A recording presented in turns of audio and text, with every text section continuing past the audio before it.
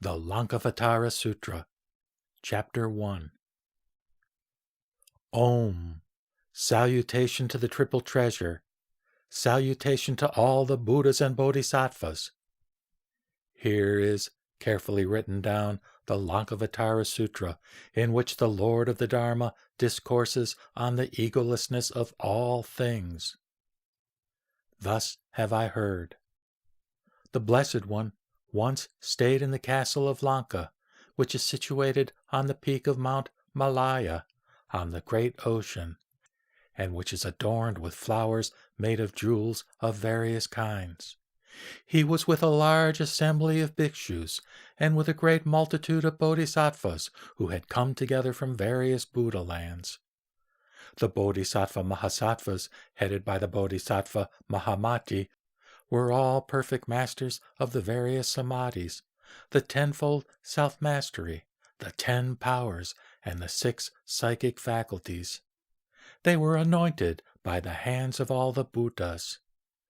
They all well understood the significance of the objective world as the manifestation of their own mind. They knew how to maintain various forms, teachings, and disciplinary measures according to the various mentalities and behaviors of beings. They were thoroughly versed in the 5 dharmas, the 3 svabhavas, the 8 vijnanas, and the 2-fold non-atman.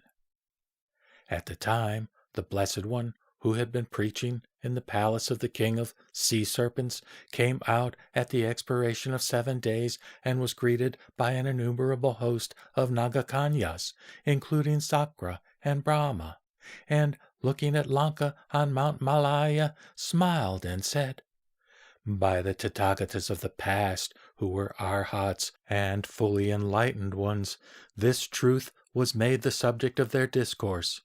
At that castle of Lanka on the mountain peak of Malaya, the truth realizable by noble wisdom in one's inmost self, which is beyond the reasoning knowledge of the philosophers, as well as the state of consciousness of the Shravakas and Pratyeka Buddhas. I, too, would now, for the sake of Rāvaṇa, overlord of the Yakshas, discourse on this truth." Inspired by the spiritual power of the Tathagata, Rāvaṇa, the lord of the Rakshasas, heard his voice. Indeed, the Blessed One, surrounded and accompanied by an innumerable host of Nagakanyas, including Sakra and Brahma, came out of the palace of the king of sea serpents. And looking at the waves of the ocean, and also at the mental agitations going on in those assembled, he thought of the ocean of the Alaya Vijnana, where the evolving Vijnanas, like the waves, are stirred by the wind of objectivity. While he was standing there, thus absorbed in contemplation, Rāvaṇa saw him, and uttered a joyous cry, saying, "I will go in request of the Blessed One to enter into Lanka. For this long night he would probably profit, do good, and gladden the gods as well as human beings." Thereupon Rāvaṇa, lord of the Rakshasas, with his attendants, riding in his floral celestial chariot, came up where the Blessed One was, and having arrived there, he and his attendants came out of the chariot. Walking around the Blessed One 3 times, from left to right, they played on a musical instrument, beating it with a stick of blue Indra or sapphire, and hanging the lute at one side, which was inlaid with the choicest lapis lazuli, and supported by a ribbon of priceless cloth, yellowish white like priyangu. They sang with various notes, such as Saharsha, Rishabha, Gandhara, Daivata, Nishada, Madhyama, and Kaisika, which were melodiously modulated in grama, muchana, etc. The voice in accompaniment with the flute beautifully blended with the measure of the gatha. The truth treasure, whose principle is the self-nature of mind, has no selfhood, stands above all reasoning, and is free from impurities. It points to the knowledge attained in one's inmost self. Lord, show me here the way leading to the truth. The Sugata is the body in whom are stored immaculate virtues. In him are manifested bodies transforming and transformed. He enjoys the truth realized in his inmost self. May he visit Lanka. Now is the time, Muni. This Lanka was inhabited by the Buddhas of the past, and they were accompanied by their sons, who were owners of many forms. Lord, show me now the highest truth, and the yakshas who are endowed with many forms will listen. Thereupon, Rāvaṇa, the lord of Lanka, further adapting the toccata rhythm, sang this in the measure of the Gatha. After 7 nights, the Blessed One, leaving the ocean which is the abode of Makara, the palace of the Sea King, now stands on the shore. Just as the Buddha rises, Rāvaṇa, accompanied by the apsaras and yakshas, numerous by Shuka, Sarana, and learned men, miraculously goes over to the place where the Lord is standing. Alighting from the floral vehicle, he greets the Tathagata reverentially and makes him offerings, tells him who he is, and stands by the Lord. I, who have come here, am called Rāvaṇa, the 10-headed king of the Rakshasas. Mayest thou graciously receive me with Lanka and all its residents. In this city, the inmost state of consciousness realized, indeed, by the enlightened ones of the past, was disclosed on this peak, studded with precious stones. Let the Blessed One, too, surrounded by sons of the victorious one, disclose the truth immaculate on this peak embellished with precious stones. We, together with the residents of Lanka, desire to listen. The Lankavatara Sutra, which is praised by the Buddhas of the past, discloses the inmost state of consciousness realized by them, which is not founded on any system of doctrine. I recollect the Buddhas of the past, surrounded by sons of the victorious ones, recite this sutra. The Blessed One, too, will speak. In the time to come, there will be Buddhas and Buddha sons pitying the yakshas. The leaders will discourse on this magnificent doctrine on the peak adorned with precious stones. This magnificent city of Lanka is adorned with varieties of precious stones, surrounded by peaks, refreshing and beautiful, and canopied by a net of jewels. Blessed One, here are the yakshas who are free from faults of greed, reflecting on the truth realized in one's inmost self, and making offerings to the Buddhas of the past. They are believers in the teaching of the Mahayana and intent on disciplining one another. There are younger yakshas, girls and boys, desiring to know the Mahayana. Come, Blessed One, who art our teacher, come to Lanka on Mount Malaya. The Rakshasas, with Kumbhakarna at their head, who are residing in the city, wish, as they are devoted to the Mahayana, to hear about this inmost realization. They have made offerings assiduously to the Buddhas in the past, and are today going to do the same. Come, for compassion's sake, to the Lanka, together with thy sons. Mahamati, accept my mansion, the company of the apsaras, necklaces of various sorts, and the delightful Asoka garden. I give myself up to serve the Buddhas and their sons. There is nothing with me that I do not give up for their sake. Great Muni, have compassion on me. Hearing him speak thus, the Lord of the Triple World said, King of Yakshas, this mountain of precious stones was visited by the leaders in the past, and, taking pity on you, they discoursed on the truth revealed in their inmost consciousness. The Buddhas of the future time will proclaim the same on this jewel-adorned mountain. This inmost truth is the abode of those yogins who stand in the presence of the truth. King of the Yakshas, you have the compassion of the Sugatas and myself. The Blessed One, accepting the request of the king, remained silent and undisturbed. He now mounted the floral chariot offered by Rāvaṇa. Thus Rāvaṇa and others, wise sons of the victorious one, honored by the Apsaras, singing and dancing, reached the city. Arriving in the delightful city, the Buddha was again the recipient of honors. He was honored by the group of yakshas, including Rāvaṇa, and by the yaksha women. A net of jewels was offered to the Buddha by the younger yakshas, girls and boys, and necklaces beautifully ornamented with jewels were placed by Rāvaṇa about the neck of the Buddha and those of the sons of the Buddha. The Buddhas, together with the sons of the Buddha and wise men accepting the offerings, discoursed on the truth, which is the state of consciousness realized in the inmost self. Honoring him as the best speaker, Rāvaṇa and the company of the yakshas honored Mahamati and requested of him again and again, "Thou art the asker of the Buddha concerning the state of consciousness realized in their inmost selves, of which we here, yakshas as well as the sons of the Buddha, are desirous of hearing. I, together with the yakshas, the sons of the Buddha, and the wise men, request this of thee. Thou art the most eloquent of speakers, and the most strenuous of the yogins. With faith I beg of thee, ask the Buddha about the doctrine, O thou, the proficient one.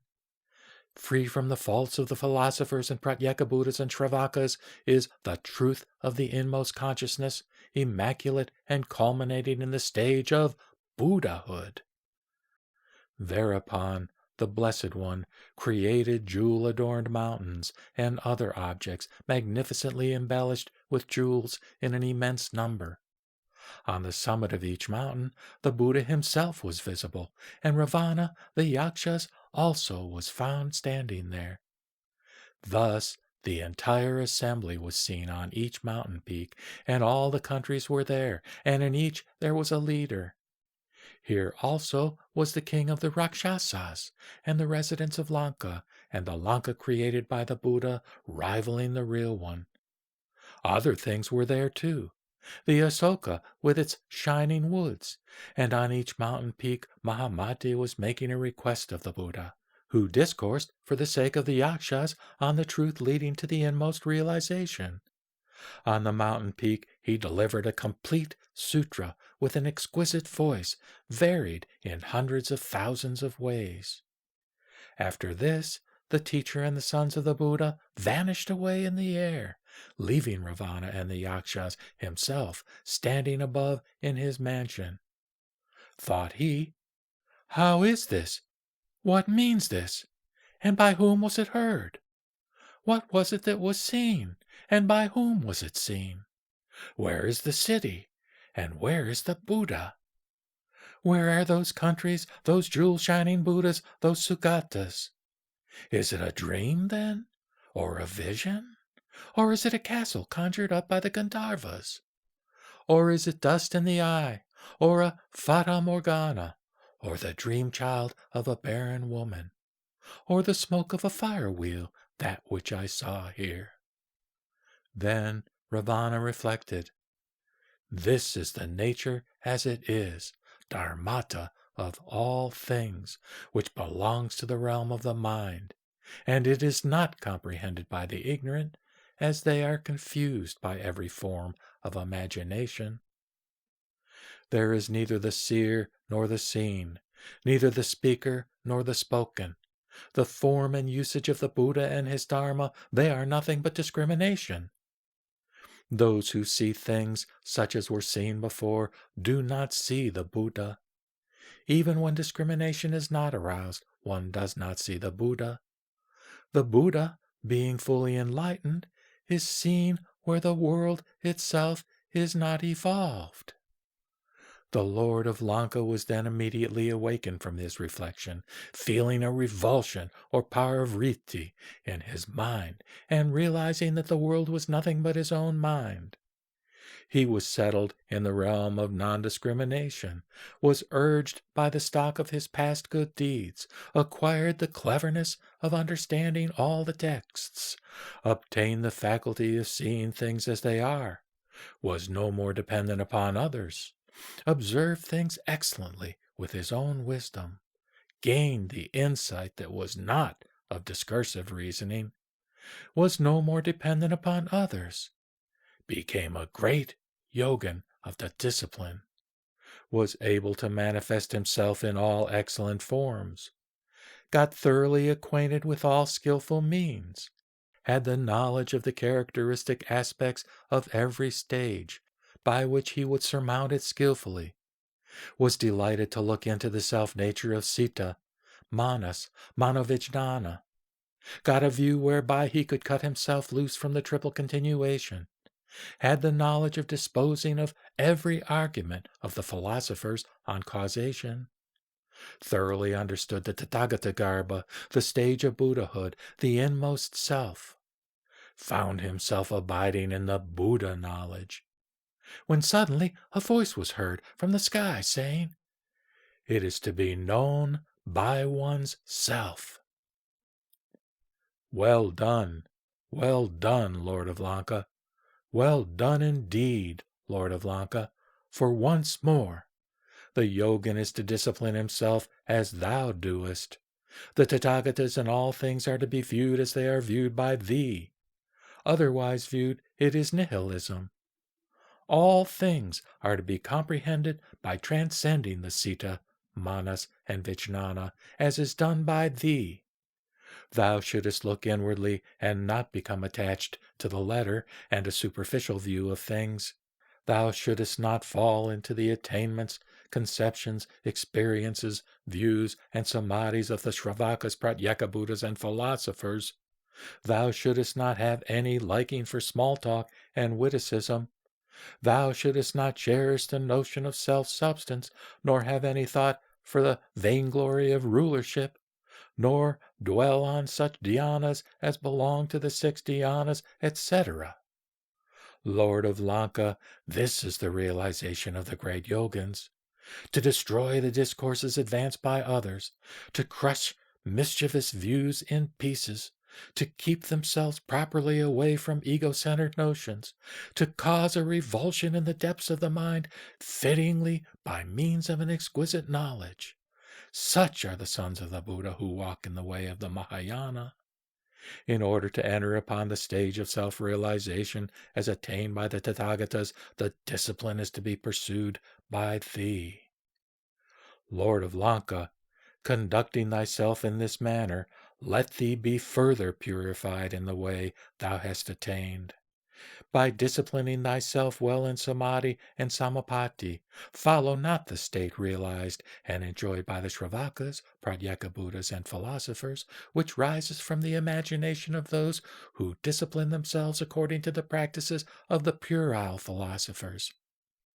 They cling to the individual forms of the world created by their egotistical ideas. They maintain such notions as element, quality, and substance.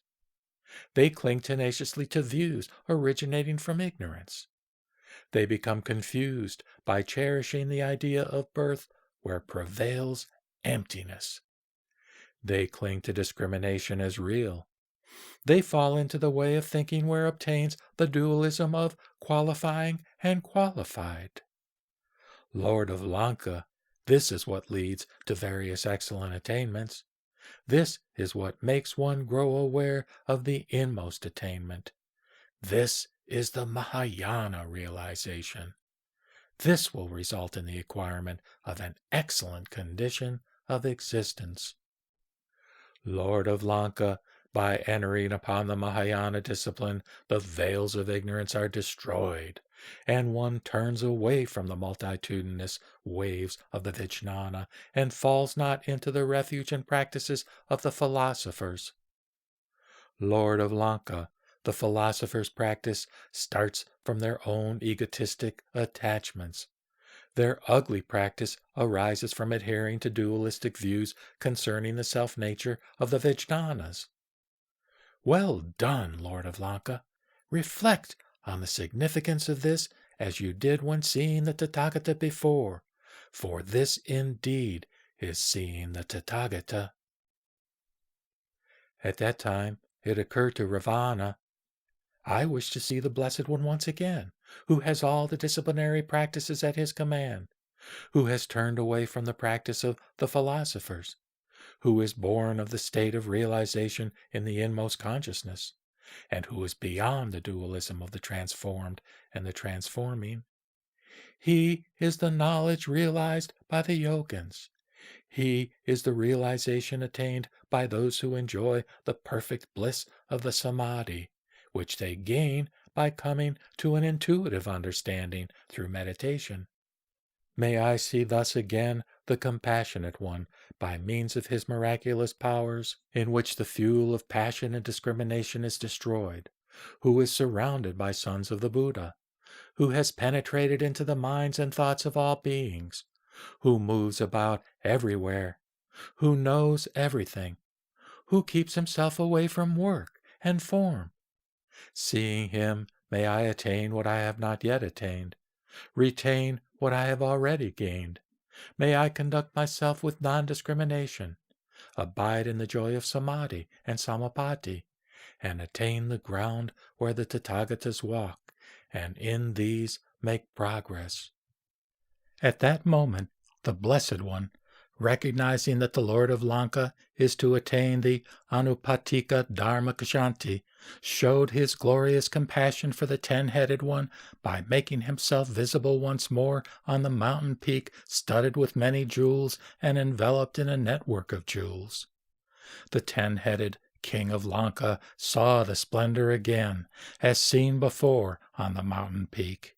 He saw the Tathagata, who was the Arhat and the fully enlightened one, with the 32 marks of excellence beautifully adorning his person, and saw also himself on each mountain peak, together with Mahamati in front of the Tathagata, the fully enlightened one, putting forward his discourse on the realization experienced by the Tathagata in his inmost self, and surrounded by the yakshas conversing on the verbal teachings and stories of the Buddha.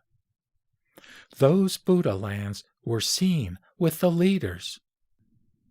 Then the Blessed One, beholding again this great assembly with his wisdom eye, which is not the human eye, laughed loudly and most vigorously like the Lion King, emitting rays of light from the tuft of hair between the eyebrows, from the ribs, from the loins, from the srivatsa on the breast, and from every pore of the skin, emitting rays of light which shone flaming like the fire taking place at the end of the kalpa, like a luminous rainbow, like the rising sun, blazing brilliantly, gloriously, which were observed from the sky by Sakra, Brahma, and the guardians of the world.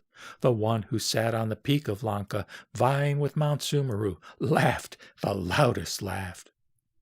At that time, the assembly of the Bodhisattvas, together with Sakra and Brahma, each thought within himself, "For what reason, I wonder, from what cause does the Blessed One, who is the master of all the world, after smiling first, laugh the loudest laugh? Why does he emit rays of light from his own body? Why, emitting rays of light, does he remain silent, with the realization of the truth in his inmost self, and absorbed deeply and showing no surprise in the bliss of samadhi, and reviewing the 10 quarters, looking around like the Lion King, and thinking only of the discipline, attainment, and performance of Rāvaṇa?" At that time, Mahamati, the Bodhisattva Mahasattva, who was previously requested by Rāvaṇa to ask the Buddha concerning his self-realization, feeling pity on him and knowing the minds and thoughts of the assembly of Bodhisattvas, and observing that beings to be born in the future would be confused in their minds because of their delight in the verbal teaching, because of their clinging to the letter as fully in accordance with the spirit, because of their clinging to the disciplinary powers of the Shravakas, Pratyeka Buddhas, and philosophers, which might lead them to think how it were that the Tathagatas, the Blessed Ones, even in their transcendental state of consciousness, should burst out into loudest laughter, Mahamati the Bodhisattva asked the Buddha, in order to put a stop to their inquisitiveness, the following question: "For what reason, for what cause, did this laughter take place?" Said the Blessed One, well done, Mahamati, well done indeed, for once more. Mahamati, viewing the world as it is in itself, and wishing to enlighten the people in the world who are fallen into a wrong view of things in the past, present, and future, thou undertakest to ask me the question. Thus should it be with the wise men who want to ask questions for both themselves and others. Rāvaṇa, Lord of Lanka, O Mahamati, asked a twofold question of the Tathagatas of the past, who are Arhats and perfect Buddhas, and he wishes now to ask me too a twofold question in order to have its distinction, attainment, and scope ascertained. This is what is never tasted by those who practice the meditation of the Shravakas, Pratyeka Buddhas, and philosophers. And the same will be asked by the question-loving 10-headed one of the Buddhas to come. Knowing that, the Blessed One said to the Lord of Lanka thus, Ask, thou Lord of Lanka. The Tathagata has given thee permission to ask. Delay not. Whatever questions thou desirest to have answered, I will answer each of them, with judgment to the satisfaction of your heart.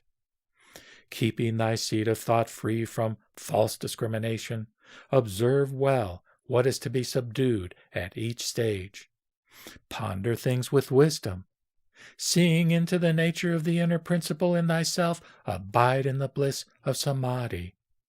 Embraced by the Buddha and samadhi, abide in the bliss of tranquilization. Going beyond the samadhi and understanding attained by the Shravakas and Pratyeka Buddhas, abide in the attainment of the Bodhisattvas in the stages of acala, sadhumati, and dharmamegha. Grasp well the egolessness of all things in its true significance. Be anointed by the Buddhas in samadhi at the great palace of lotus jewels. Surrounded by the Bodhisattvas who are sitting on lotuses of various sorts, each supported by the gracious power of the Buddhas, thou shalt find thyself sitting on a lotus, and each one of the Bodhisattvas looking at thee face to face. This is a realm beyond the imagination.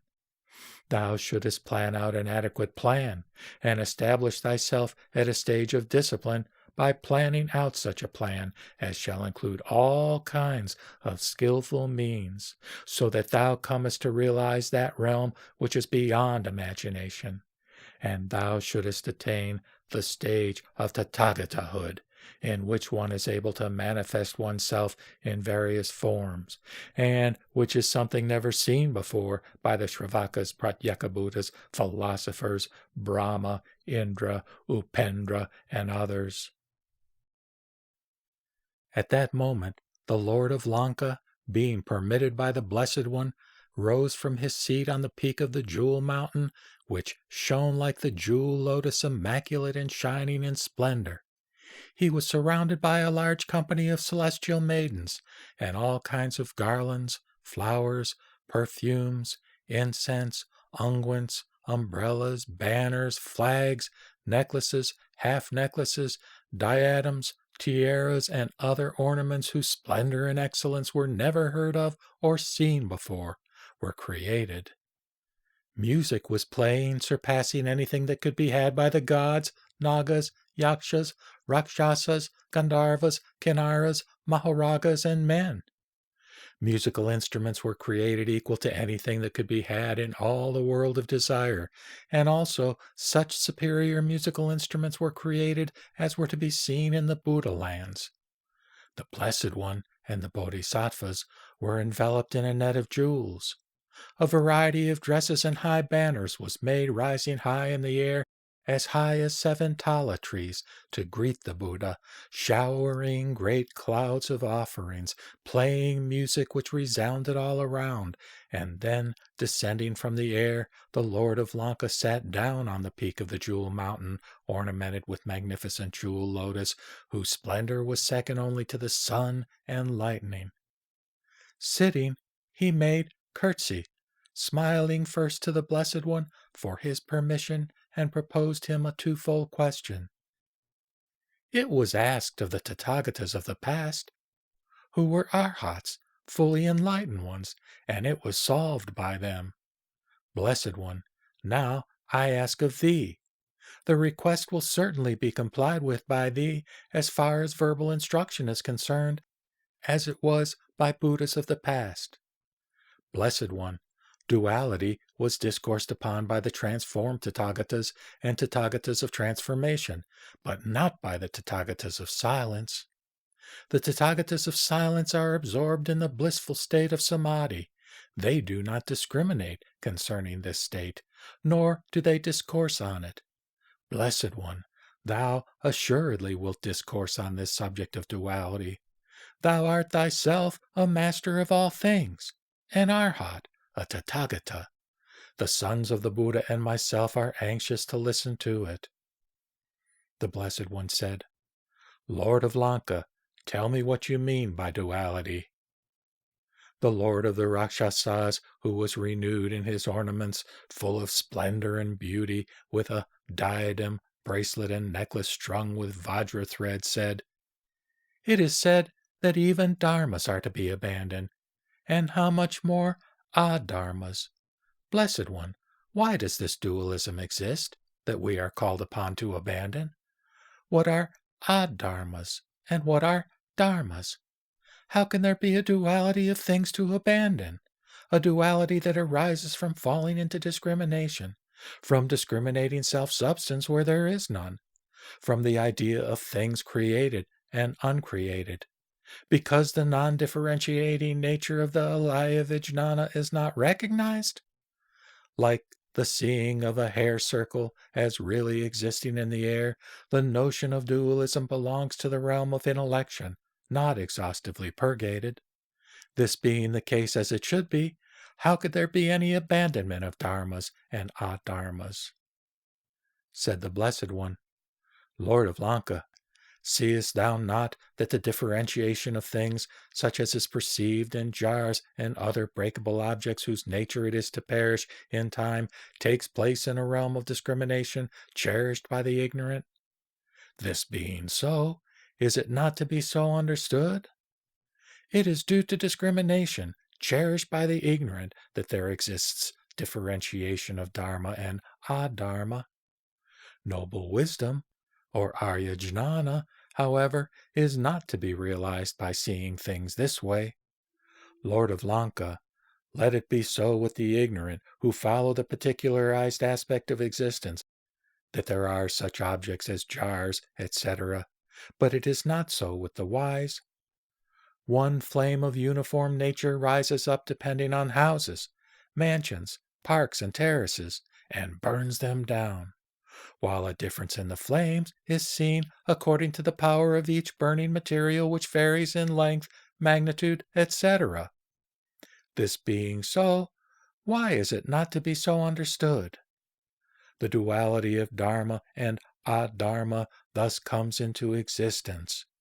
Not only is there seen a fire flame spreading out in one continuity and yet showing a variety of flames, but from one seed, Lord of Lanka, are produced also in one continuity stems, shoots, knots, leaves, petals, flowers, fruit, branches, all individualized.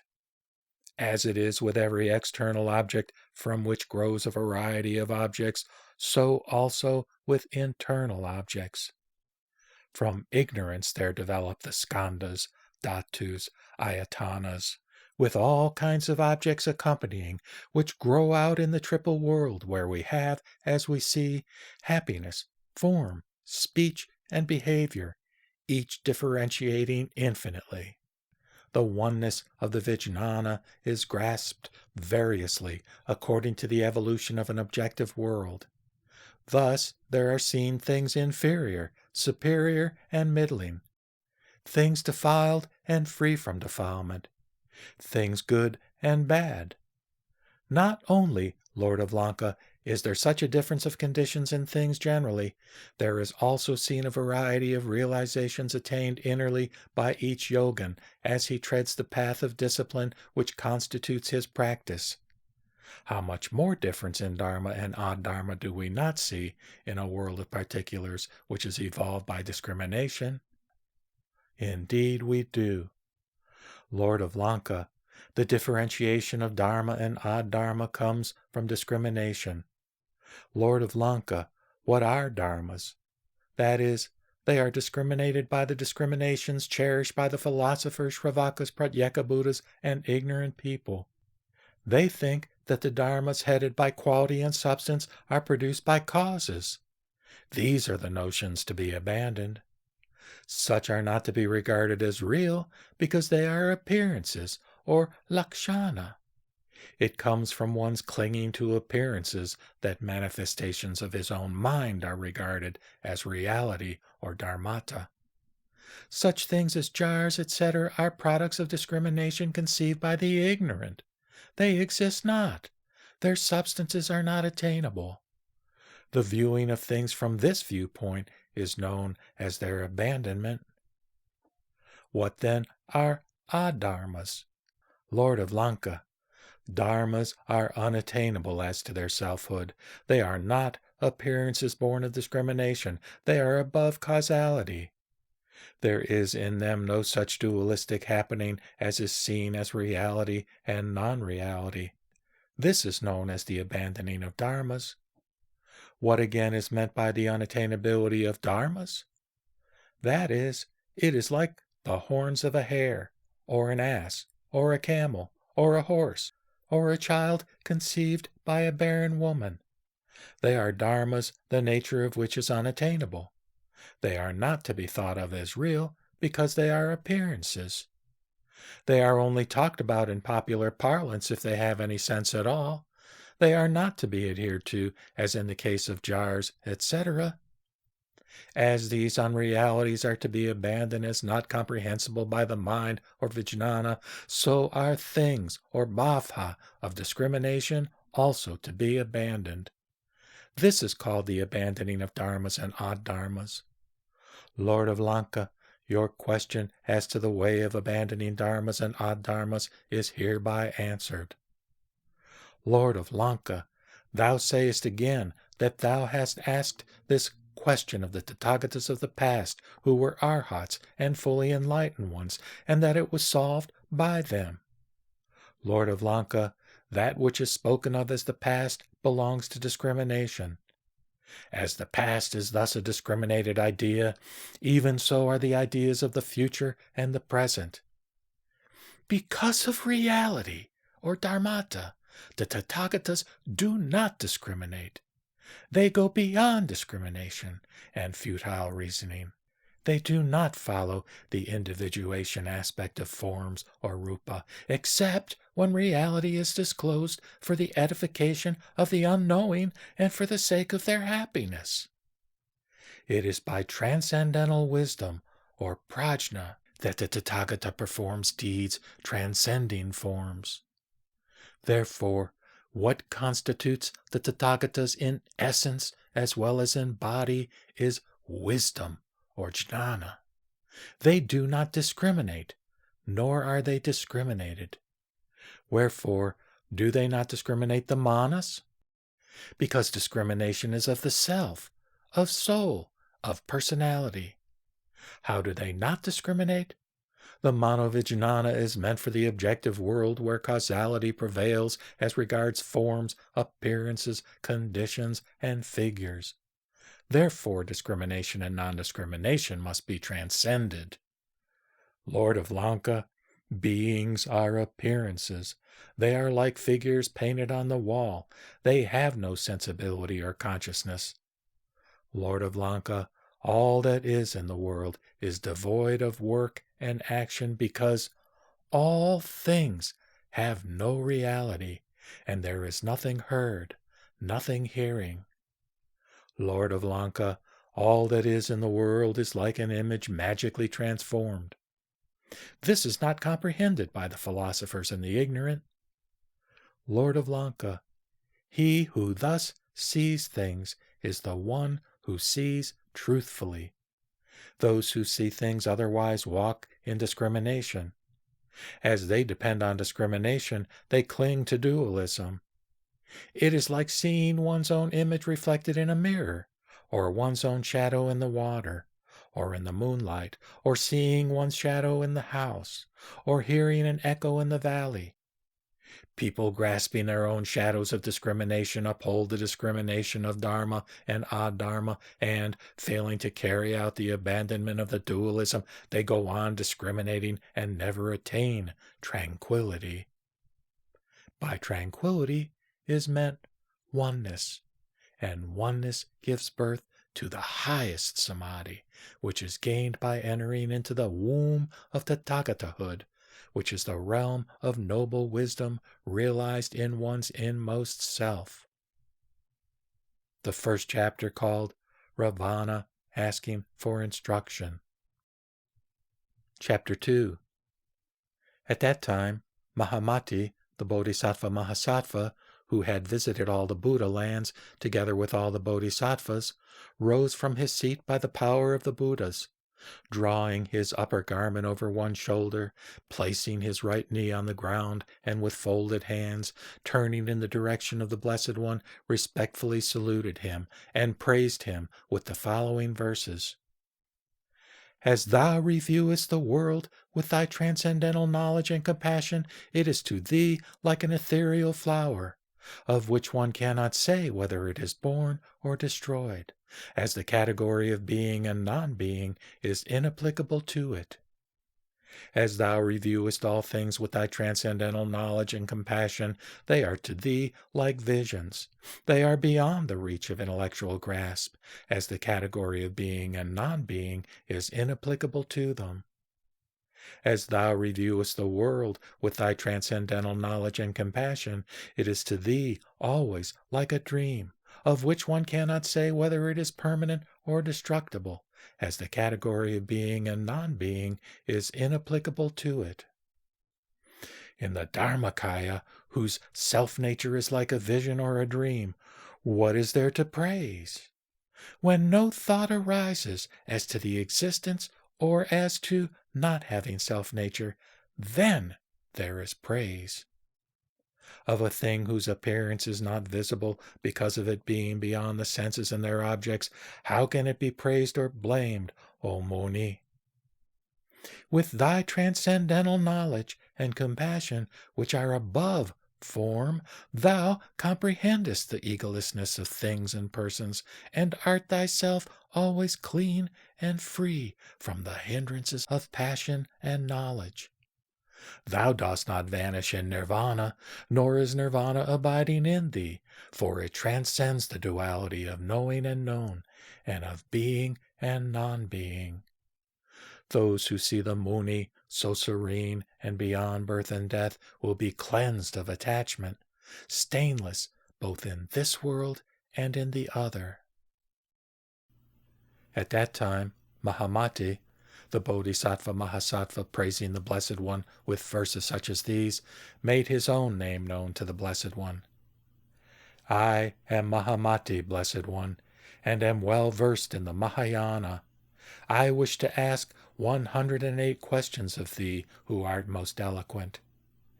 Hearing his words, the Buddha, the best knower of the world, looking over the whole assembly, spoke to the son of the Sugata thus. Ask me, son of the victorious, Mahamate. You ask, and I will instruct you in self-realization. At that moment, Mahamati, the Bodhisattva Mahasattva, who was given by the Blessed One the opportunity to speak, prostrated himself at the feet of the Blessed One and asked, How can one be cleansed of false intellection?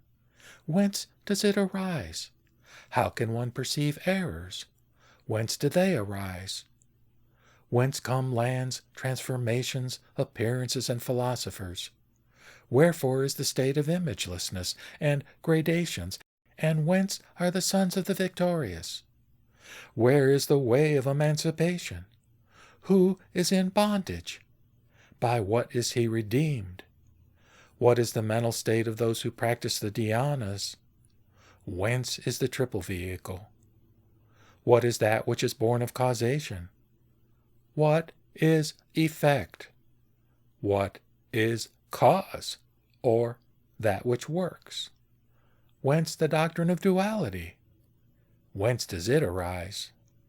Wherefore is the tranquilizing exercise of formlessness, and that of complete extinction? Wherefore the extinction of thoughts, and how is one awakened from it? How does action arise? Whence is the behavior of those who hold the body? Whence this visible world? Whence the conditions?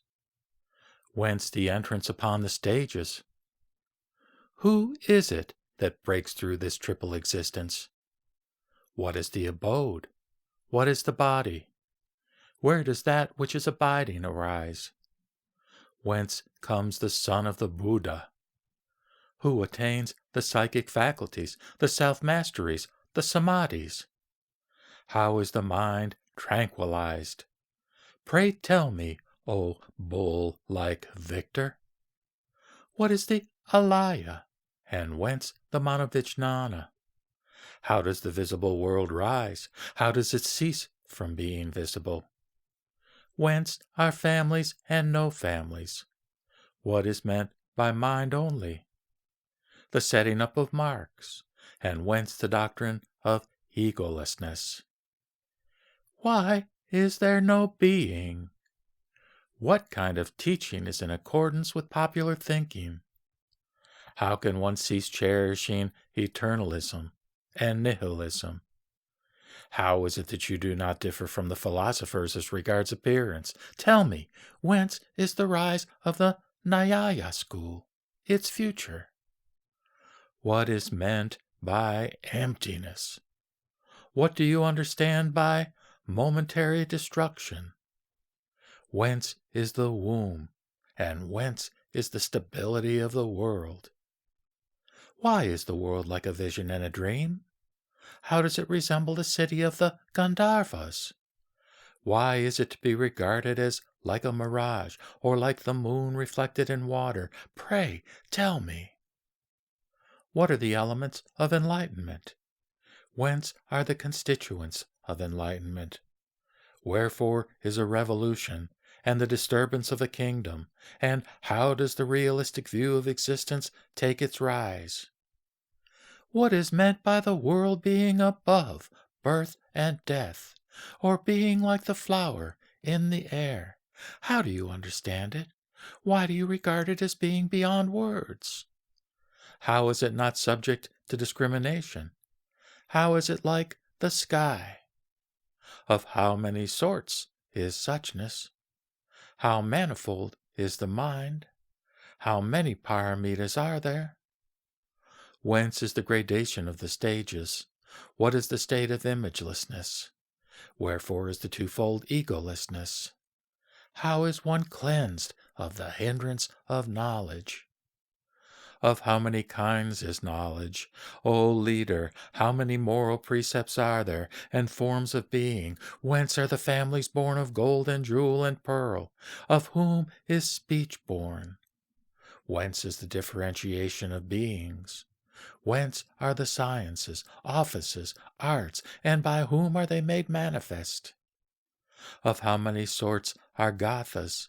What is prose? What is meter?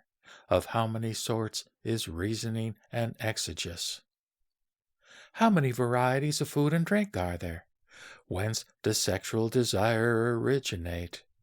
Whence are there kings, sovereigns, and provincial rulers? How does a king protect his dominion? Of how many groups are heavenly beings? Whence are the earth, stars, constellations, the moon, and the sun? How many kinds of emancipation are there of the yogins? How many kinds of discipleship? And how about the masters? How many kinds of Buddhahood are there? And how many of the Jataka tales? How numerous are the evil ones? How numerous are the heretics? What is meant by the doctrine that there is nothing but thought construction? Pray tell me, thou most eloquent one. Whence are the clouds in the sky, the wind? What is meant by recollection, by wisdom? Whence are trees and vines? Pray tell me, Lord of the triple world. How do horses, elephants, and deer get caught? Wherefore are there fools and despicable people?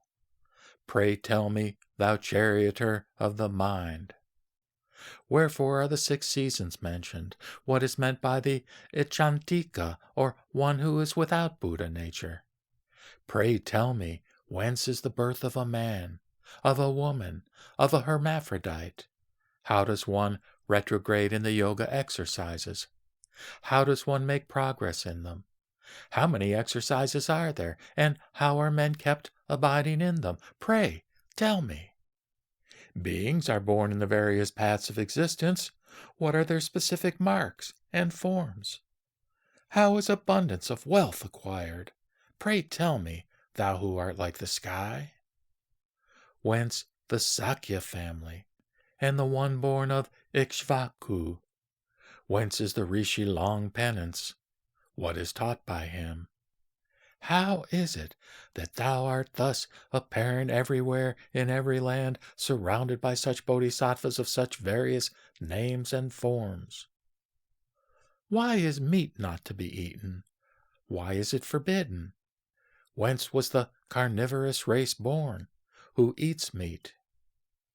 Why are the lands shaped like the moon, the sun, the Sumeru, the lotus, the Swatika, and the lion? Pray tell me. Wherefore are the lands shaped like a capsized and upturned net of Indra, which is composed of all sorts of jewels? Pray tell me why.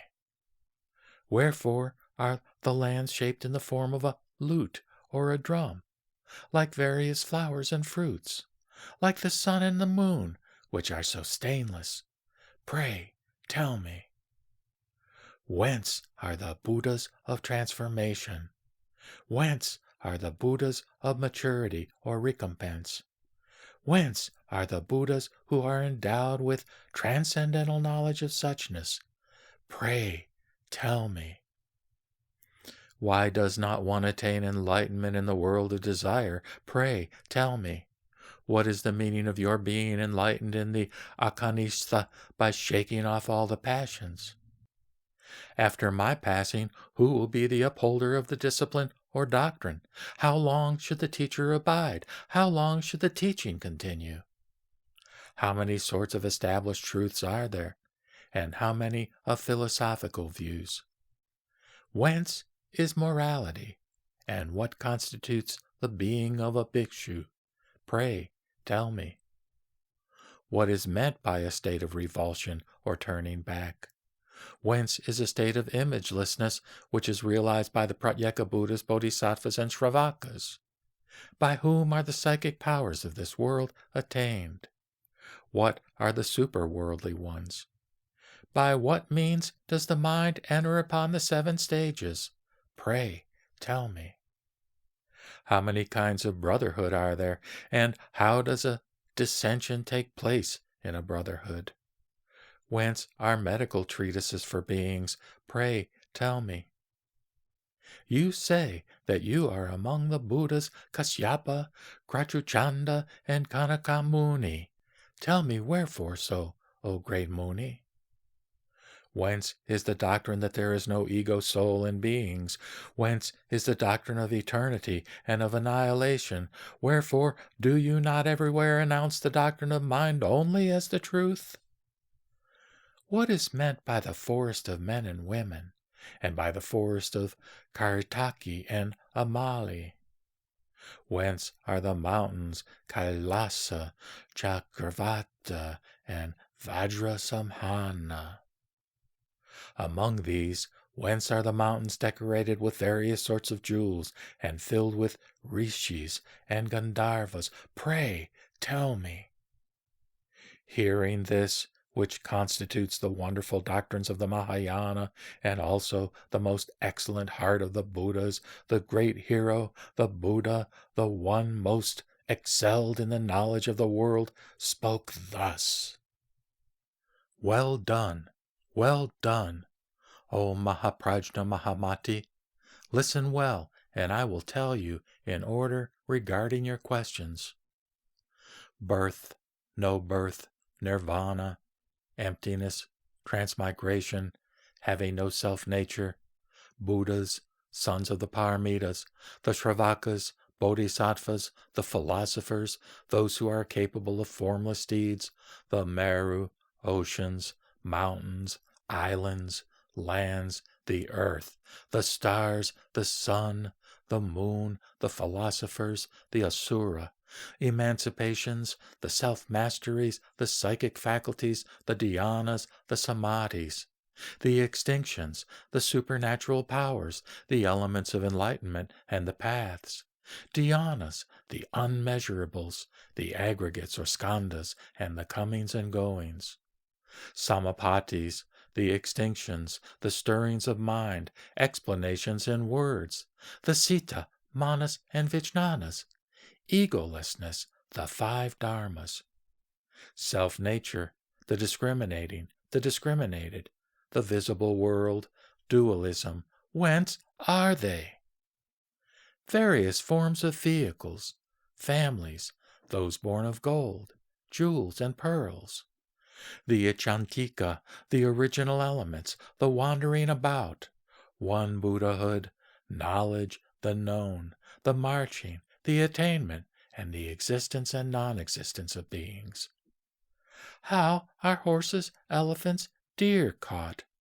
Pray tell me how. What is a proposition? A teaching established by the conjunction of reason and illustration. Whence is cause and effect? Various errors, and also reason. Why the statement that there is nothing but mind, that there is no objective world, that there is no ascending of the stages? Whence is the state of imagelessness and revulsion, which is 100-fold? You tell me. Likewise about medical treatises, arts, crafts, sciences, and teachings. And also, what are the measurements of the mountains, Sumeru, and the earth? What are the measurements of the ocean, moon, and sun? Tell me. How many particles of dust are there in the body of a being? How many of the coarser ones, of the finer ones, and of the middle ones? How many particles of dust in every land? How many in every danva? In measuring distance, how much is a hasta, a danu, a krosa, a yojana, a half yojana? How many of rabbit hairs, of window dust, louse eggs, or ram hairs, of barley? How many grains of barley in a prastha? How many grains of barley in a half prastha? Likewise, how many in a drona, a karya, a laksha, a koti, a vimanana? How many atoms are there in a mustard seed? How many mustard seeds are there in a rakshika? How many in a bean, in a dharana, in a mashaka? How many dharanas are there in a karsha? How many karshas in a pala? And how many palas are there in Mount Sumeru, which is a huge accumulation of masses? You should ask me thus, O son. Why do you ask me otherwise? How many atoms are there in the body of a Pratyeka Buddha, of a Shravaka, of a Buddha, and of a Bodhisattva? Why do you not ask me in this wise?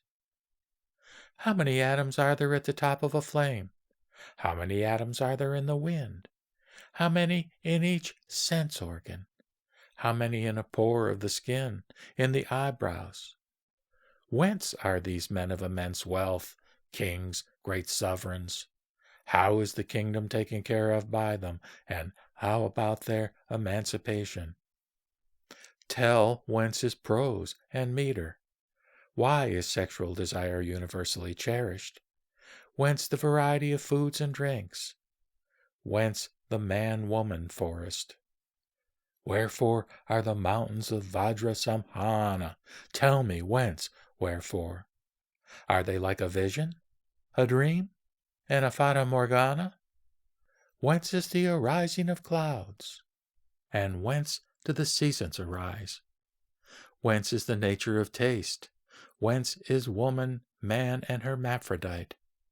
Whence are the adornments and the bodhisattvas? Ask me, O my son. Whence are the divine mountains embellished by the rishis and gandharvas? Whence is the way of emancipation? Who is in bondage? By whom is he delivered? What is the state of one who practices tranquilization? What is transformation, and who are those philosophers? What is meant by non-existence, existence, and no effect? Whence arises the visible world? How can one be cleansed of false intellection?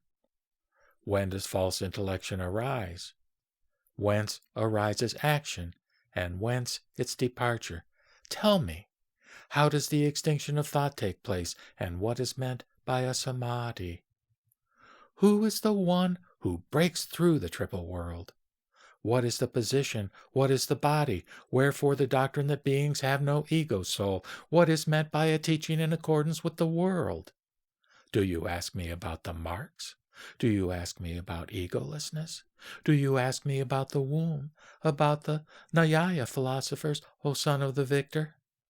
How about eternalism and nihilism? How is the mind tranquilized? Again, how about speech, knowledge, morality, family, O son of the victor? What is meant by reasoning and illustrating, by master and disciple, by manifoldness of beings, food and drink, sky, intelligence, evil ones, and the statement that there is nothing but the thought constructed? What do you ask me concerning trees and vines, O son of the victor? What about diversity of lands, and about long penance the rishi? What is your family? Who is your master? You tell me, O son of the victor, how is it that in the yoga you do not attain enlightenment in the world of desire, but that in the akanistha there is realization? What do you ask me about reasoning? What about the psychic faculties belonging to this world, and about the nature of a bhikshu? Do you ask me about Buddhas of transformation, Buddhas of maturity or recompense, about Buddhas of the knowledge of suchness, and whence is the bodhisattva? You ask me, O son of the victor, about the lands that are devoid of light, resembling a lute, a drum, and a flower, and about the mind abiding in the 7 stages. You ask me such and many other questions which are in accordance with the marks of truth and free from erroneous views.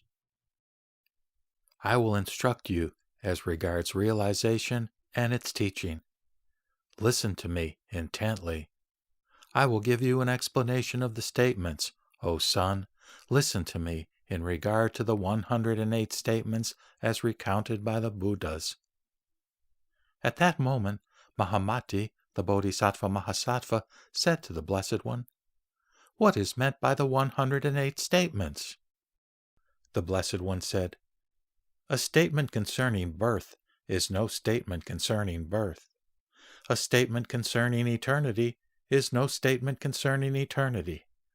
The topics thus negated are as follows: the characteristic marks, abiding and changing, moment, self-nature, emptiness, annihilation, mind, the middle, permanence, causation, cause, the passions, desire, means, contrivance, purity, inference or conclusion, illustration, a disciple, a master, a family, the triple vehicle, imagelessness, vows, the triple circle, form, duality of being and non-being, bothness, the noble wisdom of self-realization, the bliss of the present world, lands, atoms, water, a bow, reality, numbers and mathematics,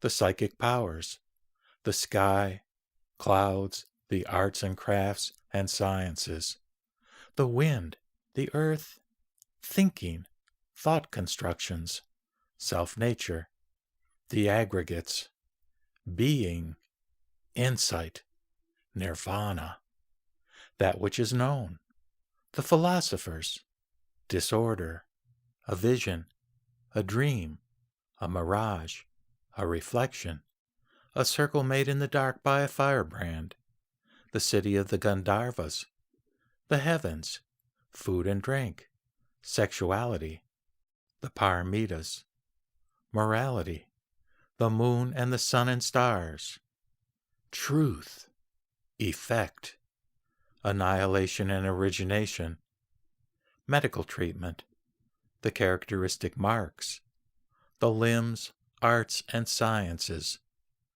dhyana, error, the seen world, protection, dynasty, rishi, kingdom, apprehension, treasure, explanation, the ichantika, man, woman, and hermaphrodite, taste, action, the body, false intellection, motives, sense organs, the samskrita, cause and effect, the kanistha, the seasons, a luxuriant growth of trees, vines and shrubs, multiplicity, entering into the teaching, systems of morality, the bhikshus, the powers added by the Buddha,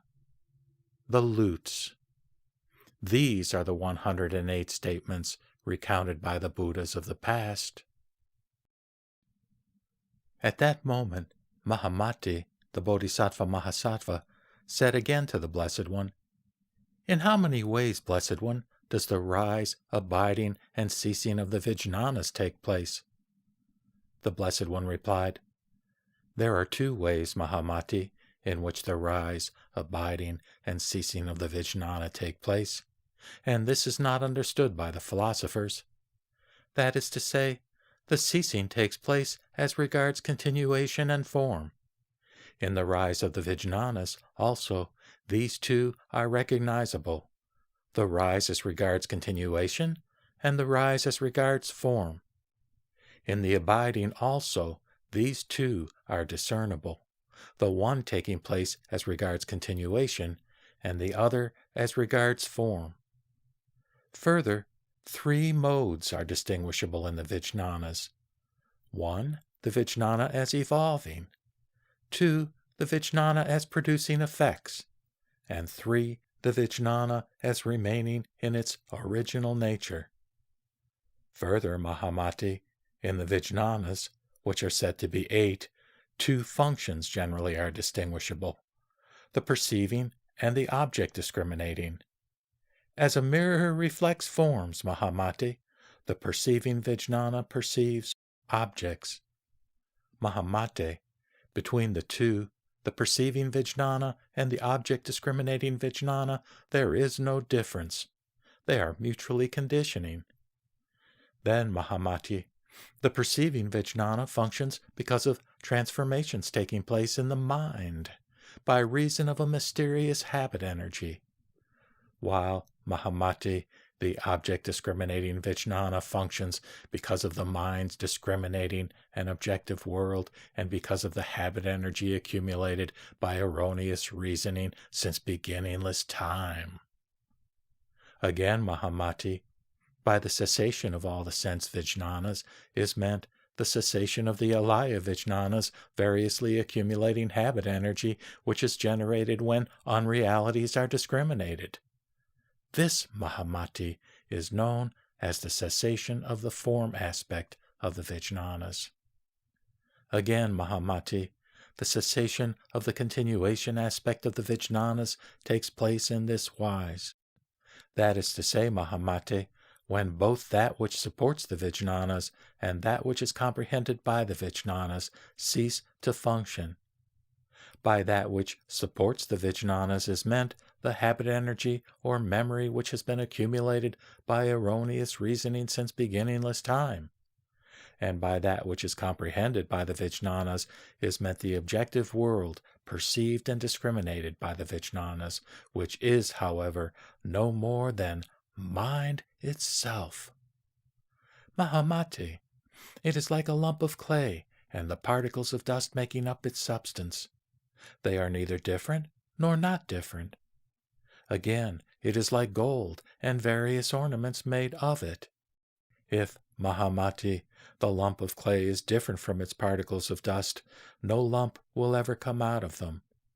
But as it comes out of them, it is not different from the particles of dust. Again, if there is no difference between the two, the lump will be indistinguishable from its particles. Even so, Mahamati, if the evolving Vijnana are different from the alaya Vijnana, even in its original form, the alaya cannot be their cause. Again, if they are not different, the cessation of the evolving Vijnanas will mean the cessation of the alaya Vijnana. But there is no cessation of its original form. Therefore, Mahamati, what ceases to function is not the alaya in its original self form, but is the effect-producing form of the Vijnanas. When this original self form ceases to exist, then there will indeed be the cessation of the alaya Vijnana. If, however, there is the cessation of the alaya Vijnana, this doctrine will in no wise differ from the nihilistic doctrine of the philosophers. This doctrine, Mahamati, as it is held by the philosophers, is this: when the grasping of an objective world ceases, the continuation of the Vijnanas is stopped, and when there is no more of this continuation in the Vijnanas, the continuation that has been going on since beginningless time is also destroyed. Mahamati, the philosophers maintain that there is a first cause from which continuation takes place. They do not maintain that the I-Vijnana arises from the interaction of form and light. They assume another cause. What is this cause, Mahamati? Their first cause is known as spirit, soul, Lord, time, or atom. Again, Mahamati, there are 7 kinds of self-nature: collection, being, characteristic marks, elements, causality, conditionality, and perfection. Again, Mahamati, there are 7 kinds of first principle, or highest reality: the world of thought, the world of knowledge, the world of superknowledge, the world of dualistic views, the world beyond dualistic views, the world beyond the bodhisattva stages, and a world where the Tathagata attains his self-realization. Mahamati, this is the self-nature, the first principle, the essence which constitutes the being of the Tathagatas, arhats, fully enlightened ones of the past, present, and future, whereby, perfecting things of this world and of a world beyond this, they, by means of a noble eye of transcendental wisdom, enter into various phases of existence, individual and general, and establish them. And what is thus established by them is not to be confused with the erroneous teachings generally held by the philosophers.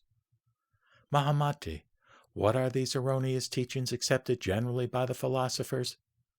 Their error lies in this, that they do not recognize an objective world to be of mind itself, which is erroneously discriminated, and not understanding the nature of the Vijnanas, which are also no more than manifestations of mind.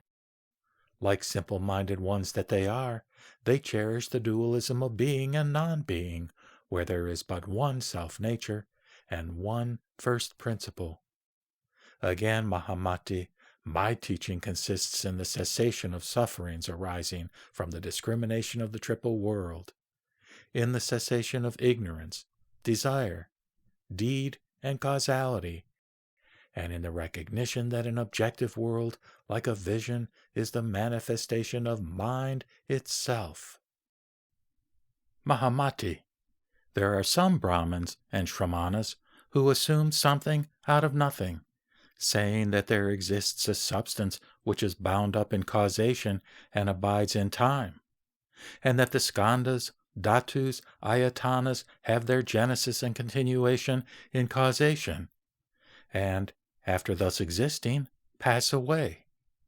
There are those, Mahamati, who hold a destructive and nihilistic view concerning such subjects as continuation, activity, rising, breaking up, existence, nirvana, the path, karma, fruition, and truth.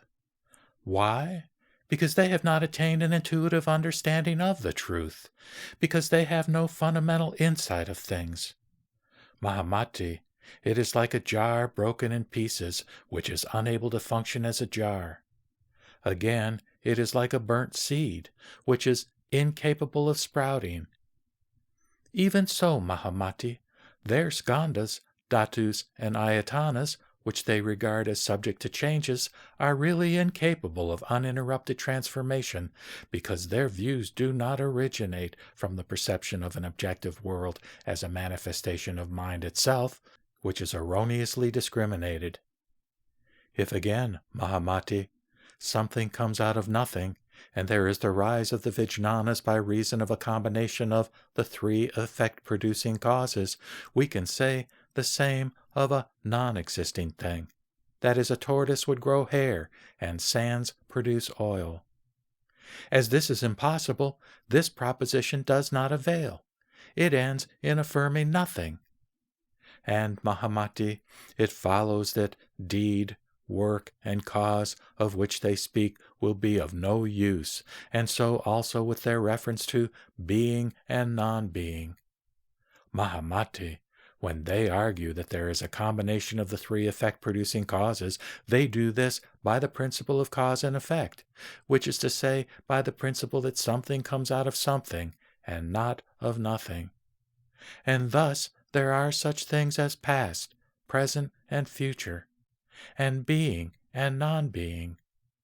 As long as they remain on their philosophic ground, their demonstration will be by means of their logic and textbooks, for the memory of erroneous intellection will ever cling to them. Thus, Mahamati, simple-minded ones, poisoned by an erroneous view, declare the incorrect way of thinking taught by the ignorant to be the one presented by the all-knowing one.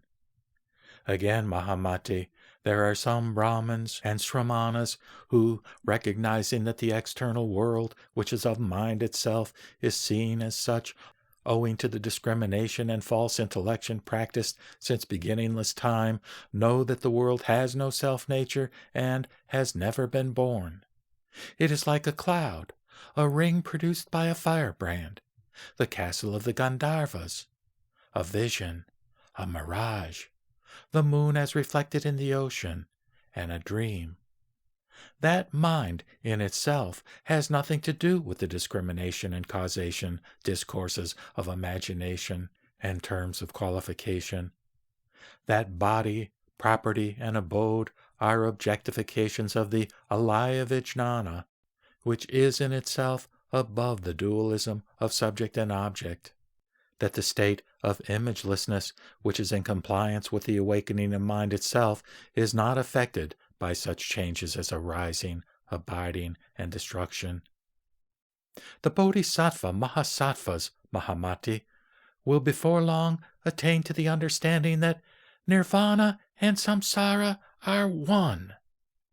Their conduct, Mahamati, will be in accordance with the effortless exhibition of a great loving heart that ingeniously contrives means of salvation, knowing that all beings have the nature of being like a vision or a reflection, and that there is one thing which is not bound by causation, being beyond the distinction of subject and object.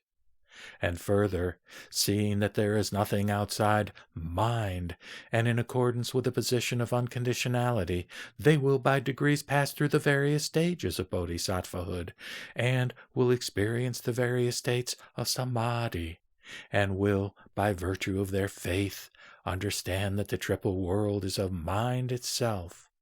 And thus understanding will attain the samadhi meopama. The bodhisattvas entering into the state of imagelessness, where they see into the truth of mind only, arriving at the abode of the paramitas, and keeping themselves away from the thought of genesis, deed, and discipline, they will attain the samadhi vajra vimbopama, which is in compliance with the Tathagatakaya and with the transformations of suchness. After achieving a revulsion in the abode of the Vijnanas, Mahamati, they will gradually realize the Tathagata-kaya, which is endowed with the powers, the psychic faculties, self-control, love, compassion, and means, which can enter into all the Buddha lands and into the sanctuaries of the philosophers, and which is beyond the realm of Sita, Mano, Manavijnana. Therefore, Mahamati, these Bodhisattva Mahasattvas who wish, by following the Tathagata-kaya, to realize it, should exercise themselves in compliance with the truth of mind only, to desist from discriminating and reasoning erroneously on such notions as skandhas, dhatus, ayatanas, thought, causation, deed, discipline, and rising, abiding, and destruction. Perceiving that the triple existence is by reason of the habit energy of erroneous discrimination and false reasoning that has been going on since beginningless time, and also thinking of the state of Buddhahood, which is imageless and unborn, the Bodhisattva will become thoroughly conversant with the noble truth of self-realization, will become a perfect master of his own mind, will conduct himself without effort, will be like a gem reflecting a variety of colors, will be able to assume the body of transformation, will be able to enter into the subtle minds of all beings, and because of his firm belief in the truth of mind only, will, by gradually ascending the stages, become established in Buddhahood. Therefore, Mahamati, let the Bodhisattva Mahasattva be well disciplined in self-realization. Then Mahamati said, Teach me, Blessed One, concerning that most subtle doctrine which explains the Sita, Manas, Manovijnana, the 5 Dharmas, the Svabhavas, and the Lakshanas, which is put in practice by the Buddhas and Bodhisattvas, which is separated from the state of mind which recognizes a world as something outside mind itself, and which, breaking down all the so-called truths established by words and reasonings, constitutes the essence of the teachings of all the Buddhas. Pray teach this assembly, headed by the Bodhisattvas gathering on Mount Malaya in the city of Lanka. Teach them regarding the Dharmakaya, which is praised by the Tathagatas and which is the realm of the Alaya Vijnana, which resembles the ocean with its waves. Then the Blessed One, again speaking to Mahamati, the Bodhisattva Mahasattva, said this: The reasons whereby the I-consciousness arises are 4. What are they? They are 1. The clinging to an external world, not knowing that it is of mind itself. 2. The attaching to form and habit energy accumulated since beginningless time by false reasoning and erroneous views. 3. The self-nature inherent in the Vijnana. 4. The eagerness for multiple forms and appearances. By these 4 reasons, Mahamati, the waves of the evolving Vijnanas are stirred on the Alaya Vijnana, which resembles the waters of a flood. The same can be said of the other sense consciousnesses, as of the I-consciousness. This consciousness arises at once or by degrees in every sense organ, including its atoms and pores of the skin. The sense field is apprehended like a mirror reflecting objects, like the ocean swept over by a wind. Mahamati, similarly, the waves of the mind ocean are stirred uninterruptedly by the wind of objectivity. Cause, deed, and appearance condition one another inseparably. The functioning Vijnanas and the original Vijnana are thus inextricably bound up together. And because the self-nature of form, etc., is not comprehended, Mahamati, the system of the 5 consciousnesses, or Vijnanas, comes to function. Along with this system of the 5 Vijnanas, there is what is known as Manovijnana, that is, the thinking function of consciousness, whereby the objective world is distinguished and individual appearances are distinctly determined, and in this the physical body has its genesis. But the manovijnana and other vijnanas have no thought that they are mutually conditioned, and that they grow out of their attachment to the discrimination which is applied to the projections of mind itself. Thus, the vijnanas go on functioning mutually related in a most intimate manner, and discriminating a world of representations. As the vijnanas thus go on functioning without being conscious of their own doings, so the yogins, while entering upon a state of tranquilization or samapatti, are not aware of the workings of the subtle habit energy or memory within themselves. For they think that they would enter upon a state of tranquilization by extinguishing the vijnanas. But in fact, they are in this state without extinguishing the vijnanas, which still subsist because the seeds of habit energy have not been extinguished. And what they imagine to be an extinction is really the non-functioning of the external world to which they are no more attached.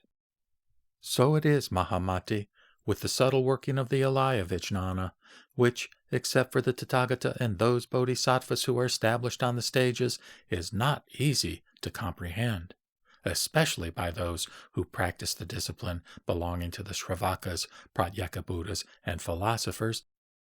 Even with their powers of samadhi and transcendental knowledge, it is difficult to distinguish. Only those who, understanding fully all the aspects of the different stages of bodhisattvahood by the aid of their transcendental knowledge, acquiring a definite cognition as regards the meaning of the separate propositions, planting roots of goodness in the Buddha lands that know no limits, and keeping themselves away from the discriminations and false reasonings that arise from recognizing an external world which is of mind itself, would retire into a secluded abode in the forest and devote themselves to the practice of the spiritual discipline, either high or low or middling. Only those who are capable of obtaining an insight into the flowing of mind itself in a world of discrimination, of being baptized by the Buddhas, living in the lands without limits, and of realizing the self-control, powers, psychic faculties, and samadhis. Surrounded by good friends and Buddhas, Mahamati, they are capable of knowing the Sita, Manas, Manovijnana, which are the discriminating agents of an external world whose self-nature is of mind itself. They are capable of crossing the ocean of birth and death, which arises by reason of deed, desire, and ignorance. For this reason, Mahamati, the yogins ought to exercise themselves in the discipline which has been given them by their good friends and the Buddhas. At that time, the Blessed One recited the following verses. Like waves that rise on the ocean, stirred by the wind, dancing and without interruption, the alaya ocean, in a similar manner, is constantly stirred by the winds of objectivity, and is seen dancing about with the vijnanas, which are the waves of multiplicity. Dark blue, red, and other colors, with salt, conch shell, milk, honey, fragrance of fruit and flowers, and rays of sunlight. They are neither different nor not different. The relation is like that between the ocean and its waves. So are the 7 vijnanas joined with the Sita mind. As the waves in their variety are stirred on the ocean, so in the alaya is produced the variety of what is known as the vijnanas. The Sita, Manas, and vijnanas are discriminated as regards their form. But in substance, the 8 are not to be separated one from another, for there is neither qualified nor qualifying. As there is no distinction between the ocean and its waves, so in the Sita there is no evolution of the vijnanas. Karma is accumulated by the Sita, reflected upon by the Manas, and recognized by the Manovijnana, and the visible world is discriminated by the 5 vijnanas. Varieties of color, such as dark blue, etc., are presented to our vijnana. How are these varieties of color like waves on the ocean? There are no such varieties of colors in the waves. It is for the sake of the simple-minded that the citta is said to be evolving as regards form.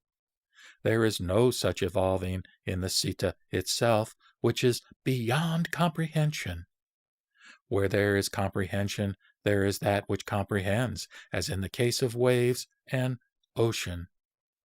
Body, property, and abode are presented as such to our vijnanas, and thus they are seen as evolving in the same way as are the waves.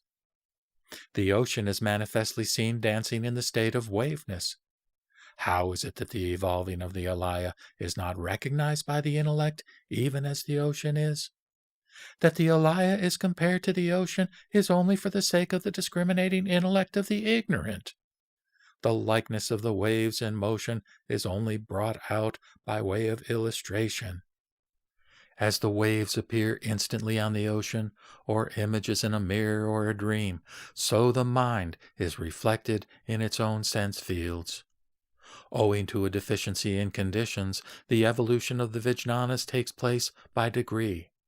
The function of the manovijnana is to recognize, and that of the manas is to reflect upon. While to the 5 vijnanas the actual world presents itself, there is no gradation when one is in a state of collectedness or samahita. Like unto a master of painting or his pupils, who arrange colors to produce a picture, I teach. The picture is not in the colors, nor in the canvas, nor in the plate. In order to make it attractive to all beings, a picture is presented in colors. What one teaches transgresses, for the truth, or tattva, is beyond words. Establishing myself in the Dharma, I preach the truth for yogins. The truth is the state of self-realization and is beyond categories of discrimination. I teach it to the sons of the victorious. The teaching is not meant for the ignorant. What is seen as multitudinous is a vision which exists not. The teaching itself is thus variously given, subject to transgression. The teaching is no teaching whatever if it is not to the point in each case.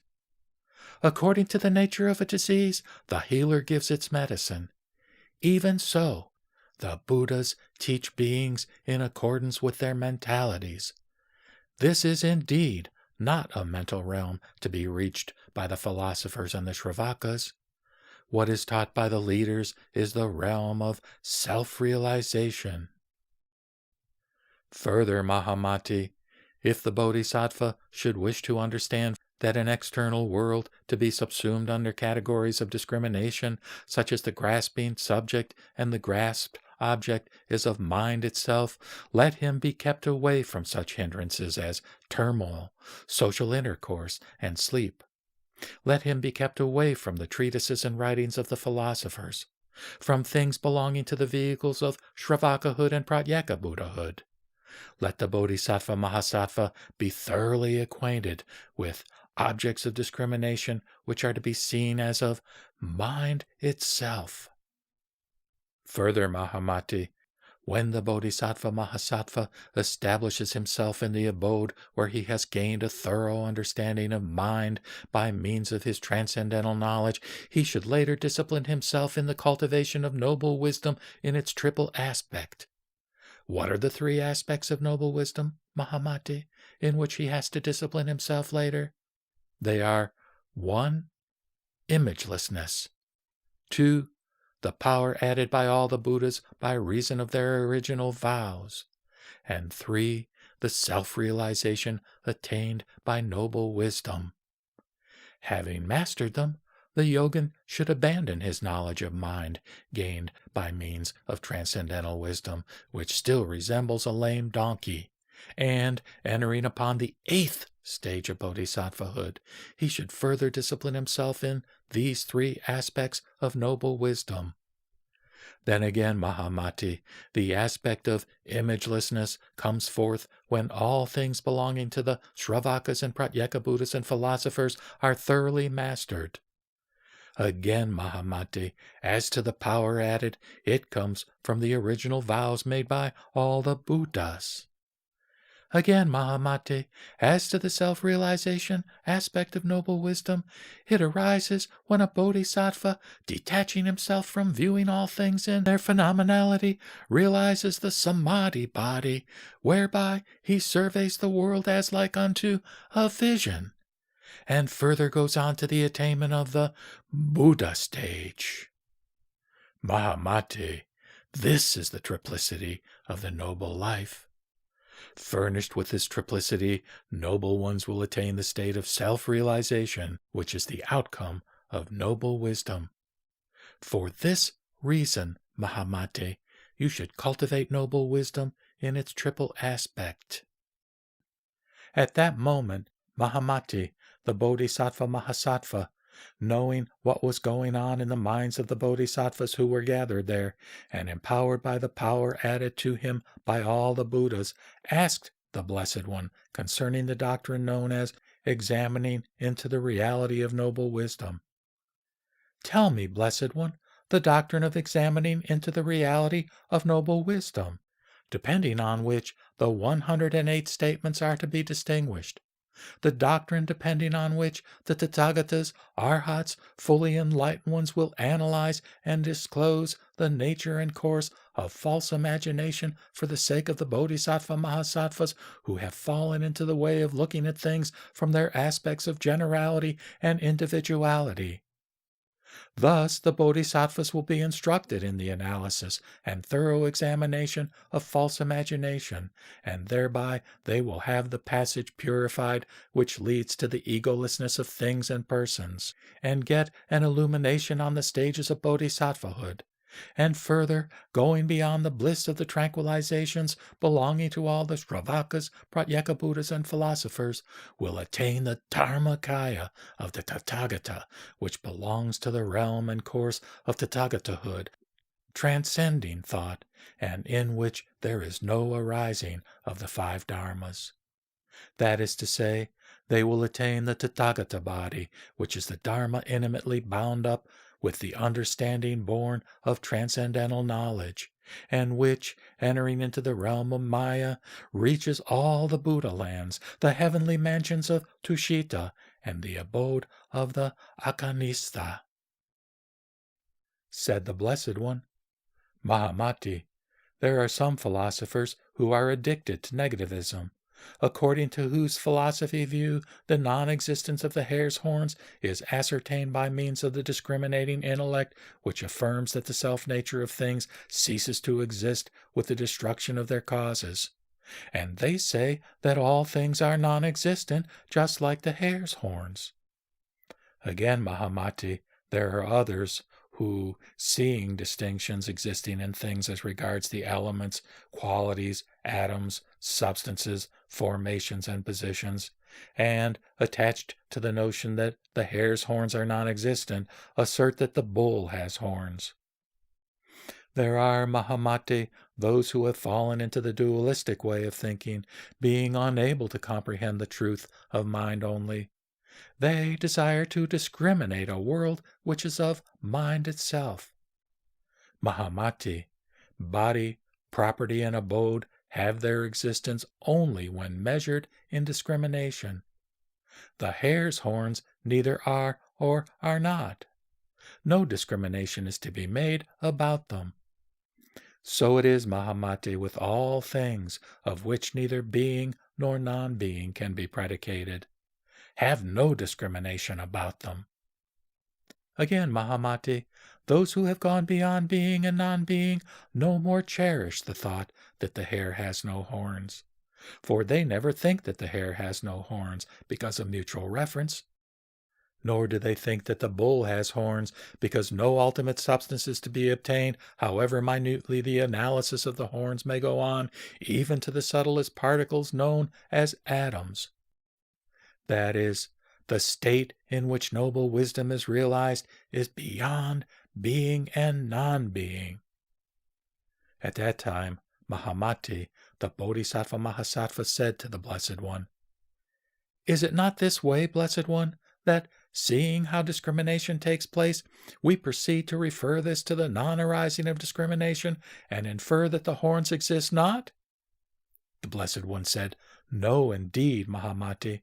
The non-existence of the horns has no reference to the non-arising of discrimination. Why is it not so? Because there is discrimination owing to the idea of the horns. Indeed, depending upon the idea of the horns, Mahamate, discrimination takes place. And because of this dependence of discrimination upon the idea of the horns, Mahamate, and because of this relationship of dependence, and apart from the different and non-different relationship, one talks of the non-existence of the hare's horns, surely not because of the reference to the horns of the bull.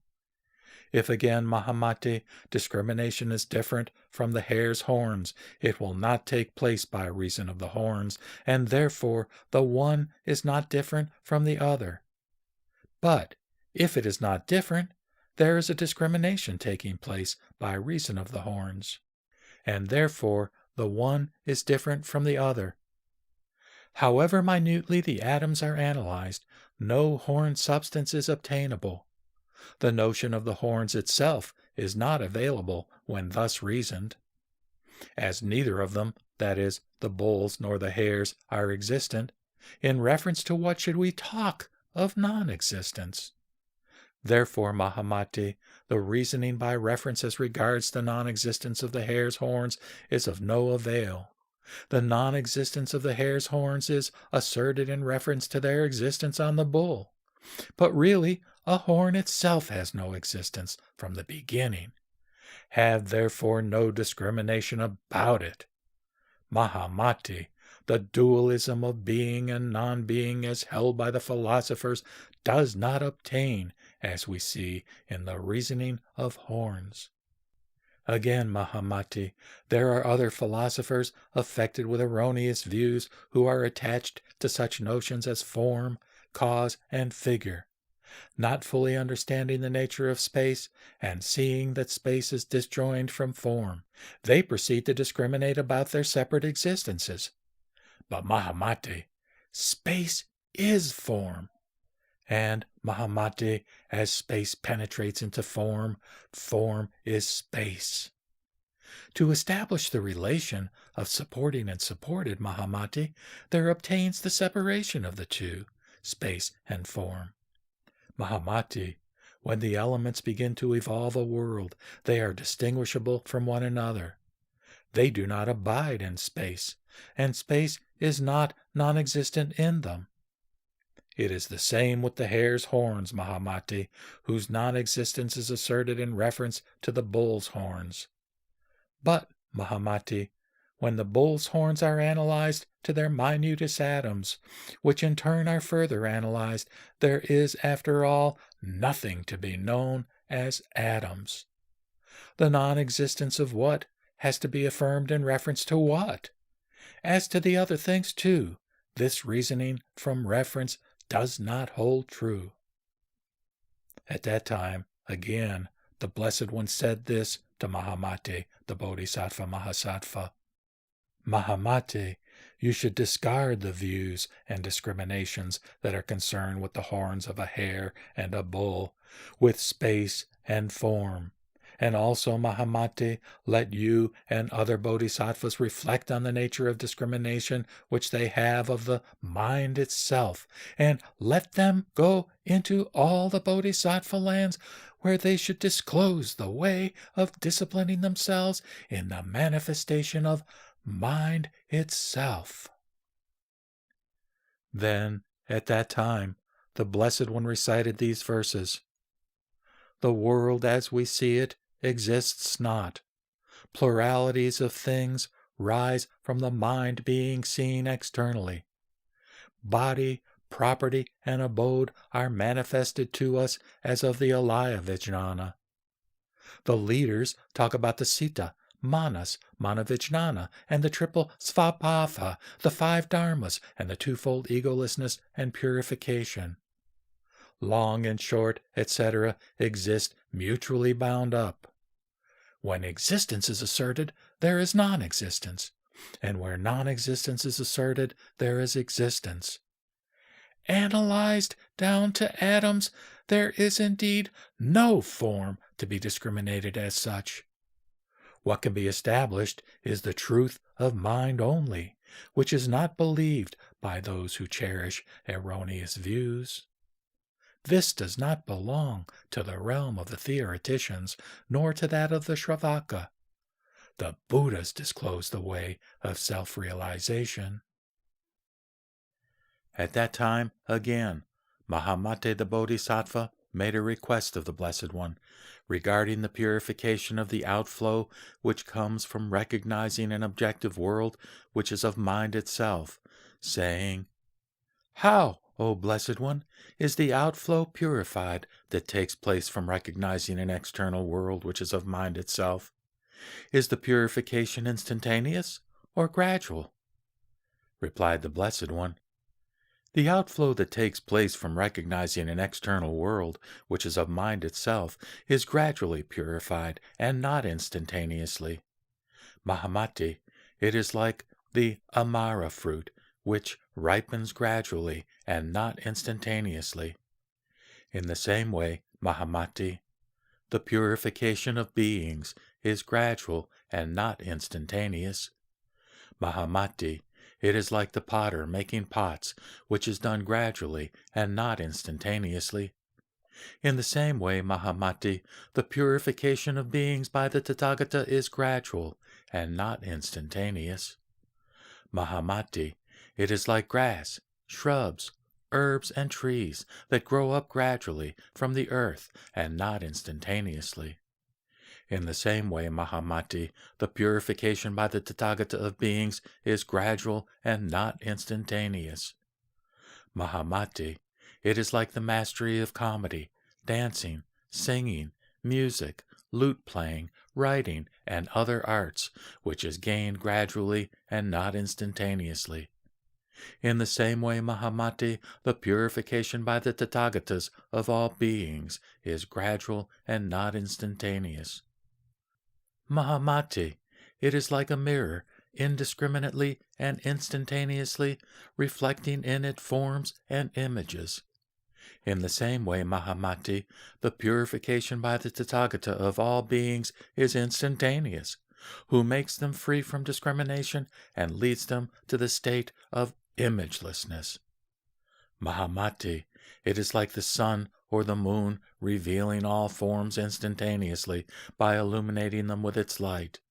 In the same way, Mahamati, the Tathagata, by making all beings discard the habit energy which issues from the erroneous views they entertain in regard to an external world which is of the mind, instantaneously reveals to all beings the realm of unthinkable knowledge which belongs to Buddhahood.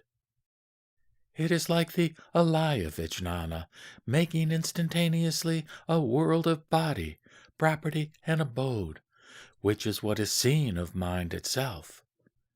In the same way, Mahamati, the Nishyanda Buddha, instantaneously maturing the mentality of beings, places them in the palatial abode of the Akanistha mansion, where they will become practicers of various spiritual exercises. Mahamati, it is like the Dharmata Buddha, shining forth instantaneously with the rays that issue from the Nishyanda Nirmana Buddha. In the same way, Mahamati, the noble truth of self-realization, instantly shines out when the false dualistic views of existence and non-existence are discarded. And yet again, Mahamati, what the Dharmata Nishyanda Buddha, that is, the Buddha that flows out of the absolute Dharma, teaches is that all things are comprehensible under the aspects of individuality and generality, for they are bound up with causes and conditions of habit energy which is accumulated by not recognizing an external world as of mind itself. That by reason of clinging to these false imaginations there is multitudinous of unrealities, which resemble the various scenes and persons created magically and imagined as really in existence. Further again, Mahamati, false imaginations arise from clinging to the notion of relativity.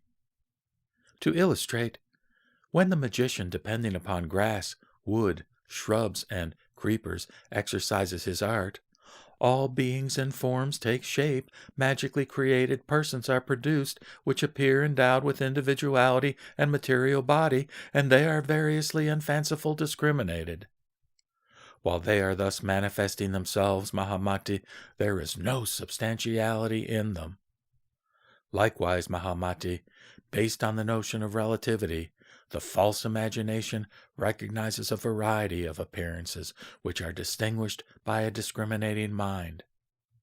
And as their individual appearances are imagined and adhered to, there is habit energy. And, Mahamati, so long as the fancying goes on, we have here all that is needed to constitute the self-nature of the false imagination. Mahamati, this is the discourse of the Nishyanda Buddha. Again, Mahamati, it is the doing of the Dharmata Buddha to establish the exalted state of self-realization, which transcends the phenomena of the empirical mind. Again, Mahamati, what the Nirmana Buddha, or Buddha of transformation, establishes concerns such matters as charity, morality, meditation, tranquilization, various forms of transcendental knowledge and of understanding, the skandhas, dhatus, and ayatanas, the emancipation, the vijnanas, and the ways in which they function, the forms which they take, their distinctions and their performances. The Buddha discloses, against the philosophical views, that which surpasses forms. Again, Mahamati, the Dharmata Buddha is unconditioned, free from conditions, has nothing to do with all doings, senses, and measurements, and does not belong to the world of the ignorant, Shravakas, Pratyeka Buddhas, and philosophers who are always clinging to the notion of an ego. For this reason, Mahamati, you should discipline yourself in the excellent and exalted way leading to self-realization. You should keep yourself away from the views that recognize the reality of an external world apart from the mind itself. Further again, Mahamati, in the life of the Shravaka vehicle, there are two aspects to be distinguished, namely, the excellent and exalted state of self-realization and the attachment to the notion of self-nature arising from discrimination. What is the excellent exalted state of self-realization belonging to the Shravakas? This is a state of mental concentration, which is attained when one realizes states of emptiness, egolessness, suffering, and impermanence, and that the truth is free from passions and is ever serene. When one annihilates notions belonging to the externality of things, such as the skandhas, dhatus, ayatanas, individuality, and generality, and when one has an insight into reality as it is. Entering upon this state of mental concentration, the Shravakas will attain the blissful abode of exalted self-realization, in which there is the emancipation belonging to a dhyana, a path and fruit of a samadhi, and the deliverance of a samapati, but in which there is yet no discarding of habit energy and no escape from the imperceivable transformation of death. This, Mahamati, is the Shravaka's exalted state of self-realization. Having attained this exalted and blissful condition of self-realization as realized by the Shravakas, Mahamati, the Bodhisattva Mahasattva, may not enjoy by himself the bliss of cessation, the bliss of samapati, but should think compassionately of other beings and keep ever fresh his original vows. Mahamati, in whatever exalted and blissful state of self-realization the Bodhisattva may find himself, he should never exert himself in the exalted and blissful state of self-realization as attained by the Shravakas. Mahamati, what is meant by the attachment to the notion of self-nature arising from discrimination? This attachment takes place when a man, seeing that the elements and qualities such as blue, yellow, warmth, humidity, motility, and rigidity have never been created by a creator, yet clings to the notions of individuality and generality in accordance with the measures laid down in the books of logic. Mahamati, the Bodhisattva, knowing what this is, must abandon it. Conforming himself to the egolessness of things and holding back the wrong views regarding the egolessness of persons, the Bodhisattva should keep himself on the continuously ascending journey along the stages. This is the Sravaka's attachment to the notion of self-nature arising from the discrimination of existence. At that time, Mahamati, the Bodhisattva Mahasattva, said this to the Blessed One. According to the Blessed One's teaching, the eternal, unthinkable is the exalted condition of self-realization and also of highest reality. Now, do not the philosophers also talk about the creative agent being the eternal, unthinkable? The Blessed One replied, No, Mahamati. The eternal, unthinkable considered by the philosophers to be characteristic of their creator is untenable. Why? Because, Mahamati, the eternal unthinkable, as held by the philosophers, is not in conformity with the idea of a cause itself. When, Mahamati, this eternal unthinkable is not in conformity with the idea of a cause itself, how can this be proved tenable? Again, Mahamati, if what is claimed to be the eternal unthinkable is in conformity with the idea of a cause which is eternal in itself, it can be eternal. But since the idea of a creator is based upon that of a further cause, it cannot be the eternal unthinkable. But Mahamati, my highest reality is the eternal unthinkable, since it conforms to the idea of a cause and is beyond existence and non-existence. Because it is the exalted state of self-realization, it has its own character. Because it is the cause of the highest reality, it has its causation. Because it has nothing to do with existence and non-existence, it is no doer. Because it is to be classed under the same head as space, nirvana, and cessation, it is eternal. Therefore, Mahamati, it is not the same as the eternal unthinkable of the philosophers. The eternal unthinkable of the Tathagatas is thatness realized by noble wisdom within themselves. For this reason, Mahamati, let the Bodhisattva Mahasattva discipline himself in order to attain, by means of noble wisdom, the truth of self-realization, which is the eternal unthinkable. Again, further, Mahamati, the eternal unthinkable of the philosophers is not characterized with eternality, because it has a cause which is not eternal. What they regard as eternal is not eternal, as it is not characterized with the power that can create itself. If again, Mahamati, the philosophers prove the eternality of their eternal unthinkable in contradistinction to the becoming, and therefore the non-eternality of things created, Mahamati, by the same reasoning I can prove that their eternality has no reason to be known as such, just because things created are not eternal owing to their becoming. If again, Mahamati, the eternal unthinkable of the philosophers is in conformity with the idea of a cause, what they regard as characteristic of a cause is a non-entity, like the horns of a hare. And, Mahamati, their eternal unthinkable is no more than a verbal discrimination, in which, Mahamati, the philosopher's fault consists. Why? Because, Mahamati, mere verbal discriminations are, indeed, the hare's horns, on account of their having no characteristic of a self-cause. Mahamati, moreover, my eternal unthinkable is really eternal, because it finds its cause in the exalted state of self-realization, and because it has nothing to do with a creator, with a being and non-being.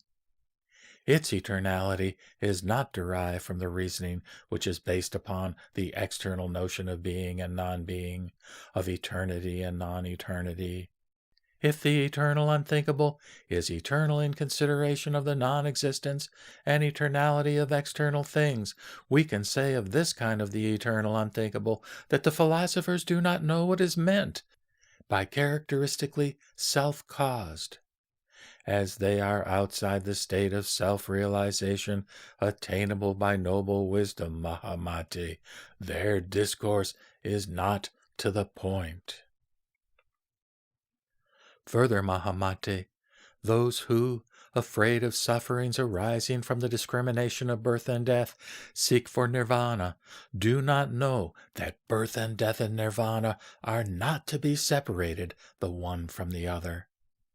And, seeing that all things subject to discrimination have no reality, imagine that nirvana consists in the future annihilation of the senses and their fields. They are not aware, Mahamati, of the fact that nirvana is the alaya vijnana, where a revulsion takes place by self-realization.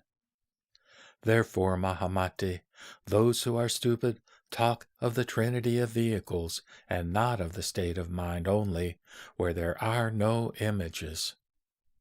Therefore, Mahamate, those who do not understand the teachings of the Tathagatas of the past, present, and future concerning the external world, which is of mind itself, cling to the notion that there is a world outside what is seen of the mind, and, Mahamate, go on rolling themselves along the wheel of birth and death.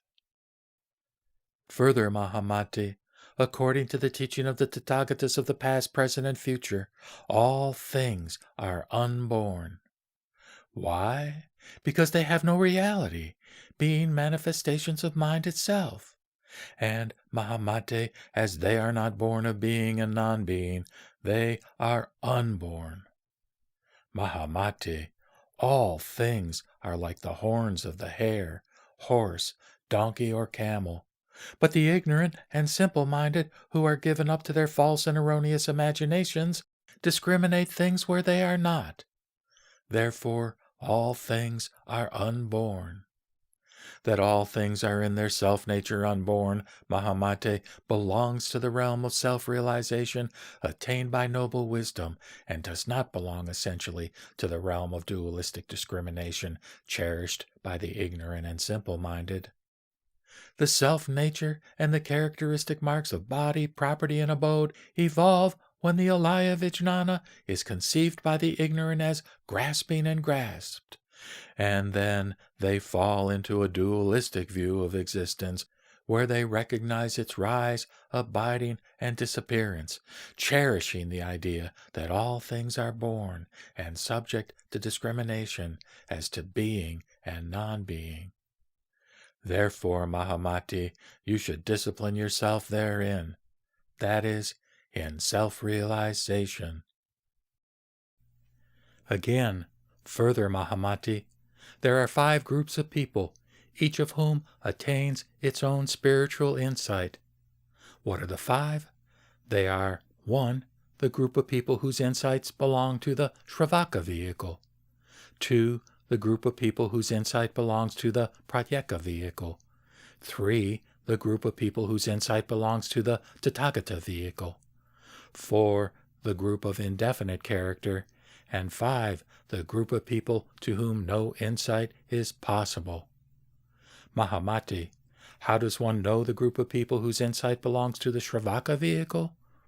There are people the hair of whose body will stand on end when they know and realize the nature of the skandhas, dhatus, ayatanas, and what is meant by generality and individuality. Their intellect will leap with joy on knowing and practicing what belongs to appearance, and not on practicing what they know of the uninterrupted chain of causation. Such ones, Mahamati, are said to be of the group whose insight belongs to the Shravaka vehicle.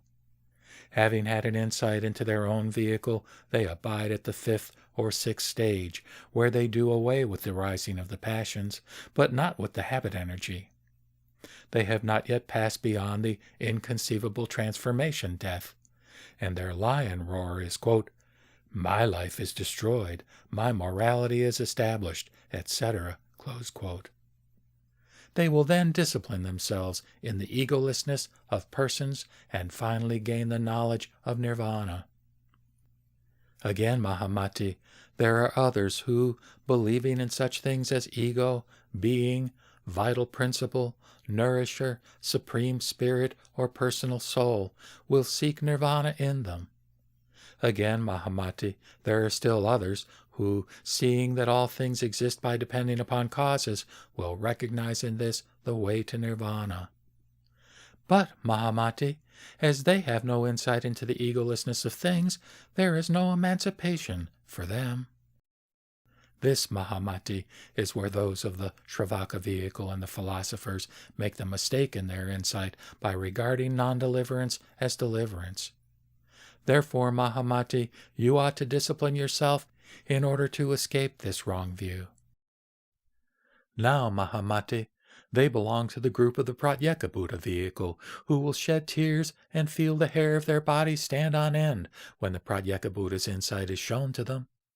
When the teaching to keep themselves away from social relations and entanglements, not to become attached to the external world and its manifold form, to perform miraculous powers by which they can divide their own body and appear double or perform the transformations, is disclosed to them, they are thereby entreated. Recognizing that they are of the group whose insight belong to the Pratyeka Buddha vehicle, their discourses will be in conformity with the insight of the Pratyeka Buddha vehicle. This, Mahamati, is the characteristic feature of the group of people whose insight belongs to the Pratyeka Buddha vehicle. Now, Mahamati, 3 aspects are distinguishable in the insight belonging to the group of the Tathagata vehicle. They are 1. An insight whereby one sees into the self-nature of things, which is no self-nature. 2. An exalted insight, which is the attainment of self-realization. And 3. An insight into the immensity of the external Buddha lands. When, Mahamati, these 3 aspects are disclosed one after another, and also when the inconceivable realm of the alaya vijnana is disclosed, where body, property, and abode are seen to be manifestations of mind itself, a man will not be frightened nor terrified, nor show any signs of fear. Then such a one is to be known as of the group of people whose insight belongs to the Tathagata vehicle. This is, Mahamati, the characteristic feature of the insight of those who belong to the Tathagata vehicle. Again, Mahamati, when these 3 forms of insight are disclosed to a man, he may thereby be persuaded to discipline himself in them. This, Mahamati, is the stage of preparation for the establishment of his own group. In order that he may go up to the stage of imagelessness, there is this establishment. But the Shravaka, who will purify his own habit energy of passions by attaining an inner perception into the alaya and by seeing into the egolessness of things, will settle himself in the bliss of samadhi, and finally will attain the body of Tathagatahood. Then the Blessed One recited these verses. The fruit of the stream entered, and that of the once to come, the fruit of the not to come, and arhatship, all these are due to mental perturbation. The triple vehicle, the one vehicle, and the no vehicle, of these I talk for the sake of the dull-witted, and also for the wise, solitude-loving ones. The gate of the highest reality has nothing to do with the 2 forms of thought construction, subject and object. Where the imageless stands, why should we establish the triple vehicles? The dhyanas, the immeasurables, and the no-form samadhis, and the thought cessation, all these are not at all found in mind only. Again, Mahamati, how is it that the Iccantikas never awaken the desire for emancipation? Because they have abandoned all the stock of merit, and because they cherish certain vows for all beings since beginningless time. What is meant by abandoning all the stock of merit? It refers to those Buddhists who have abandoned the Bodhisattva collection of the canonical texts, making the false accusation that they are not in conformity with the sutras, the codes of morality, and the emancipation. By this they have forsaken all the stock of merit and will not enter into nirvana. Second again, Mahamati, there are Bodhisattva Mahasattvas who, on account of their original vows made for all beings, saying, quote, so long as they do not attain nirvana, I will not attain it myself, close quote, keep themselves away from nirvana. This, Mahamati, is the reason of their not entering into nirvana, and because of this they go on the way of the Iccantika. Again, Mahamati said, who, Blessed One, would never enter nirvana? The Blessed One replied, knowing that all things are in nirvana itself from the very beginning, the Bodhisattva Iccantika would never enter nirvana. But those Iccantikas who have forsaken all the stock of merit finally do. Those Iccantikas, Mahamate, who have forsaken all the stock of merit, might someday be influenced by the power of the Tathagatas and be induced at any moment to foster the stock of merit. Why? Because, Mahamate, no beings are left aside by the Tathagatas. For this reason, Mahamate, it is the Bodhisattva Iccantika who never enters into nirvana. Further, Mahamati, let the Bodhisattva Mahasattvas be well acquainted with the three kinds of svabha, or self-nature. What are the three? They are 1. False discrimination, 2. Knowledge of relativity, and 3. Perfect knowledge. Now, Mahamate, false discrimination rises from form. How, Mahamate, does it arise from form? In the consideration of the relativity aspect of svabha, realities appear in various ways as having forms, signs, and shapes. When, Mahamate, these objects, forms, and signs are adhered to as real, this adherence takes place in two ways. The Tathagatas, Arhats, and fully enlightened ones thus declare false discrimination to consist in attachment to names and attachment to objects. By the attachment to objects is meant, Mahamate, to get attached to inner and external things as realities. By the attachment to names is meant to recognize in these inner and external things the characteristic marks of individuality and generality, and to regard them as definitely belonging to the objects. These two modes of attachment, Mahamate, constitute false discrimination. The knowledge of the relativity aspect rises from the separation of subject and object. Now, Mahamate, what is perfect knowledge? It is realized when one casts aside the discriminating notions of form, name, reality, and character. It is the inner realization by noble wisdom. This perfect knowledge, Mahamate, is the essence of the Tathagata Garbha. Then the Blessed One recited this verse. Form, name, and discrimination correspond to the two forms of svabha, and right knowledge and suchness correspond to the perfect knowledge aspect. This, Mahamate, is called the doctrine that examines into the nature of the five dharmas and the two svabhavas, or self-nature, and constitutes the state of self-realization attained by noble wisdom. And in this, you and other bodhisattvas are to discipline yourselves. Further again, Mahamati, let the Bodhisattva Mahasattva have a thorough understanding as to the nature of the twofold egolessness. Mahamati, what is this twofold egolessness? It is the egolessness of persons and the egolessness of things. What is meant by the egolessness of persons? It means that in the collection of the skandhas, dhatus, and ayatanas, there is no ego substance nor anything belonging to it. The vijnana is originated by ignorance, deed, and desire, and keeps up its function by grasping objects by means of the sense organs, such as the eye, etc., and by clinging to them as real. While a world of objects and bodies is manifested owing to the discrimination that takes place in the world which is of mind itself, that is, in the alaya vijnana. By reason of the habit energy stored up by false imagination since beginningless time, this world is subject to change and destruction from moment to moment. It is like a river, a seed, a lamp, wind, a cloud, while the vijnana itself is like a monkey who is always restless, like a fly who is ever in search of unclean things and defiled places, like a fire which is never satisfied. Again, it is like a water-drawing wheel or a machine.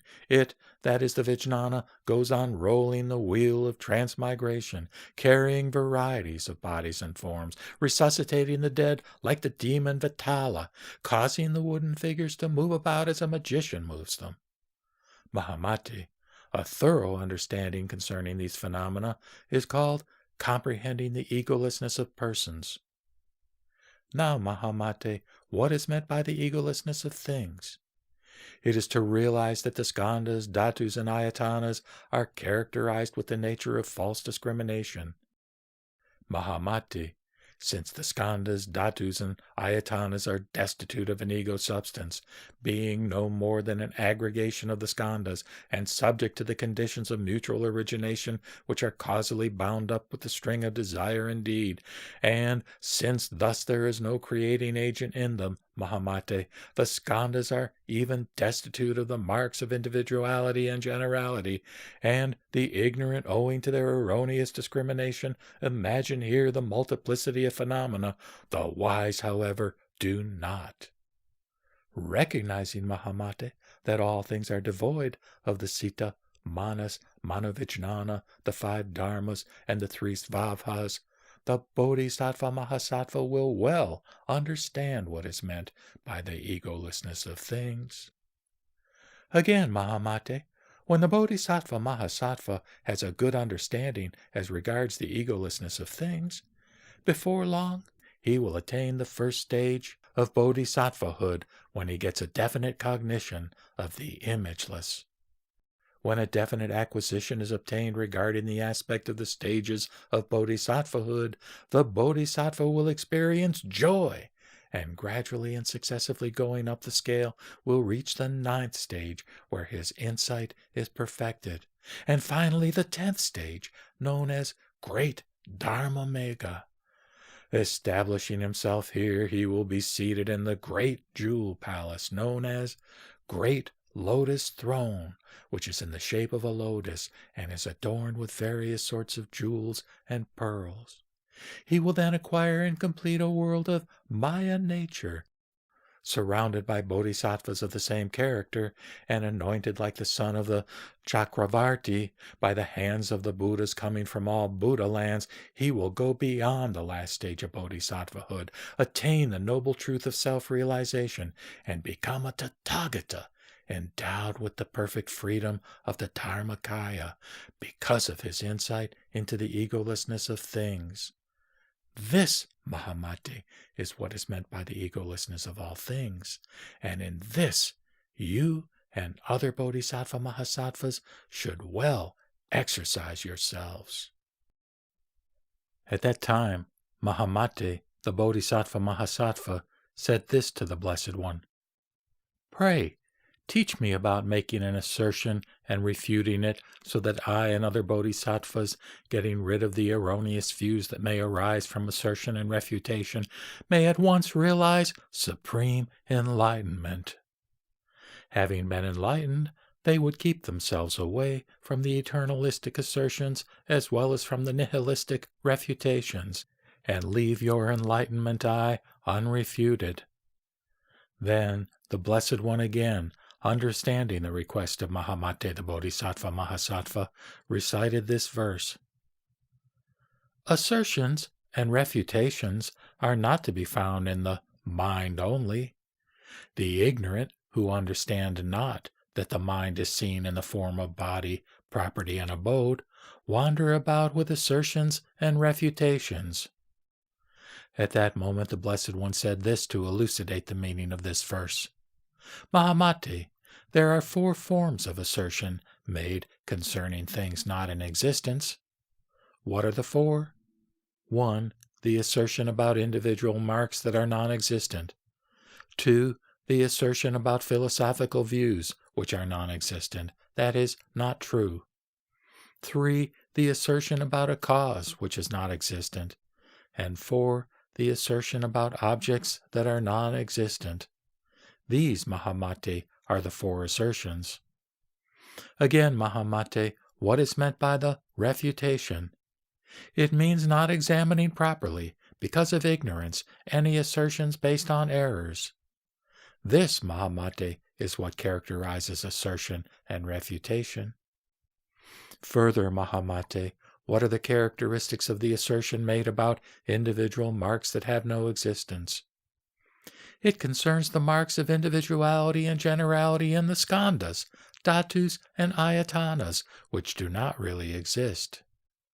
But taking them for realities and getting attached to them, a man may affirm that they are just so and not otherwise. This, Mahamati, characterizes the assertion of individual marks which are non-existent.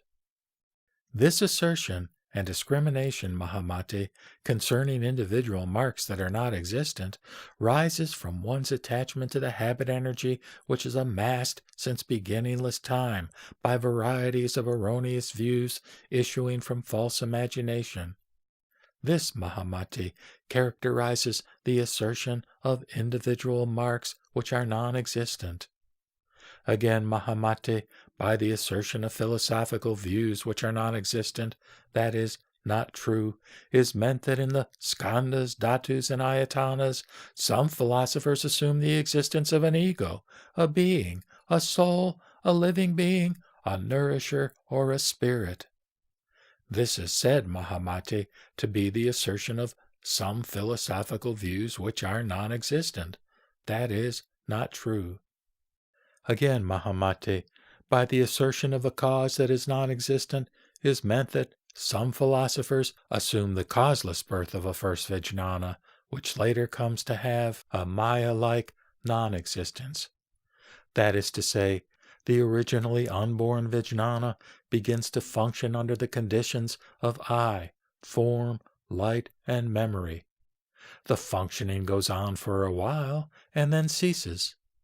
This, Mahamati, is the assertion of a cause that is non-existent.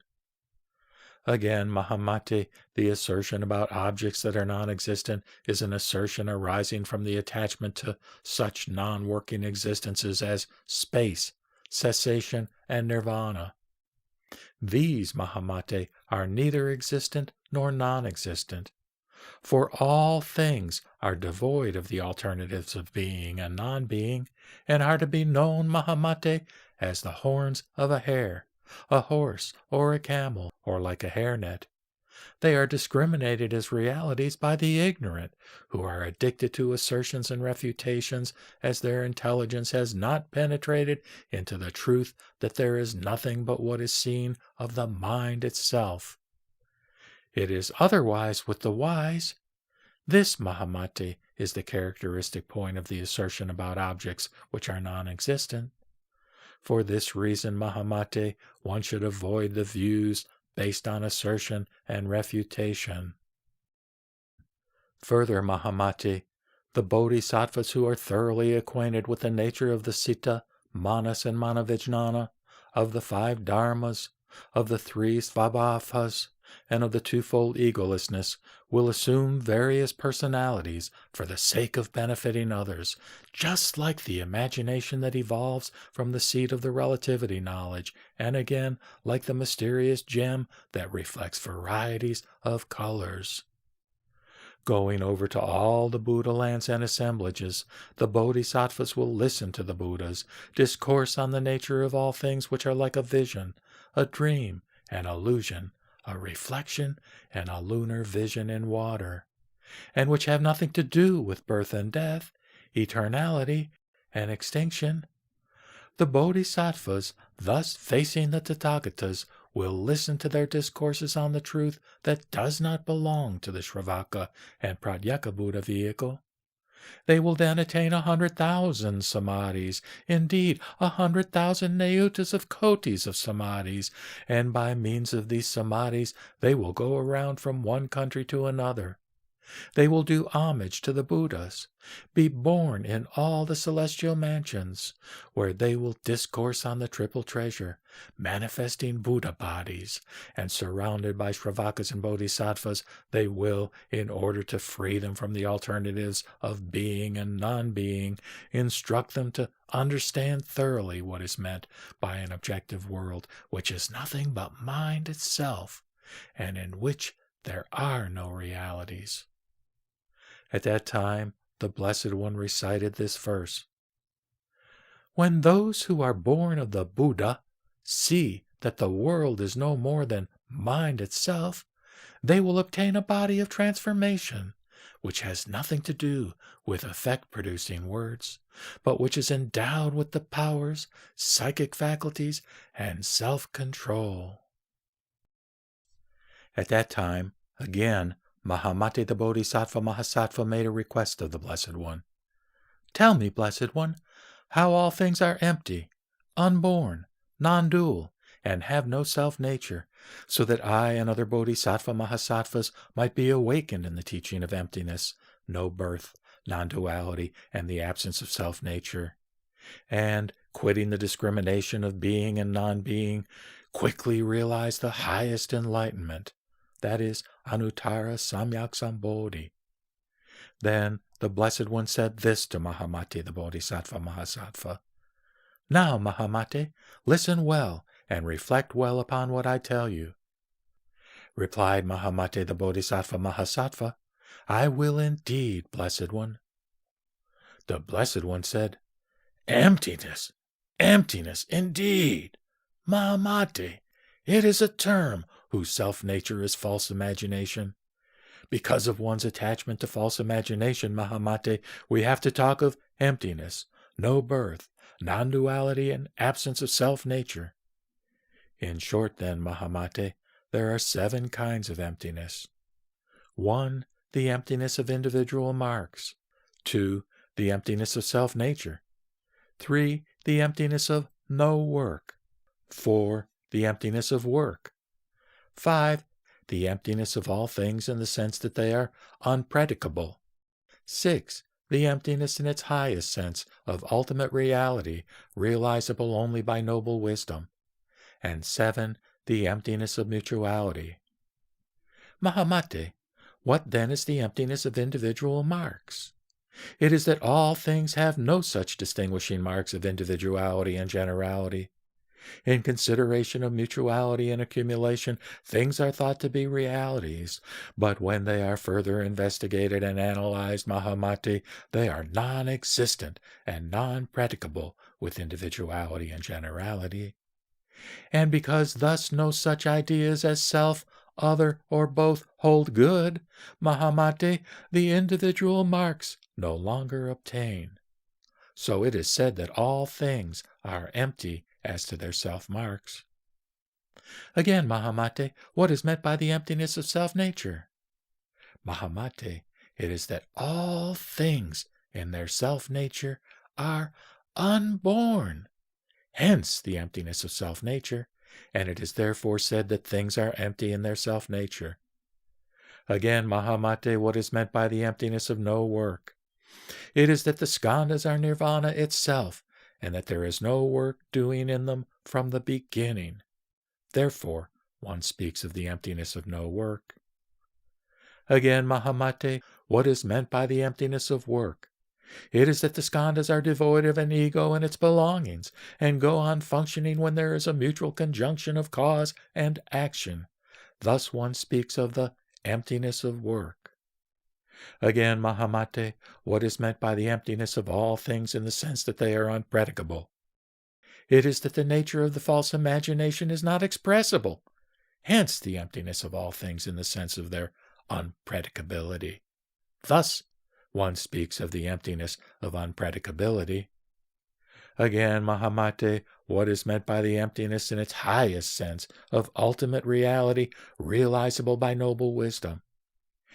It is that in the attainment of an inner realization by means of noble wisdom, there is no trace of habit energy generated by all the erroneous conceptions of beginningless past. Thus one speaks of the highest emptiness of ultimate reality realizable by noble wisdom. Again, Mahamate, what is meant by the emptiness of mutual non-existence? It is this: when a thing is missing here, one speaks of its being empty there. For instance, Mahamate, in the lecture hall of the Mrigrama there are no elephants, no bulls, no sheep, but as to the bhikshus, I can say that the hall is not devoid of them. It is empty only as far as they, that is, the animals, are concerned. Further, Mahamate, it is not that the lecture hall is devoid of its own characteristics, nor that the bhikshu is devoid of this bhikshuhood, nor that in some other places, too, elephants, bulls, and sheep are not to be found.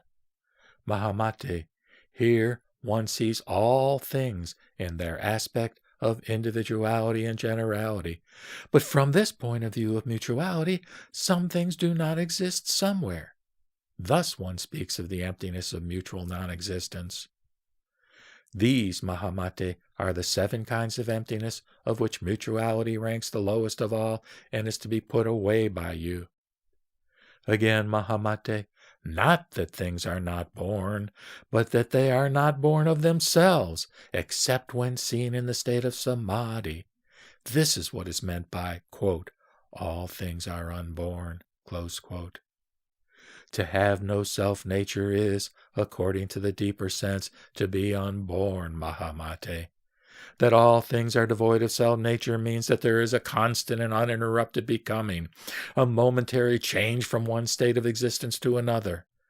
Seeing this, Mahamate, all things are destitute of self-nature. So one speaks of all things having no self-nature. Again, Mahamate, what is meant by non-duality? It means that light and shade, long and short, black and white are relative terms, Mahamate, and not independent of each other. As nirvana and samsara are, all things are not two. There is no nirvana except where is samsara.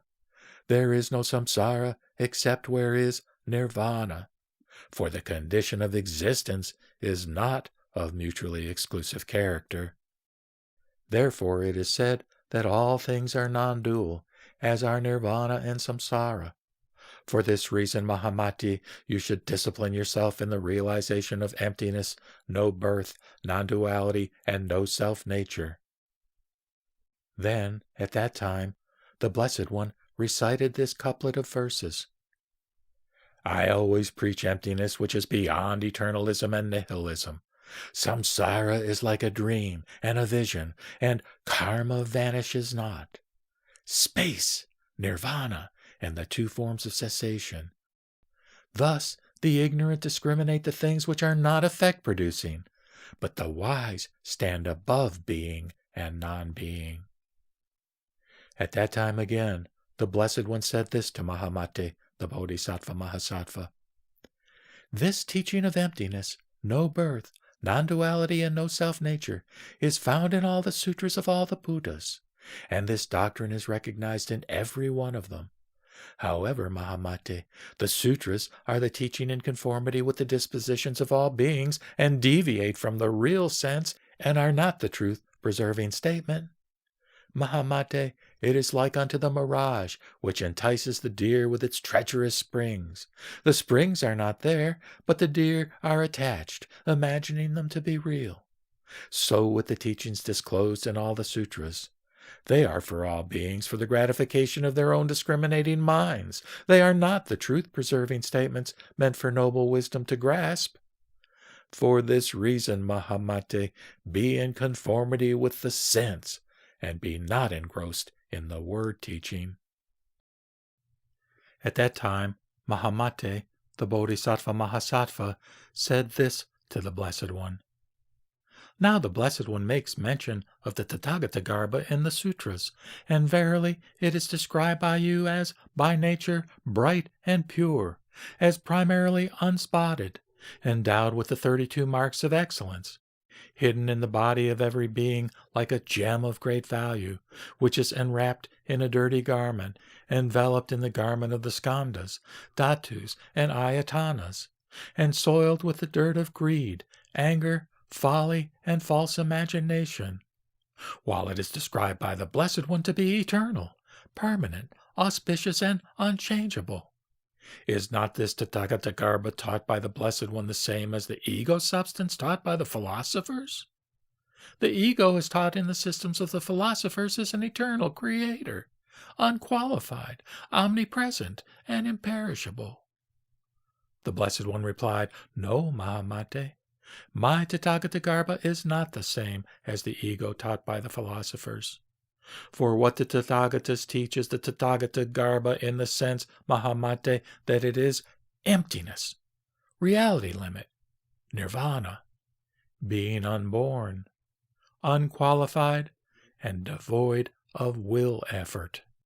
The reason why the Tathagatas, who are arhats and fully enlightened ones, teach the doctrine pointing to the Tathagatagarbha is to make the ignorant cast aside their fear when they listen to the teaching of egolessness, and to have them realize the state of non-discrimination and imagelessness. I also wish, Mahamate, that the Bodhisattva Mahasattvas of the present and future would not attach themselves to the idea of an ego, imagining it to be a soul. Mahamate, it is like a potter who manufactures various vessels out of a mass of clay of one sort by his own manual skill and labor combined with a rod, water, and thread. Mahamate, that the Tathagatas preach the egolessness of things, which removes all the traces of discrimination by various skillful means issuing from their transcendental wisdom. That is, sometimes by the doctrine of the Tathagatagarbha, sometimes by that of egolessness, and like a potter by means of various terms, expressions, and synonyms. For this reason, Mahamate, the philosopher's doctrine of an ego substance is not the same as the teaching of the Tathagatagarbha. Thus, Mahamate, the doctrine of the Tathagatagarbha is disclosed in order to awaken the philosophers from their clinging to the idea of the ego, so that those minds that have fallen into the views imagining the non-existent ego as real, and also into the notion that the triple emancipation is final, may rapidly be awakened to the state of supreme enlightenment.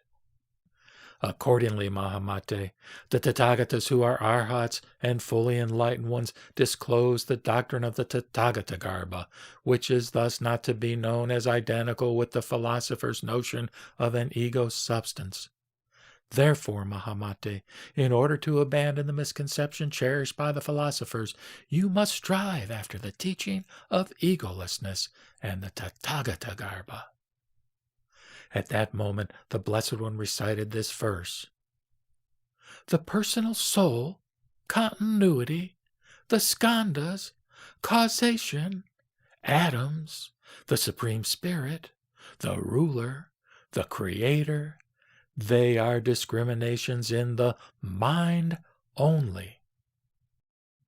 At that time, Mahamate, the Bodhisattva Mahasattva, in consideration of future generations, made this request again to the Blessed One. Pray tell me, Blessed One, about the perfecting of the discipline whereby the Bodhisattva Mahasattvas become great yogins. The Blessed One replied, There are 4 things, Mahamate, by fulfilling which the Bodhisattvas become great yogins. What are the 4? They are 1. To have a clear understanding as to what is seen of mind itself. 2. To discard the notions of birth, abiding, and disappearance. 3. To look into the truth that no external world obtains. And 4. To seek for the attainment of inner realization by noble wisdom. Provided with these 4 things, the Bodhisattva Mahasattvas become great yogins. How, Mahamate, does the Bodhisattva Mahasattva come to have a clear understanding as to what is seen of mind itself? He comes to it by recognizing that this triple world is nothing but mind itself, devoid of an ego and its belongings, with no strivings, no comings and goings, that this triple world is manifested and imagined as real under the influence of the habit energy accumulated since beginningless time by false reasoning and imagination, and with the multiplicity of objects and actions in close relationship and in conformity with the idea of discrimination, such as body, property, and abode. Thus, Mahamate, the Bodhisattva Mahasattva acquires a thoroughly clear understanding as to what is seen of mind itself. How again, Mahamate, does the Bodhisattva Mahasattva discard notions of birth, abiding, and disappearance? By this it is meant that all things are to be regarded as forms born of a vision or a dream, and have never been created, since there is no such thing as self, other, or bothness. The bodhisattvas will see that the external world exists only in conformity with mind only, and seeing that there is no stirring of the vijnanas, and that the triple world is a complicated network of causation and owes its rise to discrimination, they find that all things, inner and external, are beyond predicability, and that there is nothing to be seen as self-nature, and that the world is not to be viewed as born. And thereby they will conform themselves to the insight that all things are of the nature of a vision, etc., and attain to the recognition that all things are unborn. Establishing themselves on the 8th stage of bodhisattvahood, they will experience a revulsion in their consciousness by transcending the Sita, Manas, and Manavijnana, and the 5 Dharmas, and the 3 Svabhavas, and the twofold egolessness, and thereby attain the mind-made body, Manomaya Kaya. Thus, Mahamate, the Bodhisattva Mahasattva will discard the notion of birth, abiding, and disappearance. Said Mahamate, "What is meant by the will body, Blessed One?" The Blessed One replied, "It means that one in this body can speedily move unobstructed as he wills, hence the will body, Mahamate. For instance, Mahamate, the will, or mind, travels unobstructed over mountains, walls, rivers, trees, etc. Many 100,000 yojanas they may be away, when a man recollects the scenes which had previously come into his perception, while his own mind keeps on functioning in his body without the least interruption or hindrance. In the same fashion, Mahamate, the will body, in the attainment of the samadhi called Maya-like, and adorned with such marks as the powers, the psychic faculties, and self-control, will be born in the noble paths and assemblies, moving about as freely as he wishes, as he recalls his original vows and worlds in order to bring all beings to maturity. Then, Mahamate, what is meant by the Bodhisattva Mahasattva having a good insight into the non-existence of external objects? It means, Mahamate, that all things are like unto a mirage, a dream, a hairnet, and seeing that all things are here essentially because of our attachment to the habit energy of discrimination, which has been maturing since beginningless time on account of false imagination and erroneous speculation, the Bodhisattva will seek after the attainment of self-realization by their noble wisdom. Mahamate, furnished with these 4 things, Bodhisattva Mahasattvas become great yogins. Therefore, in these, Mahamate, you should exercise yourself." At that time, Mahamate again made a request of the Blessed One. "Pray tell me, Blessed One, about the causation of all things, whereby I and other Bodhisattva Mahasattvas can see into the nature of causation, and by getting rid of the discrimination which issues in the philosophical views of eternalism and nihilism, we may no more discriminate as to the gradual or simultaneous arising of all things." Replied the Blessed One, "Mahamate, there are 2 factors of causation by which all things come into existence, external and internal. Mahamate, the external factors are a lump of clay, a stick, a wheel, thread, water, a worker, and his labor, the combination of all of which produces a jar. As with the jar Mahamate, which is made of a lump of clay, or a piece of cloth made of thread, or a matting made of fragrant grass, or the sprout growing out of a seed, or fresh butter which is produced from sour milk by a man churning it with his own labor, so it is, Mahamate, with all things which, governed by external causes, appear one after another in continuous succession. As regards the inner factors of causation, Mahamate, they are of such a kind as ignorance, desire, and action, which make up our idea of causation. Born of these, Mahamate, there is the manifestation of the skandhas, dhatus, and ayatanas. They are not separable realities, but discriminated as such by the ignorant. Now, Mahamate, there are 6 causes. 1. Possibility cause. 2. Dependence cause. 3. Objectivity cause. 4. Agency cause. 5. Manifesting cause. And 6. Indifference cause. The possibility cause means, Mahamate, that when a cause to be becomes effective, there is the rising of things inner and outer. The dependency cause means, Mahamate, that when conditions to be become effective, there is the rising of the skandha seeds, etc., inner and outer. Further, the objectivity cause means, Mahamate, that, bound by the objective world, the vijnana keeps up its continuous activity. Again, Mahamate, the agency cause means that, like a sovereign king, a cause invested with supreme authority asserts itself. Again, the manifesting cause means that when the discriminating faculty rises, as the result, it reveals individual marks, as a lamp does forms, etc. Lastly, the indifference cause means that when there is a dissolution, the power of combination discontinues, and there rises a state of non-discrimination. These, Mahamate, are the outcome of discrimination carried on by the ignorant and simple-minded, and there is no gradual or simultaneous rising of existence. Why? Because, Mahamate, if there is a simultaneous rising of existence, there would be no distinction between cause and effect, and there would be nothing to characterize a cause as such. If a gradual arising is admitted, there is no substance that holds together individual signs, which makes gradual rising impossible. While a child is not yet born, Mahamate, the term father has no significance. The logician argues that there is that which is born and that which gives birth by the mutual functioning of such causal factors as cause, subsistence, continuity, acceleration, and others. And they conclude that there is a gradual arising of existence. But, Mahamate, this gradual rising does not obtain except by reason of their attachment to the notion of self-nature.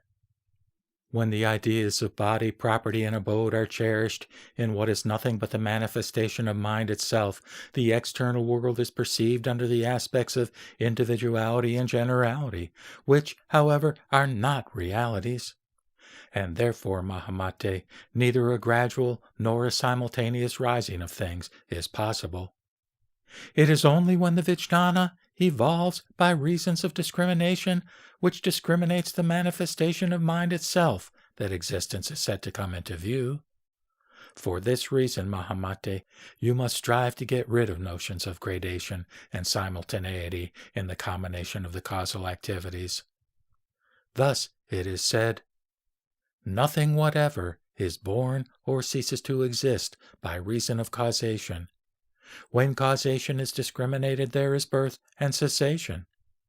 It is not to keep off the idea of birth and disappearance which takes place in causation. It is to keep off the wrong imagination as to causation which is cherished by the ignorant.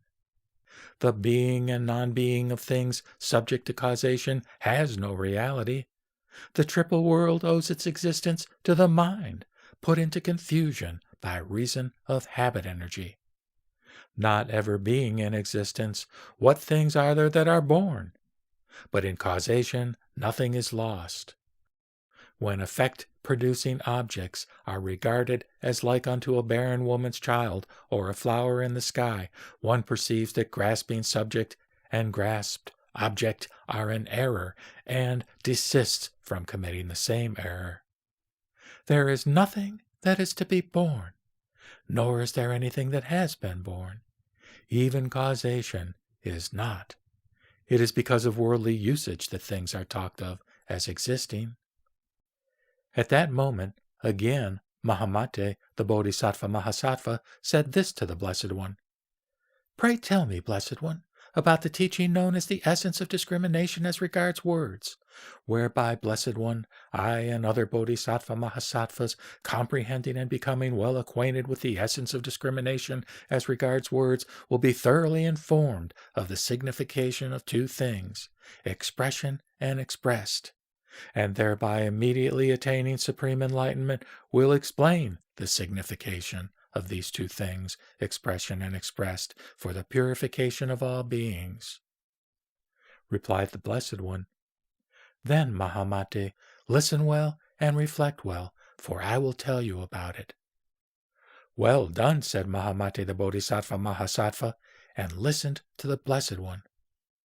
The Blessed One said this to him. There are, Mahamate, 4 kinds of word discrimination.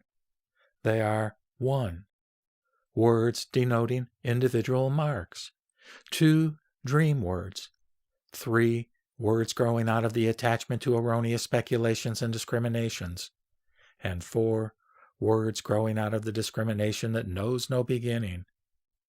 Now, Mahamate, the words denoting individual marks rise from discriminating forms and characteristic signs as real in themselves and becoming attached to them.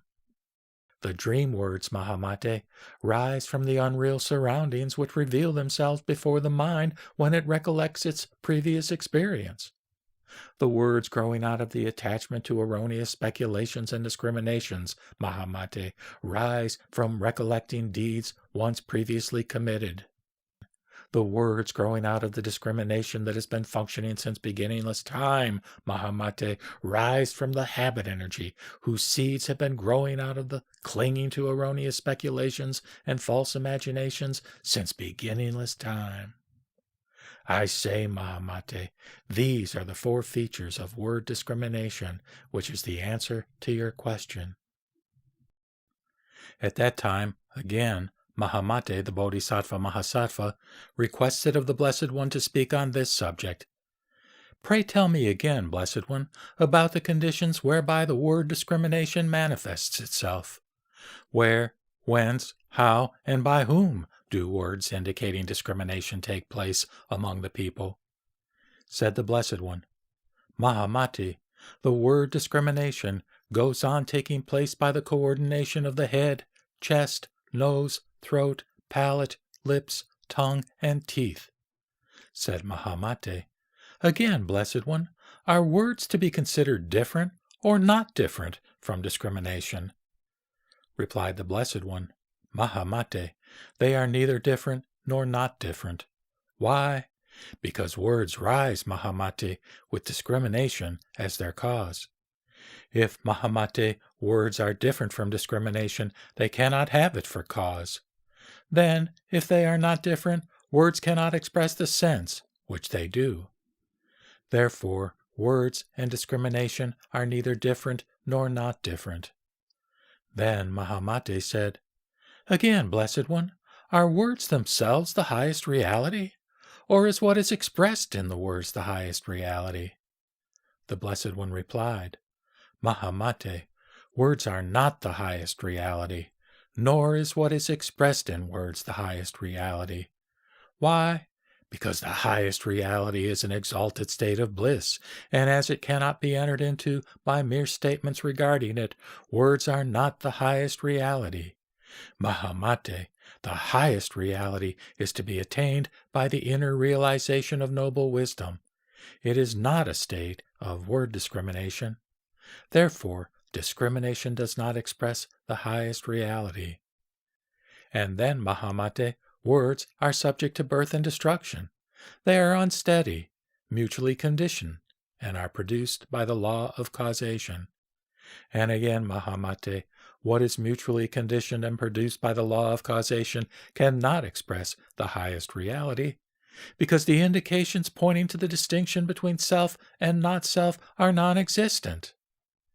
Mahamate, words are these indications and do not express the highest reality.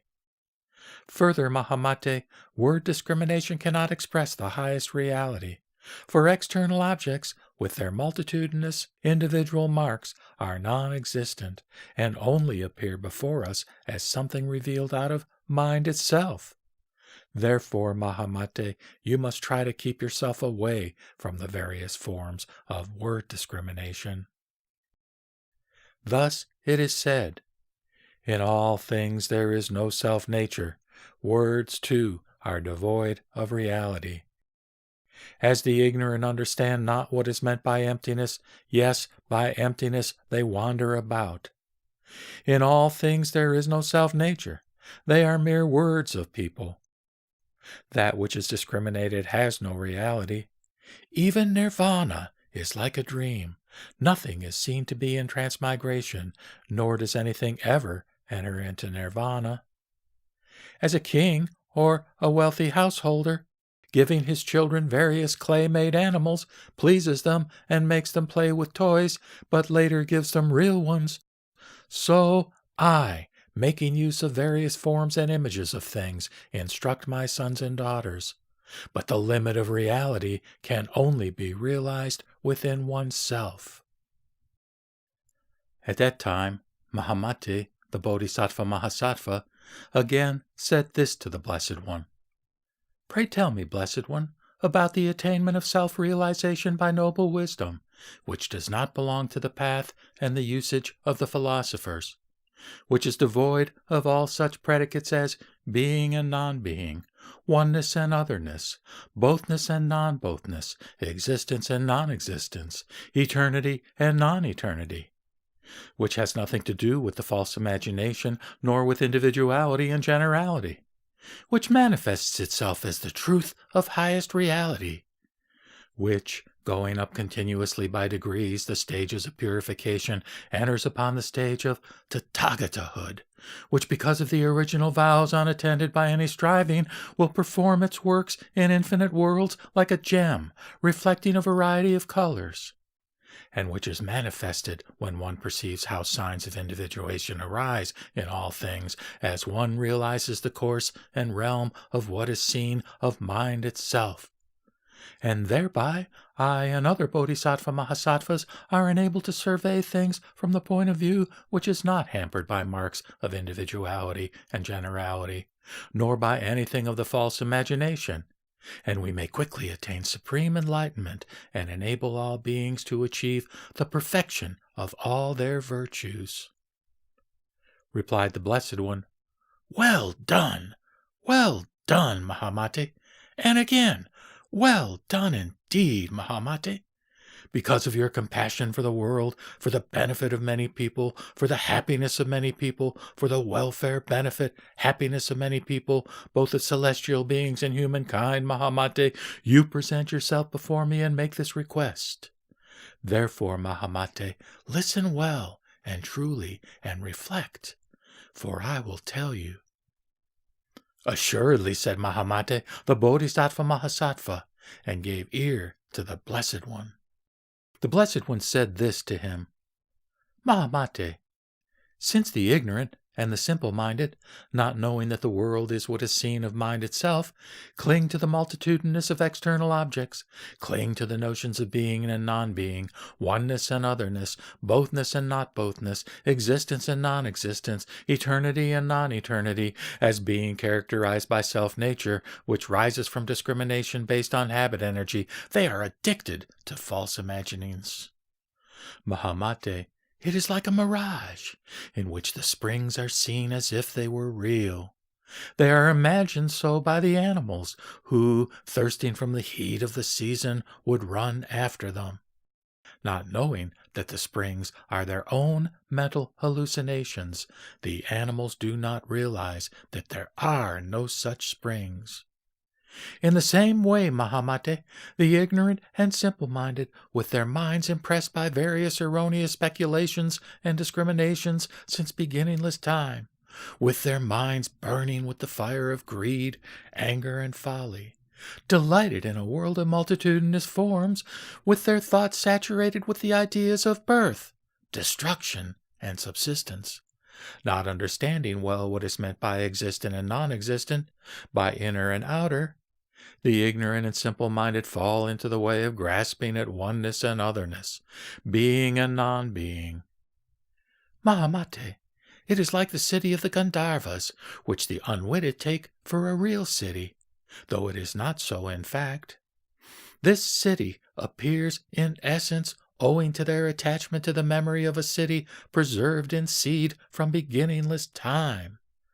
This city is thus neither existent nor non-existent. In the same way, Mahamate, clinging to the memory or vasana of erroneous speculations and doctrines since beginningless time, they hold fast to ideas such as oneness and otherness, being and non-being, and their thoughts are not at all clear about what is seen of mind only.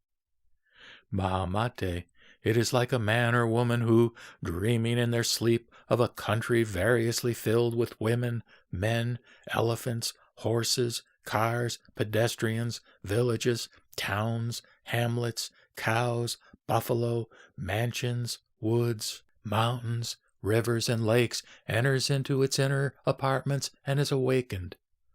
While awakened thus, he recollects the city and its inner apartments. What do you think, Mahamate? Is this person to be regarded as wise who has recollected the various unrealities he has seen in his dream?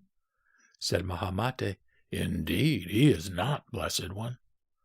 The Blessed One continued, In the same way, the ignorant and simple-minded, who are bitten by erroneous views and are inclined toward the philosophers, do not recognize that things seen of mind itself are like a dream, and are held fast by the notions of oneness and otherness, of being and non-being. Mahamate, it is like the painter's canvas, on which there is no depression nor elevation as imagined by the ignorant.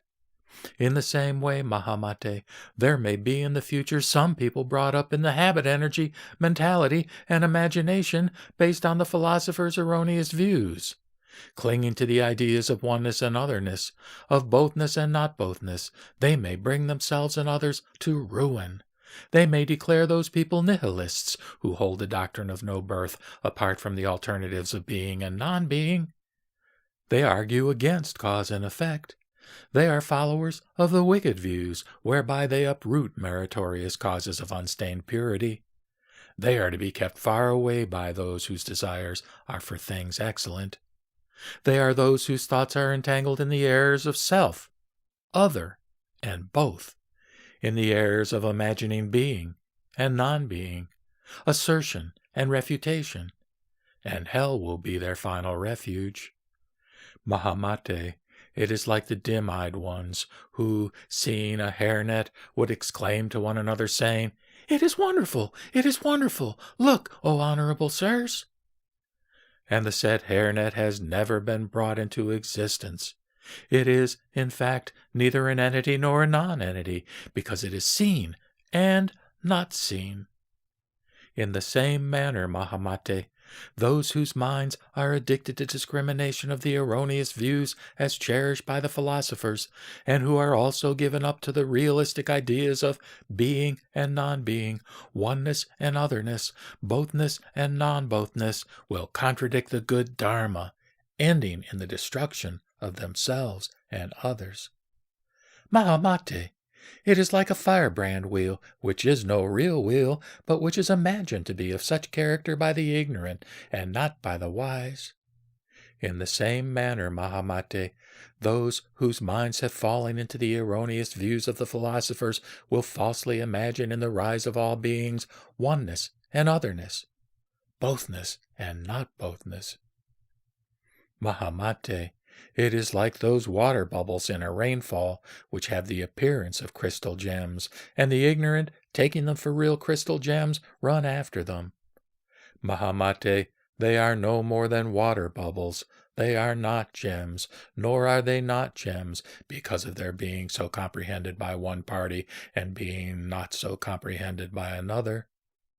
In the same manner, Mahamate, those whose minds are impressed by the habit energy of the philosophical views and discriminations will regard things born as non-existent, and those destroyed by causation as existent.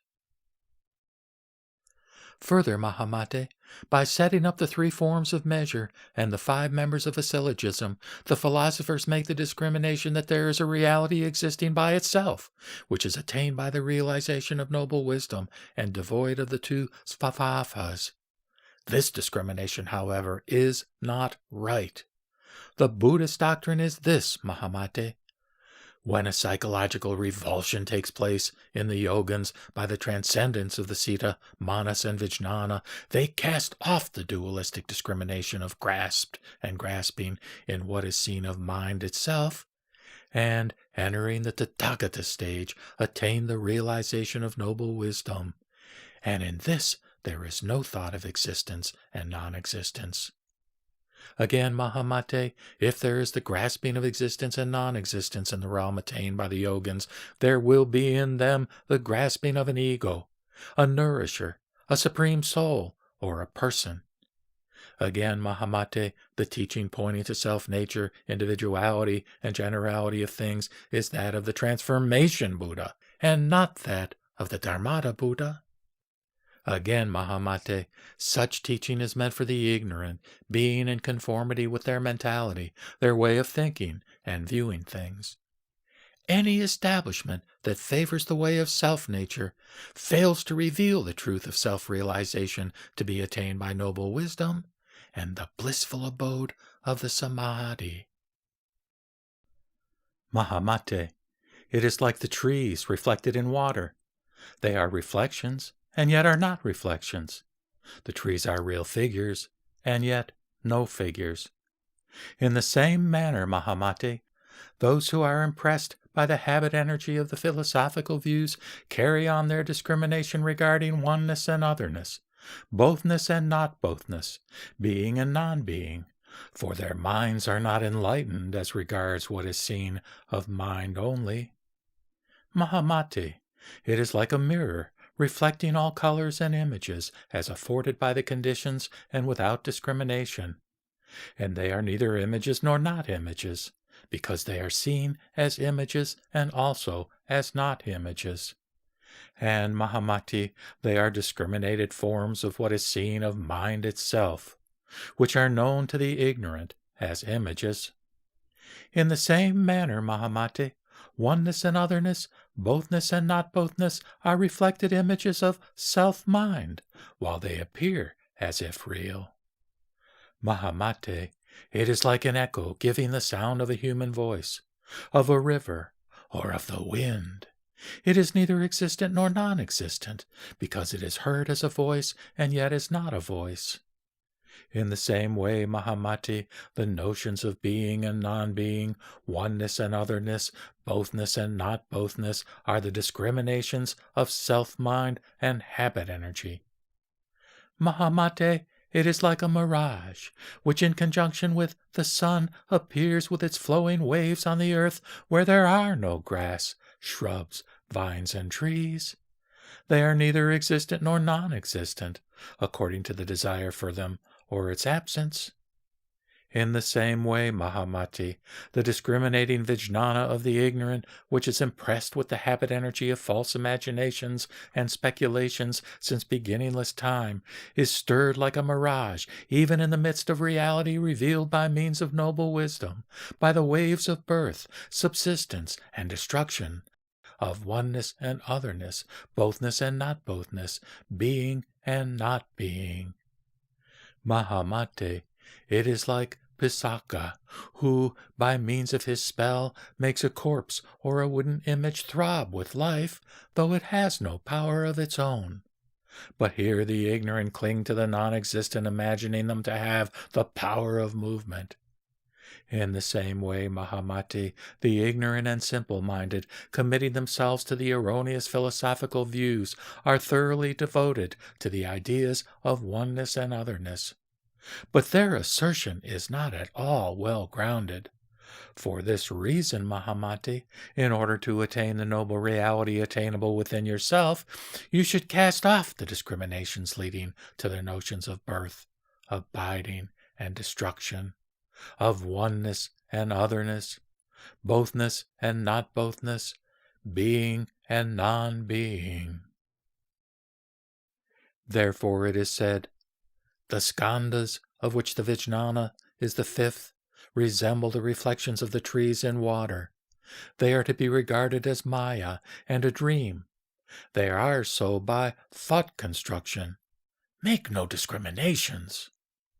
This triple world resembles a hairnet or water in a mirage which is agitated. It is like a dream, maya, and by thus regarding it, one is emancipated. Like a mirage in the springtime, the mind is found bewildered. Animals imagine water, but there is no reality to it. Thus the Vijnana seed is evolved, and the world comes into view.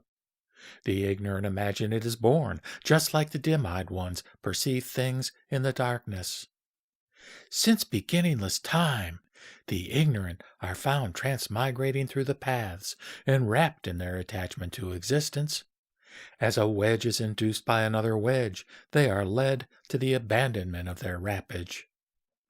By regarding the world as always like a magically moving corpse, or a machine, or like a dream, or a lightning, or a cloud, the triple continuation is torn asunder, and one is emancipated.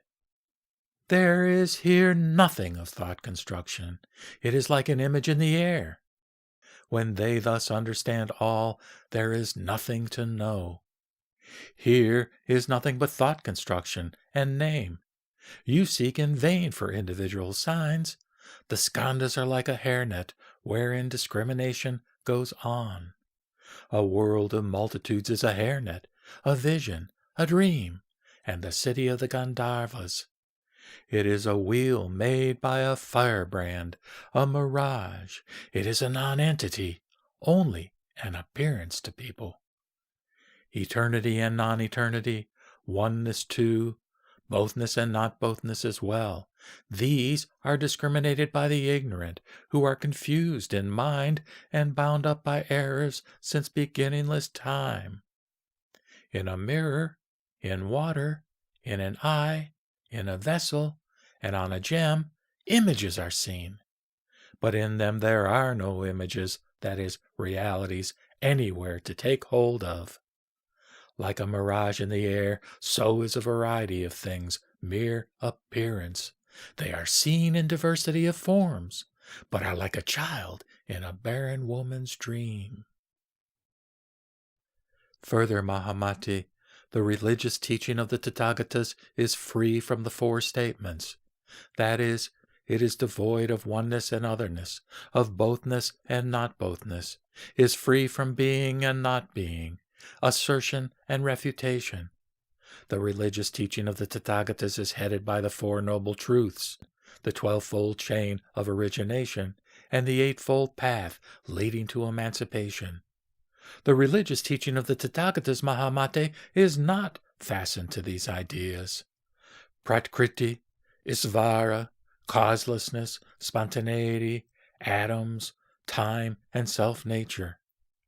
Again, Mahamati, the Tathagatas, leading beings successively forward like the leader of a caravan, in order to purify them from the two hindrances of passion and knowledge, will establish them in the 108 statements of imagelessness, and also in the characteristic distinctions of the vehicles, of the stages of bodhisattvahood, and of the constituents of enlightenment.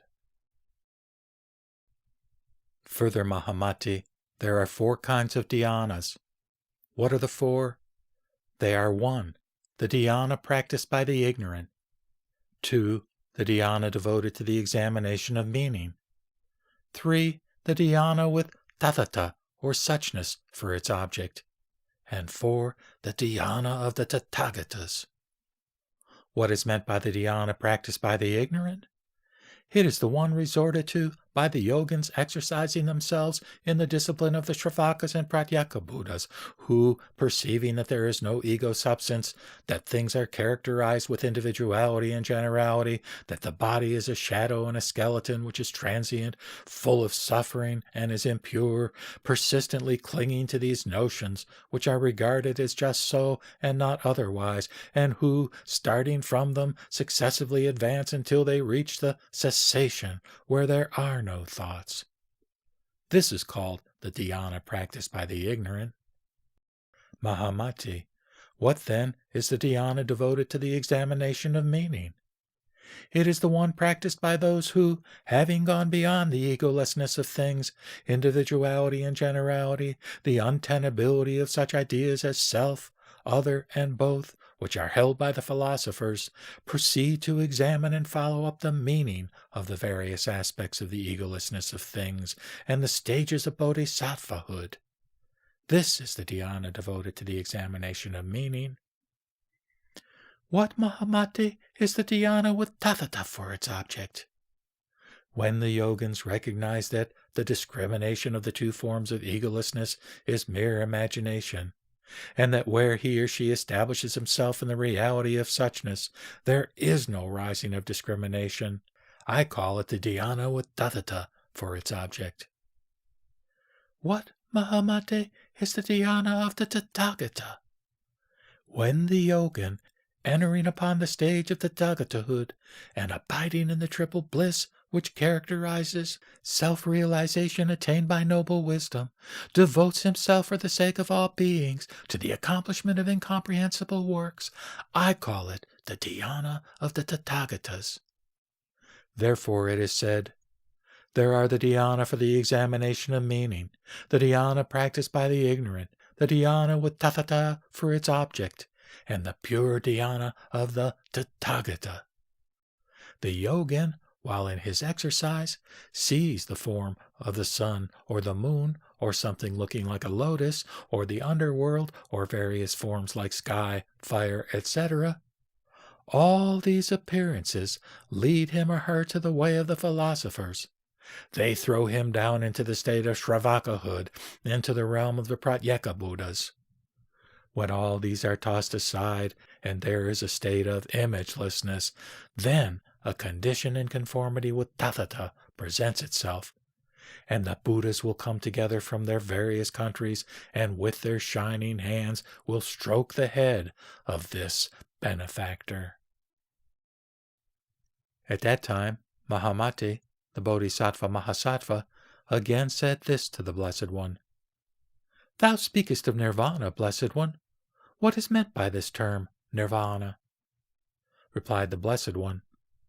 When the self-nature and the habit energy of all the vijnanas, including the alaya, manas, and manovijnana, from which issues the habit energy of wrong speculations, when all these go through a revulsion, I and all the Buddhas declare that there is nirvana, and the way and the self-nature of this nirvana is emptiness, which is the state of reality. Further, Mahamati, nirvana is the realm of self-realization attained by noble wisdom, which is free from the discrimination of eternality and annihilation, existence and non-existence. How is it not eternality? Because it has cast off the discrimination of individuality and generality, it is not eternality. How about its not being annihilation? It is because all the wise men of the past, present, and future have attained realization. Therefore, it is not annihilation. Again, Mahamate, the great parinirvana is neither destruction nor death. Mahamati, if the great parinirvana is death, then it will be a birth and continuation. If it is destruction, then it will assume the character of an effect-producing deed. For this reason, Mahamati, the great parinirvana is neither destruction nor death. Neither has it anything to do with vanishing. It is the goal of the yogins. Again, Mahamati, the great parinirvana is neither abandonment nor attainment. Neither is it one of meaning nor of no meaning. This is said to be nirvana. Further, Mahamati, nirvana conceived by the Shravakas and Pratyeka Buddhas consists in recognizing individuality and generality, in escaping social intercourse, in not having a perverted view of the world, and not raising discrimination.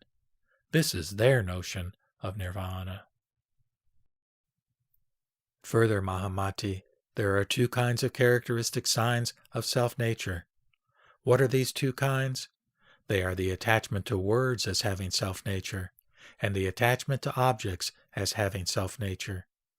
The attachment to words as having self-nature, Mahamati, takes place owing to one's clinging to the habit energy of words and false imaginings since beginningless time. And the attachment to objects as having self-nature, Mahamati, takes place from not knowing that the external world is no more than self-mind.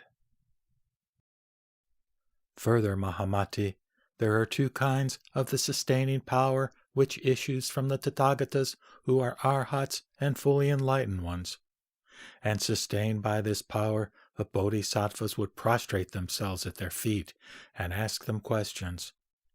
What is this twofold power that sustains the bodhisattvas?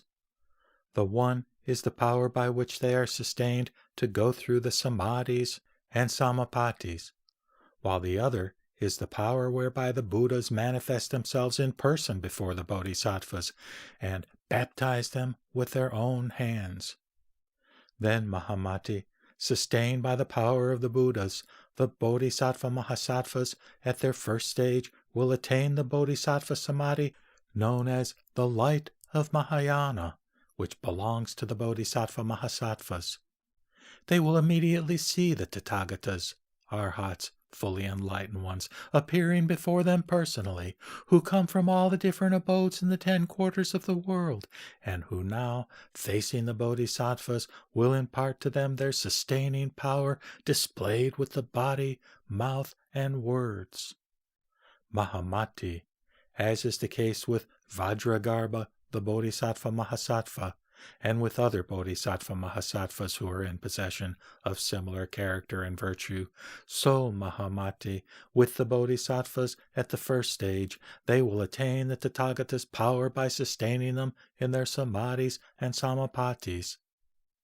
By virtue of their stock of merit, accumulated for 100,000 kalpas, they will successively going up the stages and getting thoroughly acquainted with what they should do and should not do, finally reach the stage of bodhisattvahood called Dharma Megha. Here, the bodhisattva mahasattva finds himself seated on a throne in the lotus palace and surrounded by the bodhisattva mahasattvas of similar class. A tiara decorated and ornamented with all kinds of precious stones is on his head, and his body shines brilliantly like the moon in the yellowish gold color of the kampaka flower. The Buddhas now come from their worlds in the 10 directions, and with their lotus-like hands sprinkle the forehead of the bodhisattva mahasattva, who is seated on the throne in the lotus palace. The Buddhas thus give him a baptism, personally, by hand, as when a great king, invested with supreme authority, baptizes his crown prince. This bodhisattva and these bodhisattvas are said to be sustained by the Buddha's power, being thus baptized by their hands.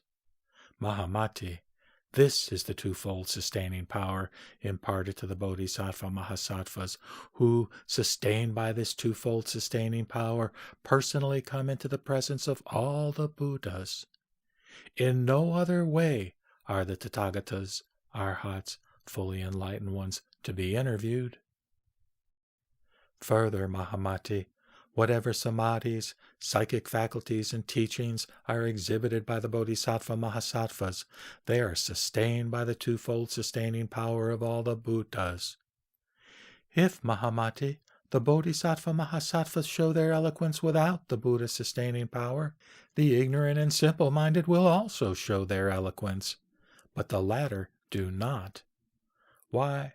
because of the sustaining power on the one hand and its absence on the other. Where the Tathagatas enter with their sustaining power, there will be music, not only in various musical instruments and vessels, but also even in grass, shrubs, trees, and mountains. Mahamate, yes, in towns indeed, palaces, houses, and royal abodes. How much more those endowed with sentiency? The mute, blind, and deaf will be cured of their deficiencies, Mahamati, and will enjoy their emancipation. Such, Mahamati, is the great, extraordinary virtue of the sustaining power imparted by the Tathagatas. Further, Mahamati, whatever samadhis, psychic faculties, and teachings are exhibited by the Bodhisattva Mahasattvas, they are sustained by the twofold sustaining power of all the Buddhas. If, Mahamati, the Bodhisattva Mahasattvas show their eloquence without the Buddha's sustaining power, the ignorant and simple-minded will also show their eloquence, but the latter do not. Why? Because of the sustaining power on the one hand and its absence on the other. Where the Tathagatas enter with their sustaining power, there will be music, not only in various musical instruments and vessels, but also even in grass, shrubs, trees, and mountains. Mahamate, yes, in towns indeed, palaces, houses, and royal abodes. How much more those endowed with sentiency? The mute, blind, and deaf will be cured of their deficiencies, Mahamati, and will enjoy their emancipation. Such, Mahamati, is the great, extraordinary virtue of the sustaining power imparted by the Tathagatas. Further, Mahamati said, Why is it, Blessed One, that when the Bodhisattva Mahasattvas are established in the Samadhis and Samapatis, and when they are baptized at the most exalted stage, the Tathagatas, Arhats, fully enlightened ones, bestow their sustaining power on them? Replied the Blessed One, It is in order to make them avoid the evil ones, karma, and passions, to keep them away from the dhyana and stages of the Sravakahood, to have them realize the stage of Tathagatahood, and to make them grow in the truth and experience already attained. For this reason, Mahamati, the Tathagatas, Arhats, fully enlightened ones, sustain with their power the Bodhisattva Mahasattvas. If they were not thus sustained, Mahamate, they would fall into the way of thinking and feeling as cherished by the wrong philosophers, Shravakas, or evil ones, and would not attain the highest enlightenment. For this reason, the Bodhisattva Mahasattvas are upheld by the Tathagatas, Arhats, fully enlightened ones. Thus it is said, The sustaining power is purified by the Buddha's vows. In the baptism, samadhis, etc., from the 1st to the 10th stage, the Bodhisattvas are in the embrace of the Buddhas. At that time, again, Mahamate, the Bodhisattva, said thus to the Blessed One, The chain of origination as told by the Blessed One depends on a cause producing an effect, and that it is not a theory established on the principle of a self-originating substance. The philosophers also proclaim a causal origination when they say that all things rise conditioned by a supreme spirit, Ishvara, a personal soul, time, or atom. How is it that the rise of all things is explained by the Blessed One in another terminology bearing on causation, but in its meaning not different? Blessed One, the philosophers explain birth from being and non-being, while, according to the Blessed One, all things coming into existence from nothingness pass away by causation. That is to say, the Blessed One has ignorance, from which there rises mental confirmation, until we reach old age and death. This teaching, as explained by the Blessed One, is the doctrine of no causation, and not that of causation. According to the Blessed One, quote, that being so, this is, close quote. If this is simultaneous conditionality and not successive mutuality, it is not right. There, Blessed One, the philosopher's teaching excels and not thine. Why? The cause assumed by the philosophers is not dependent upon the chain of origination and produces effects. But, Blessed One, thy cause has reference to its effect and the effect to its cause, and thus there is an interconnection of causal links, and from this mutuality follows the fault of non-finality. When people talk about, quote, that being so, this is, close quote, there is a state of causelessness. Replied the Blessed One, not so, Mahamate. Mine is not a causeless theory of causation which results in an endless interconnection of causes and conditions. I speak of, quote, that being so, this is, close quote, because of my seeing into the nature of the external world, which is nothing but self-mind, because of its unreality of grasped object and grasping subject. However, Mahamati, when people clinging to the notion of grasped and grasping fail to understand the world as something seen of mind itself, and Mahamate, by them the fault is committed, as they recognize the external world as real, with its beings and non-beings, but not by my theory of causation. Further, Mahamati said, Blessed One, is it not because of the reality of words that all things are?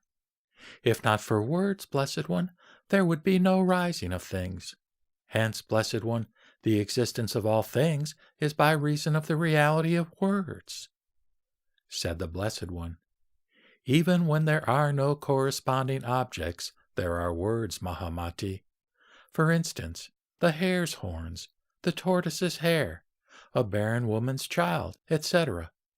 They are not at all visible in the world, but the words are. Mahamati, they are neither entities nor non-entities, but expressed in words. If, Mahamati, you say that because of the reality of words the objects are, this talk lacks in sense. Words are not known in all the Buddha lands. Words, Mahamate, are an artificial creation. In some Buddha lands, ideas are indicated by looking steadily. In others, by gestures. In still others, by a frown. By the movement of the eyes. By laughing. By yawning. Or by the clearing of the throat. Or by recollection. Or by trembling.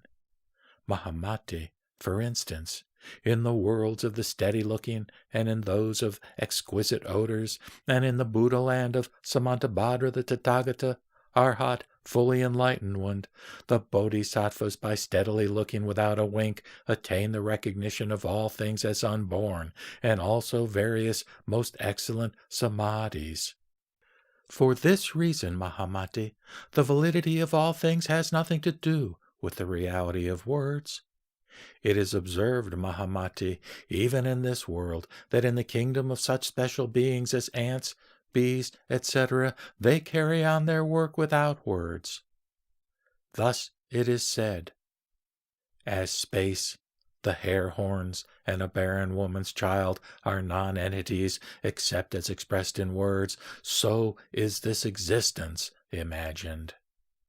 When causes and conditions are in combination, the ignorant imagine the birth of this world. As they fail to understand this reason, they wander about in the triple world which is their dwelling. At that time, Mahamati, the Bodhisattva Mahasattva, again said this to the Blessed One. Blessed One, where dost thou pronounce sound to be eternal? The Blessed One replied, according to error, Mahamati, since even to the wise there is this error, only that they are free from perversion. Mahamati, it is like the unwitted in the world who conceive a perverted idea regarding a mirage, a firebrand wheel, a hairnet, the city of the Gandharvas, Maya, a dream, a reflected image, and an aksha purusha. But with the knowing it is not so, though it does not mean that those illusions do not appear to them. When, Mahamati, there is this error, diversity of forms are seen, though to this error the idea of impermanence is inapplicable. Why?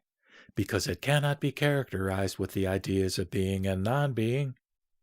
Again, Mahamati, how are the ideas of being and non-being inapplicable to this error? Because all the ignorant take in varieties of situations, like the waves of the ocean and the waters of the Ganges, which are not seen by the Praktas, but seen by others. For this reason, Mahamati, the error existence, or this world of illusion, is not. But as this water is manifest to other people, it is not a non-existence either. Thus, to the wise, the error is neither perversion nor a non-perversion. And for this reason, Mahamati, the error in itself is characterized with permanency, having the nature of non-distinction as far as its own appearance is concerned. Mahamati, being discriminated as regards its diversified individual signs, the error is perceived as differentiated. Thus, the error, as far as its own nature is concerned, is characterized with permanency. Again, Mahamati, how is the error to be considered reality? Mahamati, for this reason that as regards this error, the wise cherish neither a perverted knowledge nor an unperverted knowledge. It is such as it is, and not otherwise. In case, Mahamati, the wise should cherish any thought whatever in this error, it goes contrary to the reality attainable by noble wisdom. If there is anything at all here, it is the prattling of the ignorant. It is not the talk of the wise. Again, when the error is discriminated according to a perverted and an unperverted view, it gives rise to two classes of family, one of which is the family of the wise, and the other the family of the ignorant and simple-minded. Now, Mahamati, the family of the wise is divisible into three kinds, that is, the Shravakas, the Pratyeka Buddhas, and the Buddhas. Mahamati, how does the Shravakayana family rise from the discrimination whereby the ignorant conceive the error? Mahamati, there is the rise of the Shravakayana family where the attachment to the notions of individuality and generality is kept up. This is the way, Mahamati, this error gives rise to the Shravakayana family. Mahamati, how does the Pratyeka Buddhayana family rise as the error is discriminated? Mahamati, when, in this error, the attachment to the notions of individuality and generality leads one to a retirement from social life, there rises the Pratyeka Buddhayana family. Mahamati, how is there the rise of the Buddhayana family when this error is discriminated by the intelligent? Mahamati, when the world is understood to be nothing but mind itself, the existence and non-existence of external objects ceases to be discriminated, and there is the rise of the Buddhayana family. Mahamati, this is the family, that is, what is meant by the family. Again, Mahamati, when the error is discriminated by the ignorant, there is the manifestation of varieties of objects, which calls forth the assertion on their part that this is so and not otherwise. Whence rises the family of the transmigration vehicle. For this reason, Mahamati, the error is discriminated by the ignorant as characterized by multitudinous, and this error is neither a reality nor an unreality.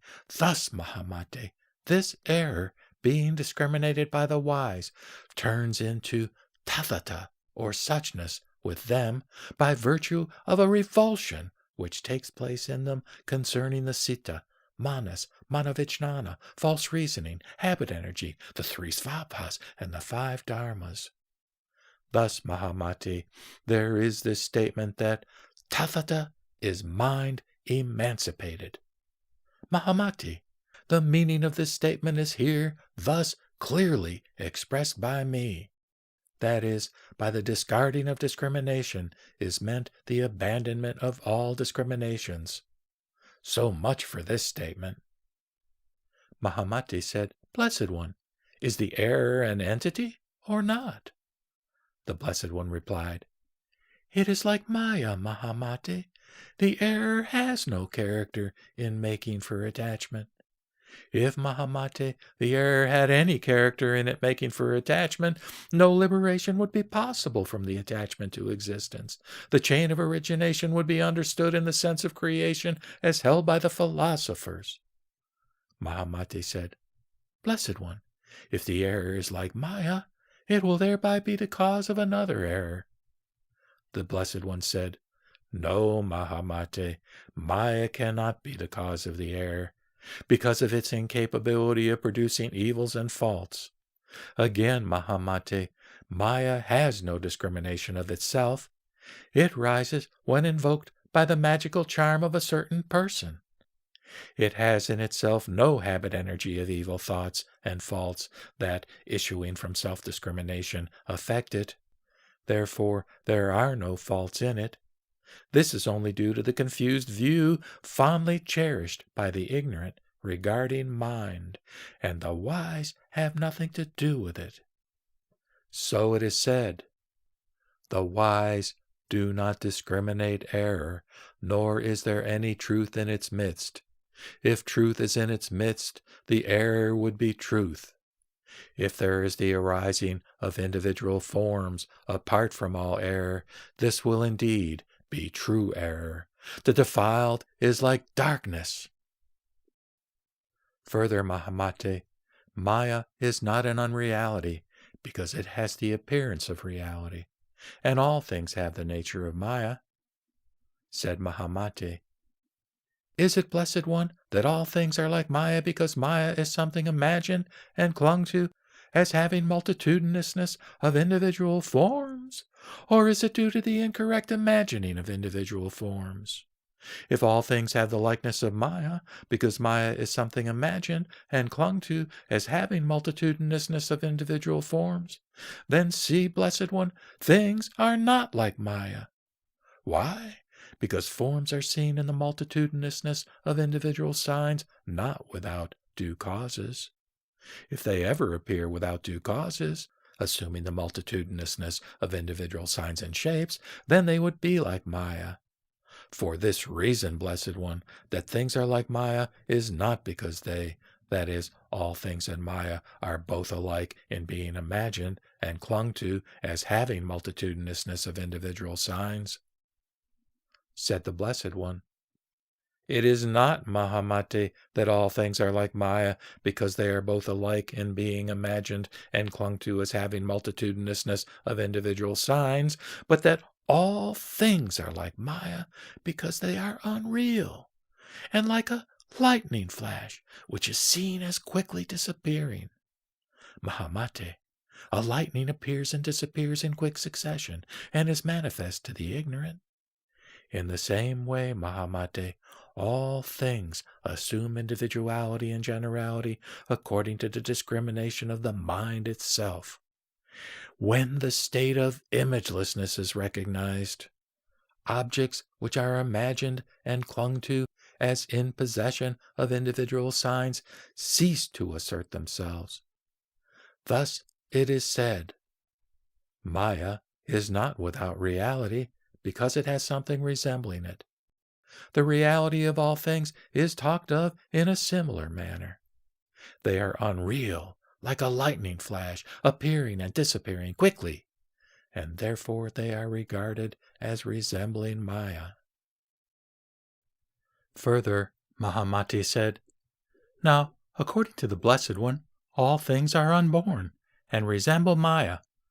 But, Blessed One, is there not the fault of contradiction between the previous statement and the latter one? It is asserted by thee that all things are unborn is due to their having the nature of Maya.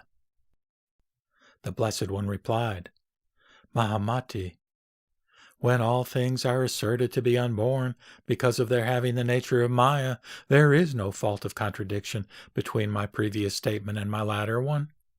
Why? Because birth is no birth, when it is recognized that the world that presents itself before us is no more than mind itself. And as to all the external objects of which we state that they are not or are, they are to be seen as non-existent and unborn. And thus, Mahamate, there here is no fault of contradiction between my previous statement and my latter one. But Mahamate, in order to cast aside the philosopher's thesis on birth by causation, it is asserted that all things are like Maya and unborn. Mahamate, the philosophers, who are the gathering of the deluded, foster the notion of deriving the birth of all things from that of being and non-being, and fail to regard it as caused by the attachment to the multitudinousness which rises from the discrimination of the mind itself. Mahamate, no fear rises in me by making this statement. In this light, Mahamate, the term unborn is to be understood. Again, Mahamate, the teaching that all things exist is given in order to admit transmigration, to check nihilism, which says nothing is, and to make my disciples accept the doctrine that asserts the reality of karma in various forms and birth in the various worlds. For by admitting the terminology of existence, we admit transmigration. Mahamate, the teaching that all things are characterized with the self-nature of Maya is meant to make the ignorant and simple-minded cast aside the idea of self-nature in anything, as they cherish the thoughts characterized with error, as they do not clearly grasp the meaning of the world, which is no more than the mind itself. They imagine and cling to causation, work, birth, and individual signs. In order to check this, I teach that all things are characterized in their self-nature with the nature of Maya and a dream. Attached to erroneous thoughts, they contradict both themselves and others by not seeing all things as they really and truly are.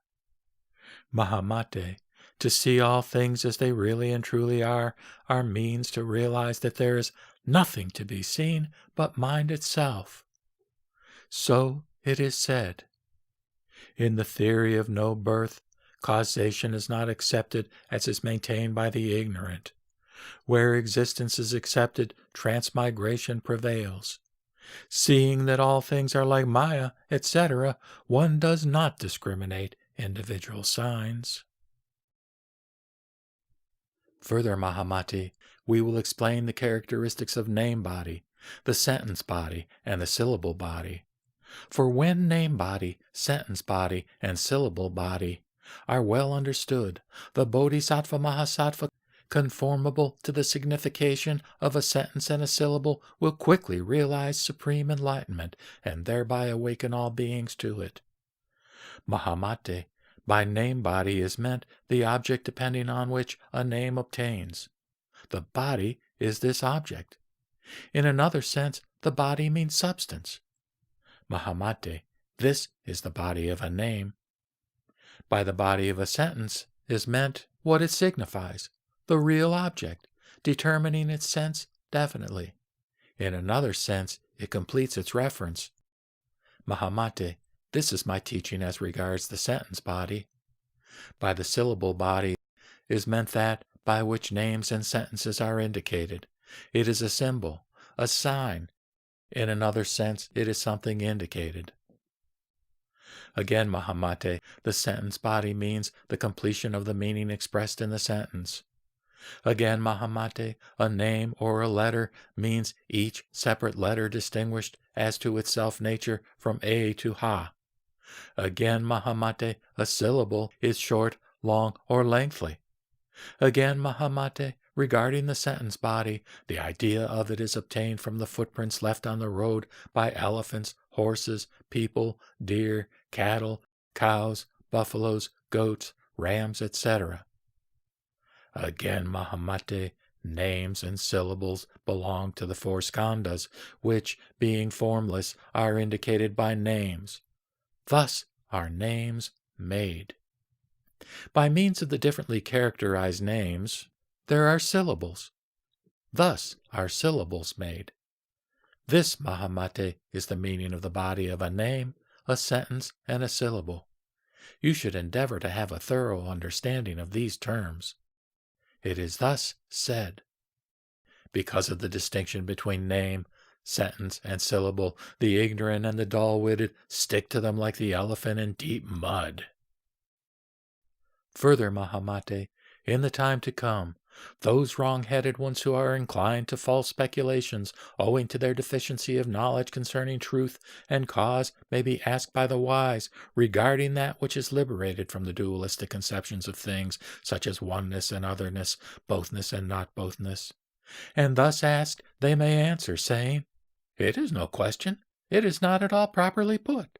That is to say, the question, are form, etc., and transiency to be considered one or different?"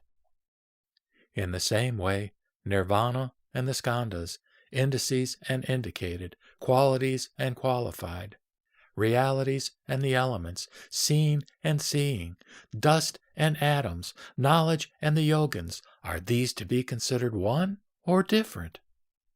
Such questions concerning the various aspects of existence lead successively from one thing to another without end, and those who are asked about these unexplainable questions would declare that they were put aside by the Blessed One as impossible to answer. However, these deluded people are unable to realize the meaning of what they heard from the Buddha because of their deficiency of knowledge. The Tathagatas, Arhats, fully enlightened ones, do not explain these things to all beings because of their wish to keep the latter from the fear-inspiring phrases. Mahamate, these inexplicables are not taken up for consideration by the Tathagatas in order to keep the philosophers away from their wrong views and theories. Mahamate, the philosophers may declare thus, "What life is, that is the body," or "Life is one thing, body is another." In these they make inexplicable statements. Mahamate, entirely bewildered by the idea of a creator, the philosophers make an inexplicable statement, but that is not found in my teaching. In my teaching, Mahamate, discrimination does not take place, because I teach to stand above grasped and grasping. How could there be any setting aside here? But Mahamate, to those who are addicted to grasp and grasping, as they do not have a thorough understanding of the world which is no more than what is seen of the mind itself, there is something to be set aside as inexplicable. Mahamate, the Tathagatas, Arhats, fully enlightened ones, teach the Dharma to all beings by means of the four forms of questioning and answering. As to the propositions that are set aside as inexplicable, Mahamate, they are made use of by me on some other occasions for those whose senses are not yet fully matured. But for those of matured senses, there is nothing to set aside.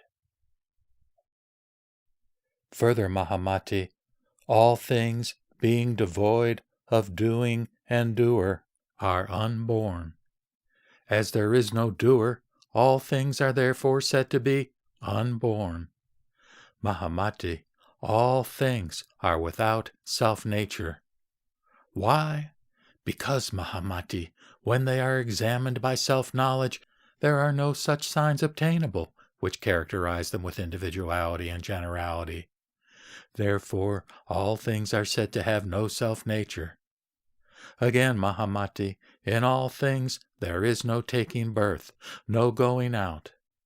Why? Because, Mahamate, the signs of individuality and generality are seen as existing, and yet they are non-existent. They are seen as going out, and yet they do not go out.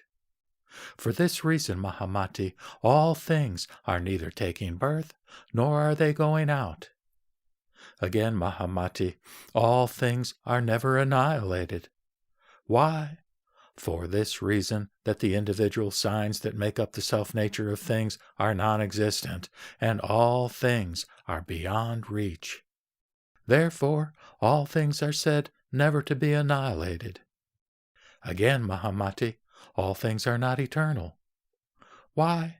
Because the rising of individual signs is characterized with non-eternality. Therefore, all things are said not to be eternal. Again, Mahamate, all things are eternal. Why? because the rising of individual signs is no rising and is non-existent, and all things are eternal because of their non-eternality. Therefore, Mahamate, all things are said to be eternal. Thus it is said. The four kinds of explanation are direct statement, questioning, discernment, and setting aside, whereby the philosophers are kept away. The Saṅkha and the Vaiseshika philosophers teach birth from a being or from a non-being. All that are proclaimed by them are the inexplicables. When the self-nature of all things is examined by knowledge, it is beyond reach. Therefore, they are without self-nature and unattainable. At that time, Mahamati, the Bodhisattva Mahasattva, again said this to the Blessed One. Pray tell me, Blessed One, regarding the stream-entered and their special attainment which characterizes the state of the stream-entered, whereby I and other Bodhisattva Mahasattvas, thoroughly becoming acquainted with the stream-entered and their special attainment characterizing the state of the stream-entered, will proceed to know the means and conduct which characterizes the state of the once returning, never returning, and arhatship. And they will then explain the Dharma to all beings in this manner. Having understood the twofold form of egolessness, and having cleansed themselves of the twofold hindrance, they will by degrees go through the stages of bodhisattvahood, each of which has its own characteristics, and attaining to Tathagatahood, whose spiritual realm is beyond conceivability, they will be like a multicolored gem, and will accomplish what is good for the lives of all beings, providing them with every teaching, condition, deportment, body, and enjoyment. Replied the Blessed One, Listen well, Mahamati, and take well to heart. I will tell you. Mahamate, the Bodhisattva Mahasattva, answered him and said, Very well, Blessed One. The Blessed One then said this, Mahamati, in the fruit attained by the Shravakas, 3 kinds are distinguishable. What are the 3? They are graded, Mahamati, low, middle, and the highest. The low ones will be reborn 7 times, when their existence will come to an end. The middling will attain nirvana in 3 or 5 births. The highest will attain nirvana in this birth. Mahamati, for these 3 classes of the stream entered, there are 3 kinds of knots, weak, middling, and strong. What are these 3 knots, Mahamati? They are 1, the view of an individual personality, 2, doubt, and 3, the holding on to moral practices. Mahamati, when all these 3 knots are in succession promoted to the higher stage, there will be the attainment of arhatship. Mahamati, there are 2 kinds of the view of an individual personality. That is, 1, the inborn one, and 2, the one due to the false imagination. It is like the relation between the relativity view and the false imagination of the 3 svabhavas. For instance, Mahamati, depending on the relativity view of things, there arise varieties of attachments to the false imagination. But this existence is neither a being nor a non-being, nor a being and non-being. It is not a reality because of the false imagination, and, being discriminated by the ignorant, assumes varieties of individual signs to which they are strongly attached, just as the deer does to a mirage. Mahamati, this is the view of an individual personality falsely imagined by the stream entered, which has been accumulated for a long time by their ignorance and attachment. This is destroyed when the egolessness of a person is attained, by which the clinging ceases. Mahamati, the inborn view of an individual personality, as held by the stream entered, is destroyed in this way. When this body, which belongs equally to each of us, is concerned, it is perceived that it consists of form and the other 4 skandhas, that form takes its rise from the elements and their belongings, that the elements are mutually conditioning, and that hence there is no aggregate known as form. When thus the stream-entered realize that the idea of being and non-being is a partial view of truth, the view of individual personality is destroyed. When the view of individual personality is thus destroyed, covetousness will never assert itself. This, Mahamati, is what characterizes the view of individual personality. Again, Mahamati, as regards the nature of doubt, when the Dharma is attained and realized and thoroughly understood as to its characteristics, and when the twofold view of individual personality is destroyed as previously described, no doubt is cherished in the teaching of the Buddhas. And there is no thought in the minds of the stream-entered to follow the lead of any other teacher because of the difference between purity and non-purity. This, Mahamati, is what is meant by doubt discarded by the stream-entered. Again, Mahamati, how is it that the stream-entered do not hold themselves to the morality? They do not because they clearly see into the nature of suffering wherever they may be reborn. What is meant by the holding? Mahamati, that the ignorant and simple-minded observe the rules of morality, piety, and penance is because they desire thereby to attain worldly enjoyments and happiness. They cherish the hope of being born in agreeable conditions. And the stream-entered do not hold to the rules of morality, for their thoughts are turning only toward the exalted state of self-realization, and the reason why they devote themselves to the details of morality is that they wish to master such truths as are in conformity with non-discrimination and undefiled outflows. This, Mahamati, is the way in which the stream-entered ones hold to morality and piety. Mahamati, by thus breaking up the three knots, the stream-entered will discard covetousness, anger, and folly. Mahamati said, Many kinds of covetousness are taught by the Blessed One. Which one of them is to be cast aside? The Blessed One replied, The world where love grows, that is, the desire for sexual embrace, showing itself in beating, slapping, suggesting, kissing, embracing, smelling, looking sideways, or gazing, may give one momentary pleasures, but is productive of future grief. With the stream-entered there is no greed for such. Why? Because they are abiding in the bliss of the samadhi which they have attained. Hence this casting aside, but not of the desire for nirvana. Again, Mahamati, what is the fruit of the once returning? There is once in them the discrimination of forms, signs, and appearances. But as they learn not to view individual objects from the aspect of qualified and qualifying, and as they know well what marks the attainment of the dhyana, they once come back into the world, and putting an end to suffering, realize nirvana. Hence the appellation, once returning. Again, Mahamati, what is meant by never returning? It is meant that, while there is yet the viewing of individual objects as characterized by being and non-being in the past, present, and future, the discrimination does not return with its errors and faults. The dormant passions do not assert themselves, and the knots are completely cut off, never to return.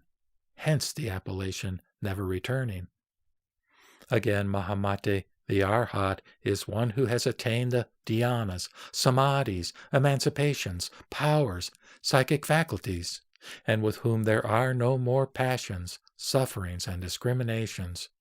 Hence the appellation, Arhat.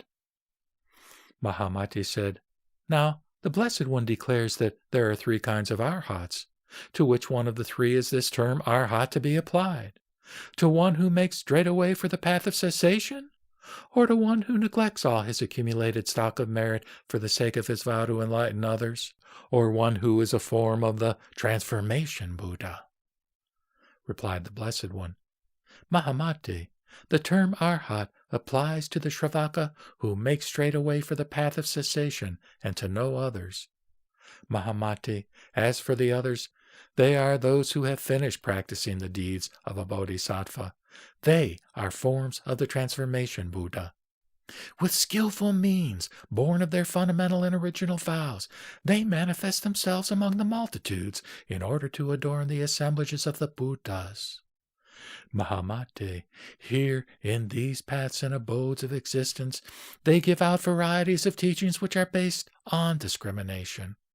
That is to say, as they are above such things as the attainment of the fruit, the dhyana practitioners or subjects for meditation, and as they know that this world is no more than that which is seen of the mind itself, they discourse on the fruit attained for the sake of all beings. Further, Mahamate, if the stream-entered should think, "These are the fetters, but I am disengaged from them," they commit a double fault. They still hold to the views of the ego, and they have not yet freed themselves from the fetters. Further, Mahamati, in order to go beyond the dhyanas, the immeasurables, and the formless world, the signs of the visible world, which is mind itself, should be discarded. The samapati leading to the extinction of thought and sensation does not enable one to transcend the world of particulars, for there is nothing but mind. So it is said, the dhyanas, the immeasurables, the formless, the samadhis, and the complete extinction of thought, these do not exist where the mind alone is. The fruit of the stream entered, and that of the once returning, and that of the never returning, and arhatship, these are the bewildered states of mind.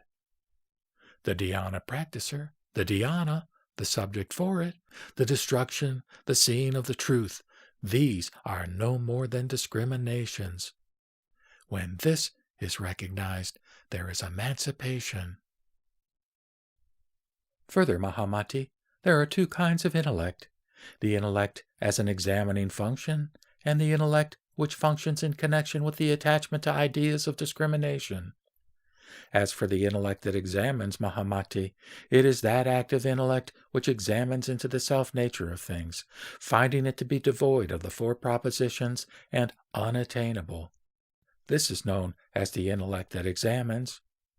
What is meant by being devoid of the four propositions? It means to be devoid of oneness and otherness, bothness and not bothness, being and non-being, eternity and non-eternity. These are called the four propositions. Mahamati, train yourself to examine carefully all things as regards these four propositions. What, Mahamati, is the intellect which functions in connection with the attachment to ideas of discrimination? It is the intellect with which the mind is discriminated, and the ideas arising therefrom are adhered to as real. And this adherence gives rise to the conceptions of warmth, fluidity, motility, and solidity as characterizing the gross elements, while the tenacious holding to proposition, reason, definition, and illustration leads to the assertion of a non-entity as entity. This is called the intellect that functions in connection with the attachment to ideas of discrimination. This, Mahamati, is what characterizes the two kinds of intellect, in accordance with which the bodhisattvas, thoroughly mastering the signs of egolessness of persons and things, and, by means of knowledge of imagelessness, becoming conversant with the stage of examination and practice, will attain the first stage of bodhisattvahood, and acquire 100 dhyanas. Attaining the excellent samadhis, they will see 100 Buddhas and bodhisattvas. They will enter into 100 kalpas that were prior to the present, and also those that will follow the present. They will illuminate 100 Buddha lands, and, illuminating 100 Buddha lands, they will understand the signs belonging to the higher stages. And by virtue of the most exalted vows, they will manifest wonderful powers. They will be baptized by the Buddhas when they reach the stage of Dharma Mega, or Law Cloud, and, realizing the inmost realm of the Tathagatas, they will be provided with things which are closely connected with the 10 inexhaustible vows. And, in order to bring all beings into maturity, they will shine out in various forms with the rays of transformation. They will be quite absorbed in the bliss of self-realization. Further, Mahamati, The Bodhisattva Mahasattvas are to be well acquainted with the primary and the secondary elements. How do the Bodhisattvas know the primary and secondary elements? Mahamati, the Bodhisattva Mahasattvas are to know this, that the truth is that the primary elements have never come into existence, and that, Mahamati, these elements are unborn. Thus understood, there is nothing in the world but what is discriminated by our imagination. When it is recognized that the visible world is no more than mind itself, external objects cease to be realities, and there is nothing but what is discriminated by the mind and perceived as external. That is to say, let it be understood that the triple world has nothing to do with the primary and the secondary elements, that it is removed from the four propositions and philosophical systems, that it has nothing to do with a personal ego and what belongs to it, and that it establishes itself in the abode of real reality, that is, in its unborn state. Mahamati, what is meant by the elements derived from the primary elements? The element discriminated as vacidity produces the realm of water, inner and outer. The element discriminated as energy produces the realm of fire, inner and outer. The element discriminated as motility produces the realm of air, inner and outer. The element discriminated as divisibility of form gives birth to the realm of earth together with space, inner and outer. Because of the attachment to the incorrect truths, there is the aggregation of the five skandhas, giving rise to the elements primary and secondary. Again, Mahamati, the Vijnana has its cause in our attachment to and the desire for the multitudinous of statements and objective fields, and it continues to evolve in another path of existence. Mahamati, the secondary elements, such as earth, etc., are said to have their cause in the primary elements, which, however, are non-existent. Because, Mahamati, of things endowed with being, characteristics, marks, perceivableness, abode, and work, one can say that they are born of the combination of various effect-producing elements, but not of things which are devoid of characteristic marks. For this reason, Mahamati, the elements primary and secondary are the discriminations of the philosophers, and not mine. Further, Mahamati, I will explain what characterizes the self-nature of the skandhas. Mahamati, what are the five skandhas? They are form, sensation, thought, confirmation, and consciousness. Mahamati, four of these have no material forms: sensation, thought, confirmation, and consciousness. Form, Mahamati, belongs to what is made of the four primary elements, and these elements differ from one another in their individual signs. But the four skandhas that are without form cannot be reckoned as four. They are like space. For instance, Mahamati, space cannot be numbered, and it is due to our discrimination that it is designated as such. In the same way, Mahamati, the skandhas that are beyond calculability, as they have no number marks, are not to be predicated as existing and non-existing, and are beyond the four propositions. But to the ignorant they are described as subject to numeration, but not so to the wise. Again, Mahamati, by the wise, the five skandhas are regarded as thought constructions, devoid of dualistics, such as otherness and not otherness, for they are like varieties of forms and objects in a vision, like images and persons in a dream.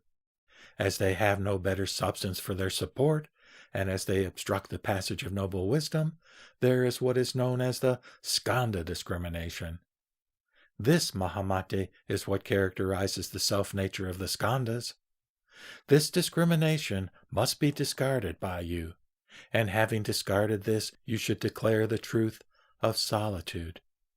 Keeping back the views held by the philosophers, the truth of solitude is to be announced in all the Buddha assemblies, Mahamati, and thereby the teaching of the egolessness of things is purified, and you will enter upon the stage of far-going, or Duram Gama. Entering upon the stage of Durangama, you will become the master of many samadhis, and, attaining the will body, you will realize the samadhi known as Mayopama, or Maya-like. Thoroughly conversant with the powers, psychic faculties, and self-control, you will be the supporter of all beings, like the earth. Mahamati, as the great earth is the supporter of all beings, so is the Bodhisattva Mahasattva the supporter of all beings. Further, Mahamati, there are 4 kinds of nirvana. What are the 4? They are 1. The nirvana which is attained when the self-nature of all things is seen as non-entity. 2. The nirvana which is attained when varieties of individual marks characterizing all things are seen as non-entities.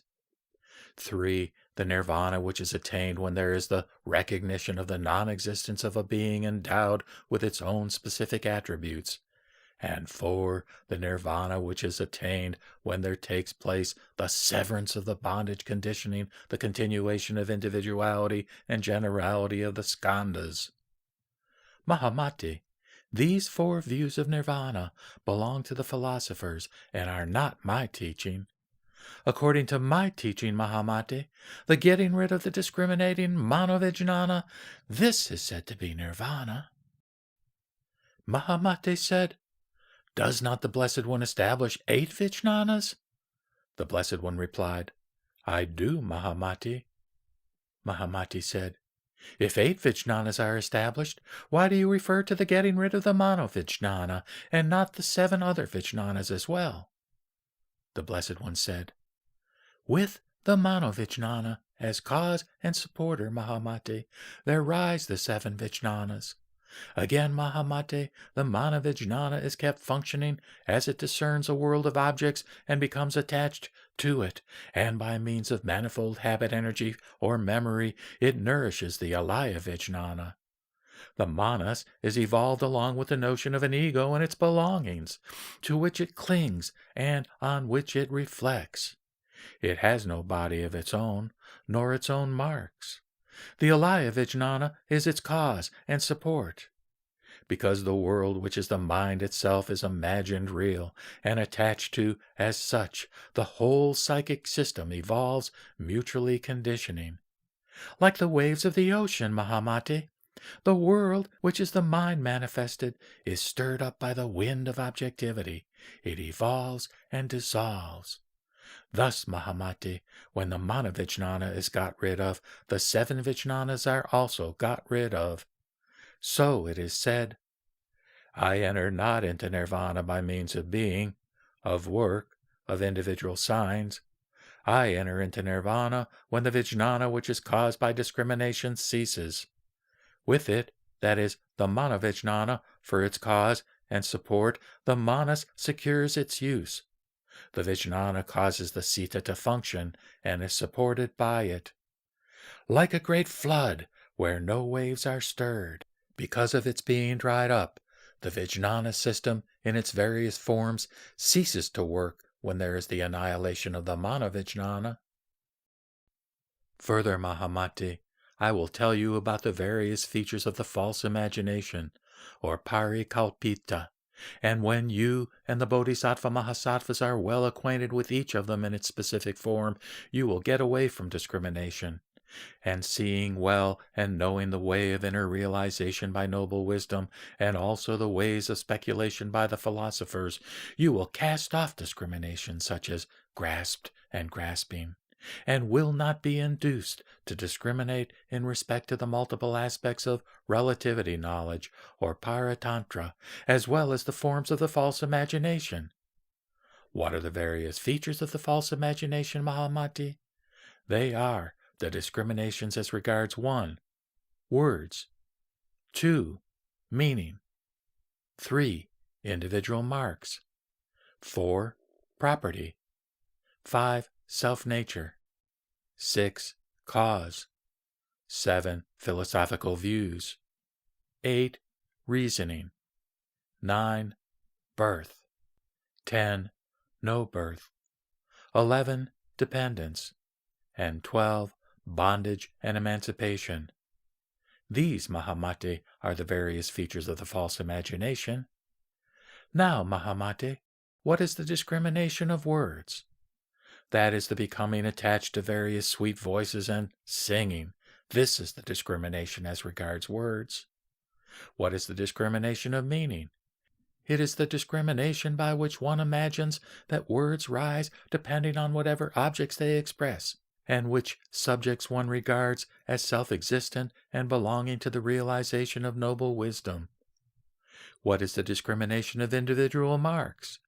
It is to imagine, in whatever is denoted by words, the multitudinous of individual marks which are like a mirage, and, clinging tenaciously to them, to discriminate all things according to these categories: warmth, fluidity, motility, and solidity. What is discrimination of property? It is to desire a state of wealth, such as gold, silver, and various precious stones. What is discrimination of self-nature? It is to make discrimination according to the imaginary views of the philosophers in reference to the self-nature of all things, which they stoutly maintain, saying, "This is just it, and there is no other." What is the discrimination of cause? That is, to distinguish the notion of causation in reference to being and non-being, and to imagine that there are cause signs. This is the discrimination of cause. What is the discrimination of philosophical views? That means getting attached to the philosopher's wrong views, and discriminations concerning such notions as being and non-being, oneness and otherness, bothness and not bothness. What is the discrimination of reasoning? It means the teaching whose reasoning is based on the grasping of the notion of an ego substance and what belongs to it. What is the discrimination of birth? It means getting attached to the notion that things come into existence and go out of it according to causation. What is the discrimination of no birth? It is to discriminate that all things are from the beginning unborn, that the causeless substances which were not come into existence by reason of causation. What is the discrimination of dependence? It means the mutual dependence of gold and the filament which is made of gold. What is the discrimination of bondage and emancipation? It is like imagining that there is something bound because of something binding, as in the case of a man who, by the help of a cord, ties a knot or loosens it. These, Mahamati, are the various features of the false imagination to which all the ignorant and simple-minded ones cling, imagining that things are or are not. Those attached to the notion of relativity are attached to the notion of multitudinous of things rising from the false imagination. It is like seeing varieties of objects depending on Maya, but these varieties thus revealing themselves are discriminated by the ignorant as something other than Maya itself, according to their way of thinking. Now, Mahamate, Maya and varieties of objects are neither different nor one. If they were different, varieties of objects would not have Maya for their cause. If Maya were one with varieties of objects, there would be no distinction between the two. But, as there is the distinction, these two, Maya and varieties of objects, are neither one nor different. For this reason, you and the Bodhisattva Mahasattvas should never give yourselves up to the notion of being and non-being. So it is said, the citta is bound up with the objective world. The intellect's function is to speculate. And in the excellent state of imagelessness, there is the evolving of transcendental wisdom, or prajna. According to the false imagination, self-substance is, but from the point of view of relativity, or paratantra, it is not. Owing to perversion, what is discriminated is grasped as real. In the relativity, there is no discrimination. Multitudinous of differentiations is imagined as real by the ignorant, but being like Maya, they obtain not. Varieties of individual forms are discriminated as such, but they really do not obtain. To imagine individual forms is wrong. It puts one in bondage. They are born of mind due to the false imagination of the ignorant. Based on the relativity, they are discriminated. The existence thus subjected to discrimination is no other than its relativity aspect. The false imagination is of various forms. Based on the relativity, discrimination is carried on. Conventional truth and ultimate truth. If there be a third, non-entity is its cause. The false imagination belongs to the conventional. When it is cut asunder, there is the realm of the wise. As to the yogins, there is one reality which reveals itself as multiplicity, and yet there is no multiplicity in it. So is the nature of the false imagination. As by the dim-eyed a variety of objects is seen and imagined, while the dimness itself is neither a form nor a no form, so is the relativity discriminated by the unknowing ones. As is pure gold, water free from dirt, the sky without a cloud, so is the mind pure when detached from the false imagination. Falsely imagined existence is not, but from the relativity point of view it is. Assertion and refutations are destroyed when one is freed from the imagination. If the relativity aspect of existence is, while the imagination is not, this means that there is a being apart from being, and that a being is born of a non-being. Depending on the false imagination, there obtains the relativity aspect of existence. From the conjunction of form and name, there arises false imagination.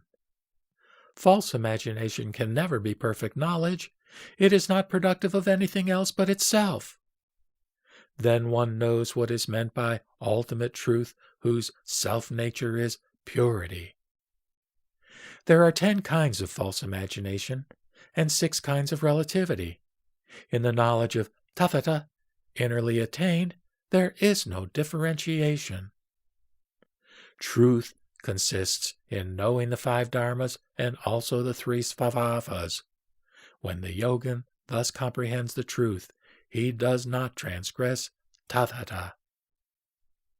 According to the form of relativity, there are those names that belong to false imagination, and the various aspects of false imagination arise from relativity. When well pondered with intelligence, there is neither relativity nor false imagination.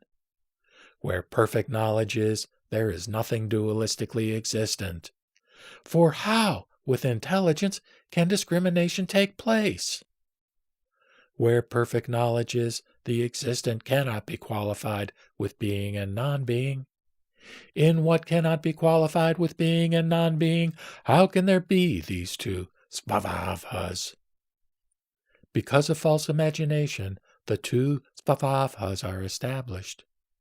Where there is false imagination, multitudinous of things is recognized, which, being purified, the spiritual condition of the wise obtains. Where there is false imagination, there is multitudinousness of objects, which are discriminated under the aspect of relativity. If otherwise discriminated, one becomes attached to the teachings of the philosophers. What is imagined, being subjected to further imagination, there are various views from which rises the doctrine of causal origination.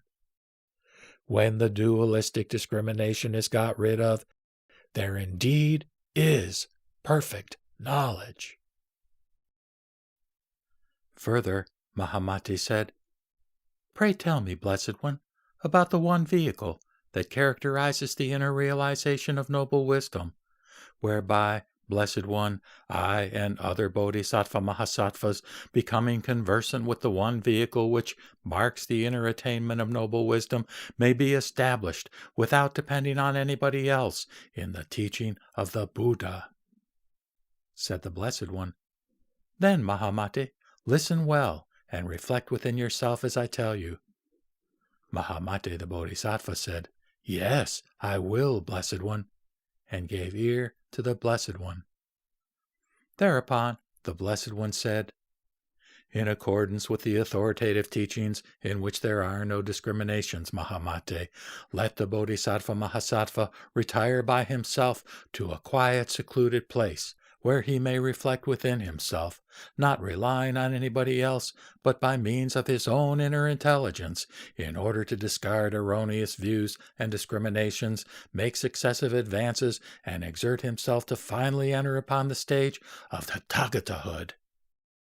This, Mahamati, is the characteristic feature of the inner realization to be gained by means of noble wisdom. What characterizes the way of the one vehicle? I call it the one vehicle because thereby one recognizes and realizes the path leading to the one vehicle. How is this path of the one vehicle to be recognized and realized? The recognition of the one vehicle is obtained when there is no arising of discrimination by doing away with the notion of grasped and grasping and by abiding in the reality of suchness. Mahamate, this recognition of the one vehicle, except by the Tathagata himself, has never been obtained before by anybody else. The philosophers, Shravakas, Pratyeka Buddhas, Brahmins, etc. For this reason, Mahamate, this is known as the one vehicle. Mahamati said, For what reason is it that the Blessed One speaks of the triple vehicle and not of the one vehicle? The Blessed One replied, Because there is no teaching whereby the Shravakas and Pratyeka Buddhas can realize nirvana by themselves. I do not speak of the one vehicle. Thus, Mahamati, the Shravakas and Pratyeka Buddhas are disciplined, segregated, and trained in meditation according to the discourse of the Tathagata, whereby they are led to emancipation, and not by themselves. Further, Mahamate, as they have not yet destroyed the habit energy or memory of karma and the hindrance of knowledge, all the Shravakas and Pratyeka Buddhas are unable to realize the egolessness of things and have not attained the inconceivable transformation death. I preach to the Shravakas and Pratyeka Buddhas the triple vehicle, and not the one vehicle. When, Mahamati, destroying all the evil habit energy, they realize the egolessness of things, they who are now free from the evil habit energy will not be intoxicated by the samadhis and will be awakened into the realm of the no evil outflows. Now being taken into a super world, which is the realm of no evil outflows, they will gather up all the material for the attainment of the Dharmakaya, which is of sovereign power and beyond conception. So it is said, the Deva vehicle, the Brahma vehicle, the Shravaka vehicle, the Pratyeka Buddha vehicle, and the Tathagata vehicle, of these I speak. So long as there is a mind making conscious efforts, there can be no culmination as regards the various vehicles. When a revulsion takes place in the mind, there is neither a vehicle nor one who rides on it. There is really no establishment of various vehicles, and so I speak of the one vehicle. But in order to carry the ignorant, I talk of a variety of vehicles. There are 3 emancipations, and in all things there is no ego substance. Knowledge and passions are of the same nature. When one is emancipated, they are discarded. Like a piece of wood floating on the waves of the ocean, the Shravaka obsessed with individual marks is driven along the stream of existence. Though disengaged from the actively functioning passions, they, the Shravakas, are still bound up with the habit energy of the passions. Intoxicated with the liquor of the samadhi, they still have their abode in the realm of outflows. In this there is no course of finality, nor retrogression either. Losing himself in the attainment of the samadhi body, he is not at all awakened, even to the end of kalpas.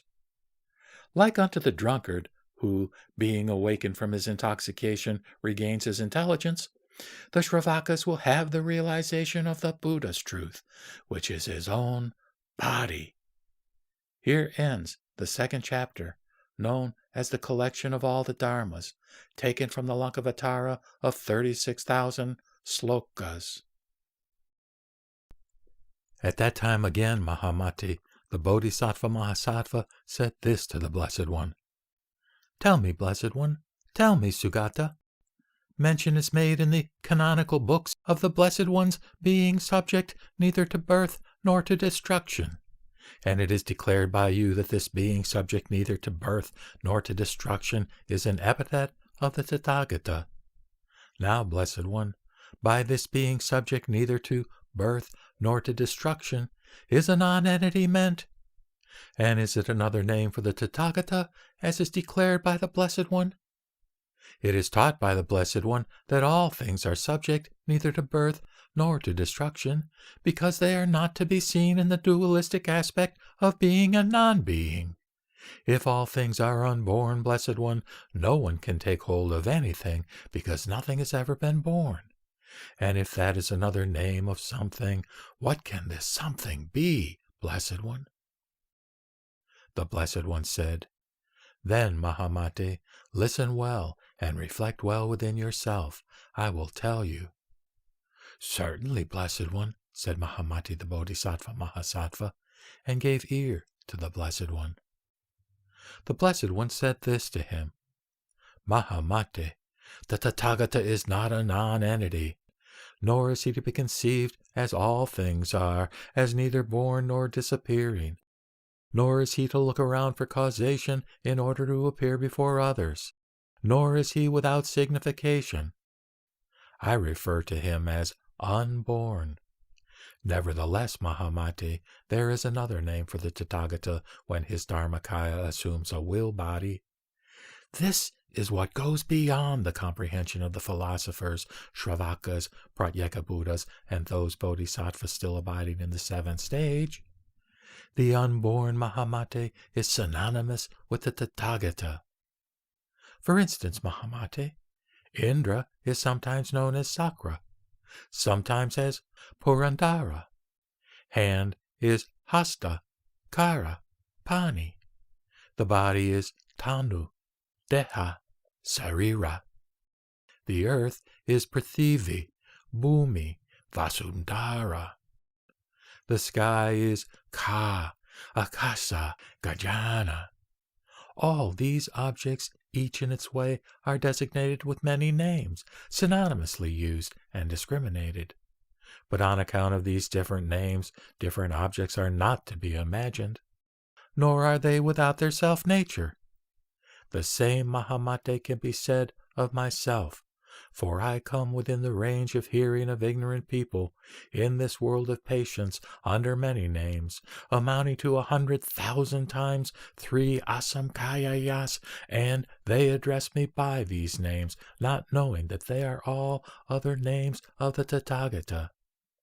Of these, Mahamate, some recognize me as the Tathagata, some as the self-existent one, some as leader, as Vinayaka or remover, as Parinayaka or guide, as Buddha, as Rishi or ascetic, as Bull King, as Brahma, as Vishnu, as Isvara, as original source or Pradhana, as Kapila, as Bhutana or end of reality, as Arishta, as Namina, as Soma or moon, as the sun, as Rama, as Vyasa, as Sukha, as Indra, as Balin, as Varuna, as is known to some, while others recognize me as one who is never born and never passes away, as emptiness, as suchness, as truth, as reality, as limit of reality, as the Dharma Dhatu, as Nirvana, as the eternal, as sameness, as non-duality, as the undying, as the formless, as causation, as the doctrine of Buddha cause, as emancipation, as the truth of the path, as the all-knower, as the victor, as the will-made mind.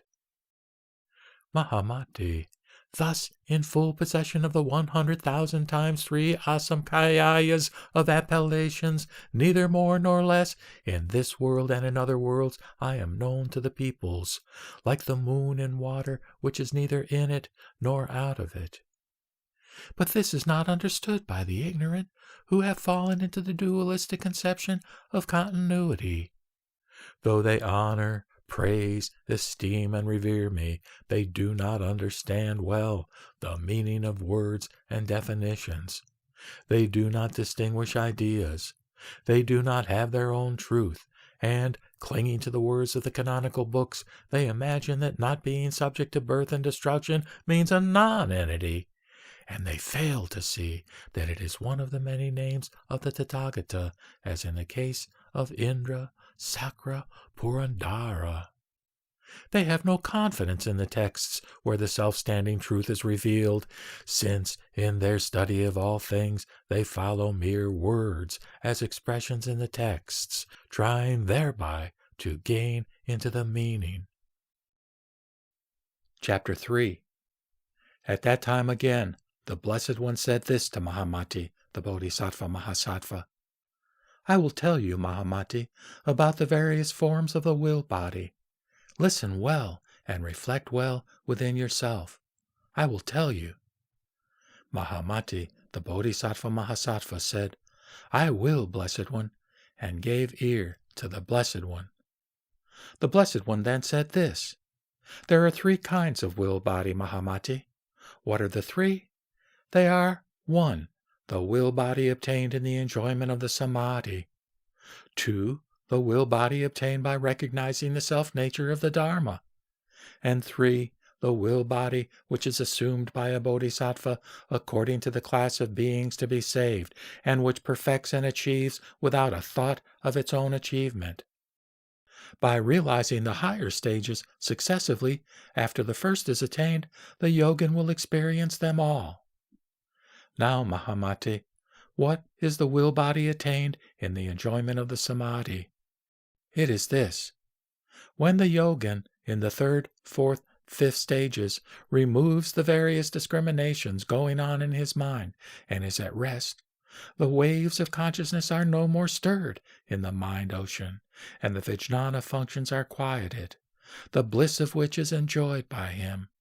And when he thus recognizes the non-existence of the external world, which is no more than his own mind, he is said to have the will body. What is the will body obtained by recognizing the self-nature of the Dharma? When the yogin of the 8th stage has a thoroughgoing penetration into the nature of things, which is like Maya and not image-producing, he experiences a revulsion at the seat of consciousness and obtains the samadhi known as Maya-like and other samadhis. By entering upon the samadhis, he gains a body which exhibits various powers of self-mastery and supernatural activity, which moves according to his wish as quickly as a flower opens up, which resembles Maya, a dream, and a reflected image, and which is not a product of the elements, but has something analogous to what is produced of the elements, which is furnished with all the differences appearing to the world of forms, and yet is able to follow up all the assemblages in the Buddha lands. This is the body which has a thoroughgoing knowledge of the self-nature of the Dharma, and for this reason is called will body. Now, what is the will body which is born in accordance with class and which perfects and achieves?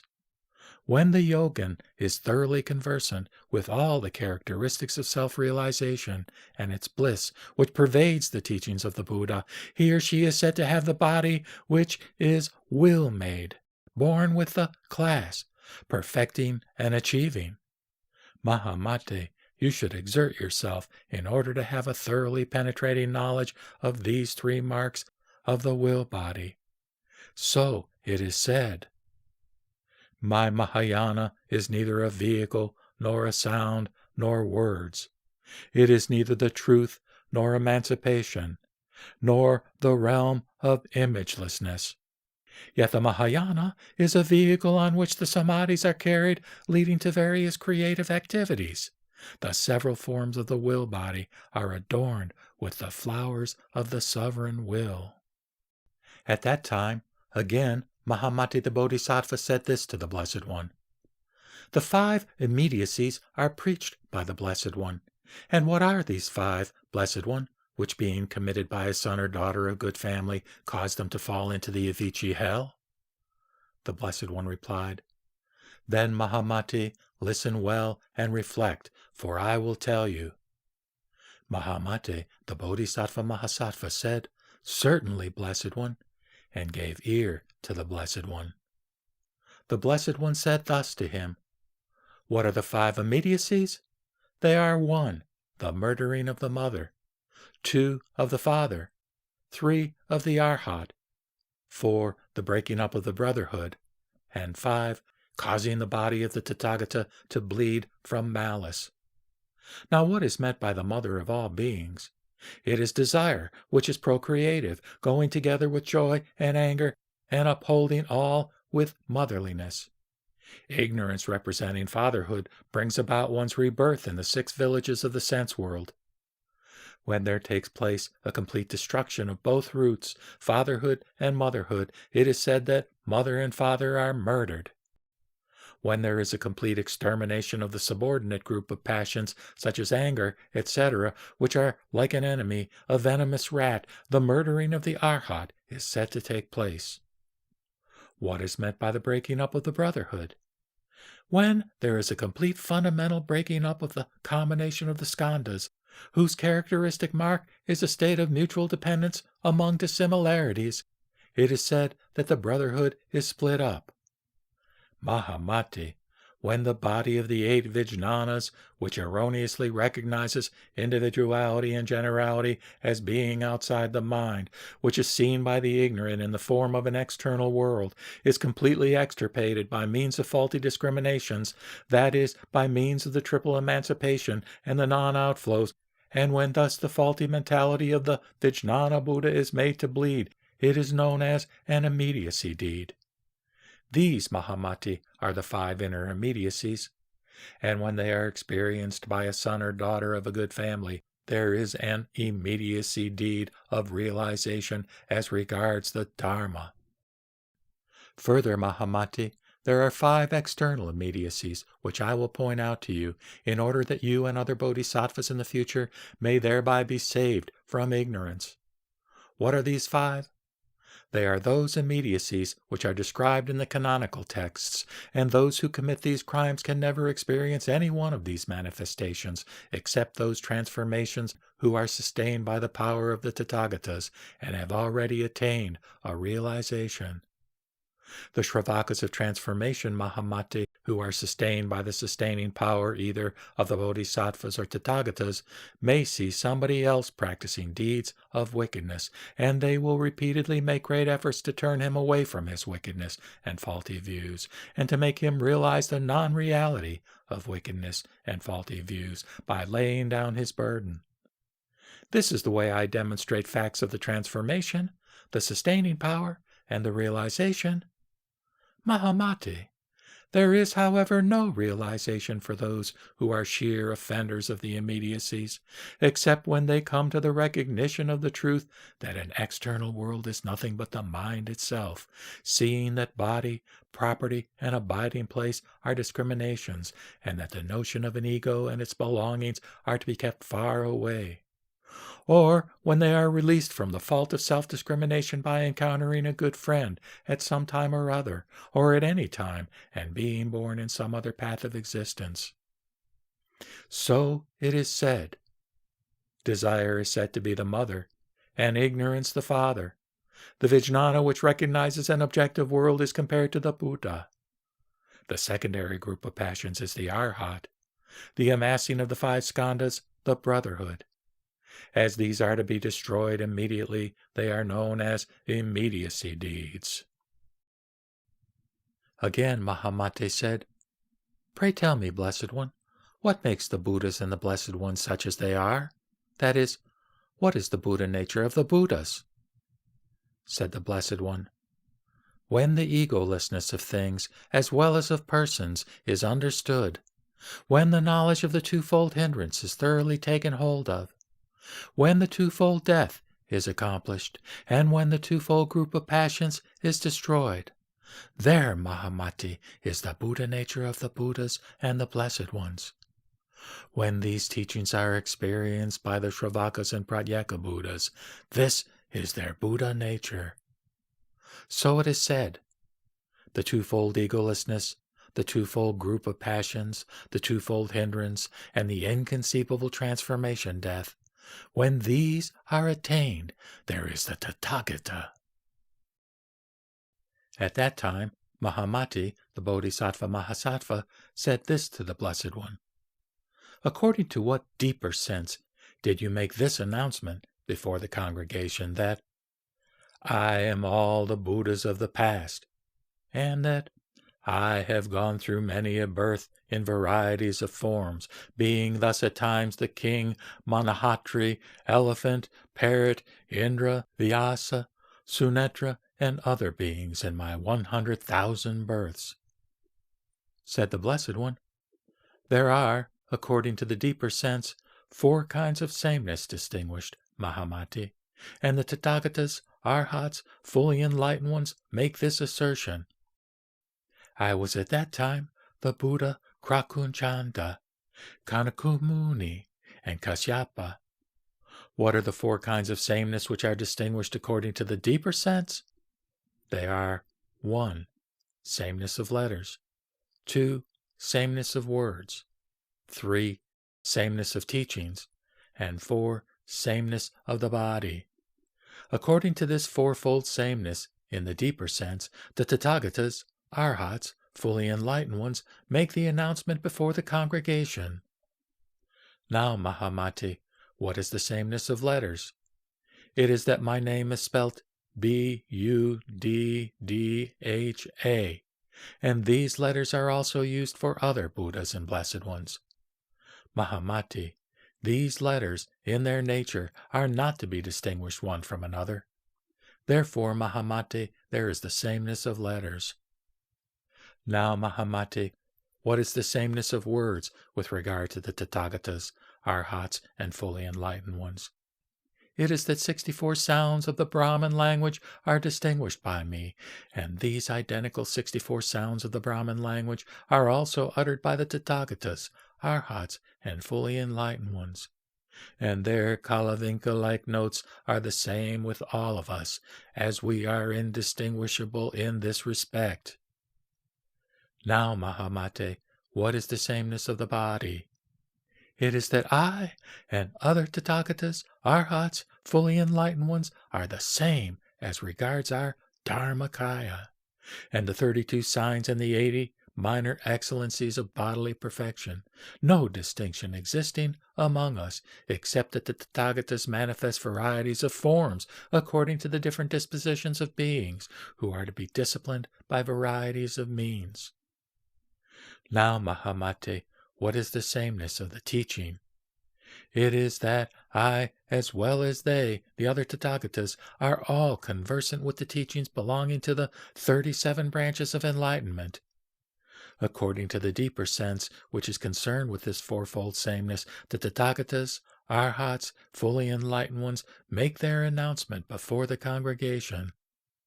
So it is said, I am Kasyapa, Krakuchanda, and Kanakamuni. This I preach, who come out of the sameness for the sake of the sons and daughters of the Buddha. Again Mahamati said, It is said by the Blessed One that from the night of enlightenment till the night of the parinirvana, the Tathagata in the meantime has not uttered even a word, nor will he ever utter. For not speaking is the Buddha's speaking. According to what deeper sense is it that non-speaking is the Buddha speaking? The Blessed One replied, By reason of 2 things of the deeper sense, Mahamate, this statement is made. What are the 2 things? They are the truth of self-realization and an eternally abiding reality. According to these 2 things of the deeper sense, the statement is made by me. Of what deeper sense is the truth of self-realization? What has been realized by the Tathagatas, this is my own realization, in which there is neither decreasing nor increasing. For the realm of self-realization is free from words and discriminations, having nothing to do with dualistic terminology. What is meant by an eternally abiding reality? The ancient road of reality, Mahamati, has been here all the time, like gold, silver, or pearl preserved in the mind, Mahamati. The Dharma Dhatu abides forever, whether the Tathagata appears in the world or not. As the Tathagata eternally abides, so does the reason or dharmata of all things. Reality forever abides. Reality keeps its order, like the roads in an ancient city. For instance, Mahamati, a man who is walking in a forest and discovering an ancient city with its orderly streets may enter into the city, and having entered into it, he may have a rest, conduct himself like a citizen, and enjoy all the pleasures accruing therefrom. What do you think, Mahamati? Did this man make the road along which he enters into the city, and also the various things in the city? Mahamati said, No, Blessed One. The Blessed One said, Just so, Mahamati. What has been realized by myself and other Tathagatas is this reality, the eternally abiding reality, the self-regulating reality, the suchness of things, or tathata, the realness of things, or buddhata, the truth itself, or satyata. For this reason, Mahamati, it is stated by me that from the night of the Tathagata's enlightenment till the night of his entrance into nirvana, he has not in the meantime uttered, nor ever will utter, one word. So it is said. From the night of enlightenment till that of nirvana, I have not in the meantime made any proclamation whatever. It is on account of the deeper meaning that the eternally abiding reality of self-realization is talked of by me. And between myself and all the other Buddhas, in this respect, there is no distinction whatever. At that time, Mahamati made this request of the Blessed One. Pray, tell me, Blessed One, about the being and non-being of all things. And when myself and other bodhisattva mahasattvas are freed of the notions of being and non-being, may we quickly attain supreme enlightenment. The Blessed One replied, Then, Mahamati, listen well and reflect within yourself. I will tell you. Mahamati, the bodhisattva mahasattva, said, Certainly, Blessed One, and gave ear to the Blessed One. Then the Blessed One said, People of this world are dependent on two things, Mahamati. That is, they are dependent on the idea of being and on that of non-being. And they fall into the views whereby they take pleasure, either in nihilism or in realism. They imagine emancipation where there is no emancipation. Now, Mahamati, who are the people dependent on the notion of being? It means this, that they regard the world as rising from causation, which is really existent, and that the actually existing and becoming world does not take its rise from causation which is non-existent. This will not be the case if the world is something non-existing. They thus talk of the really existing world as arising from the reality of causation. This is the realistic view of causation as held by some people. Now, Mahamati, what is meant by being dependent upon the idea of non-being? It means, Mahamati, admitting greed, anger, and folly, and yet discriminating as regards the non-reality of what makes up greed, anger, and folly. And, Mahamati, there is one who does not admit the reality of things because of their being devoid of individual marks.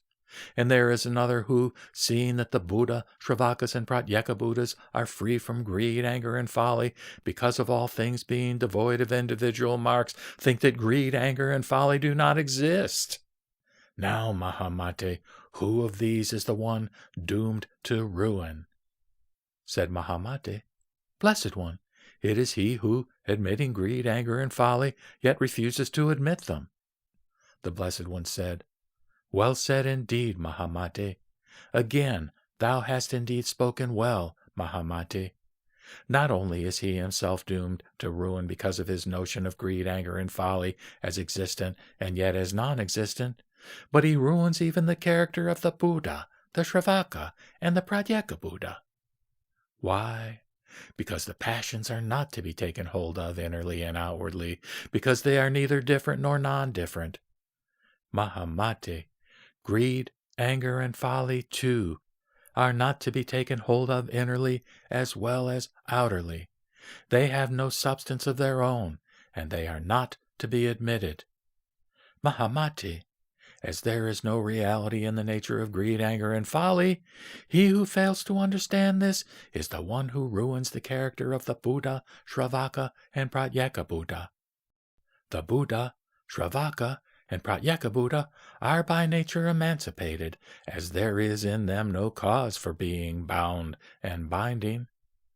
Mahamate, on the other hand, where there is a state of being bound, there are the binding and the cause of bondage. And yet there is one who talks thus, that is, who denies causation. Such is doomed to ruin. Mahamate, this characterizes nihilism and realism. This is stated by me in accordance with the deeper sense. It is better to cherish the notion of an ego substance as much as Mount Sumeru than to have the notion of emptiness derived from the self-conceited view of being and non-being. One who is conceited in the view of being and non-being is indeed doomed to ruin. Those who are delighted in cherishing notions of individuality and generality fail to understand that an external world is nothing but mind itself and has no reality. And as they do not understand this, they regard things external as transient, for they suffer every moment changes which follow one after another, now splitting, now dividing. While the skandhas, dhatus, and ayatanas, succeeding one another and combining with one another, now come forward and now pass away. They who, thus disregarding words of the Scriptures, are given up to wrong discriminations, are also doomed to ruin. So it is said. As far as the duality of being and non-being extends, there is the realm of intellection. When this realm vanishes, intellection completely ceases. When the external world is not grasped as real, there is neither causation nor reality. There is the essence of suchness, or tathata, which is the spiritual realm of the wise. Those who believe in the birth of something that has never been in existence and, coming to exist, finally vanishes away, which leads them to assert that things come to exist, things pass away according to causation, such people have no foothold in my teaching. It is not by the philosophers, not by the Buddhas, not by myself, not by anybody else, but by causation that being obtains. How can one talk of non-being? When being obtains by causation, who can bring about non-being? By reason of the wrong views based on the doctrine of birth, being and non-being are discriminated. When it is realized that there is nothing born, nothing passing away, there is no way to admit its being and non-being. The world is to be regarded as quiescent. At that time, again, Mahamate the Bodhisattva Mahasattva requested of the Blessed One, saying, "Pray, point out to me, Blessed One. Pray, point out to me, Sugata. Pray, point out to me, Tathagata, Arhat, fully enlightened one. Pray, tell me, most excellent one, what is the characteristic of the realization by which I and other Bodhisattva Mahasattvas, becoming thoroughly conversant with its meaning, may quickly attain the highest enlightenment, and, relying upon themselves, will not be led away by any speculations or philosophies?" Said the Blessed One, Then listen well, Mahamati, and well reflect within yourself. I will tell you. Mahamati, the Bodhisattva Mahasattva, said, Certainly I will, and gave ear to the Blessed One. Thereupon, the Blessed One said this: There are two ways of characterizing the realization attained by all the Shravakas, the Pratyeka Buddhas, and the Bodhisattvas: the realization itself and the teaching about it.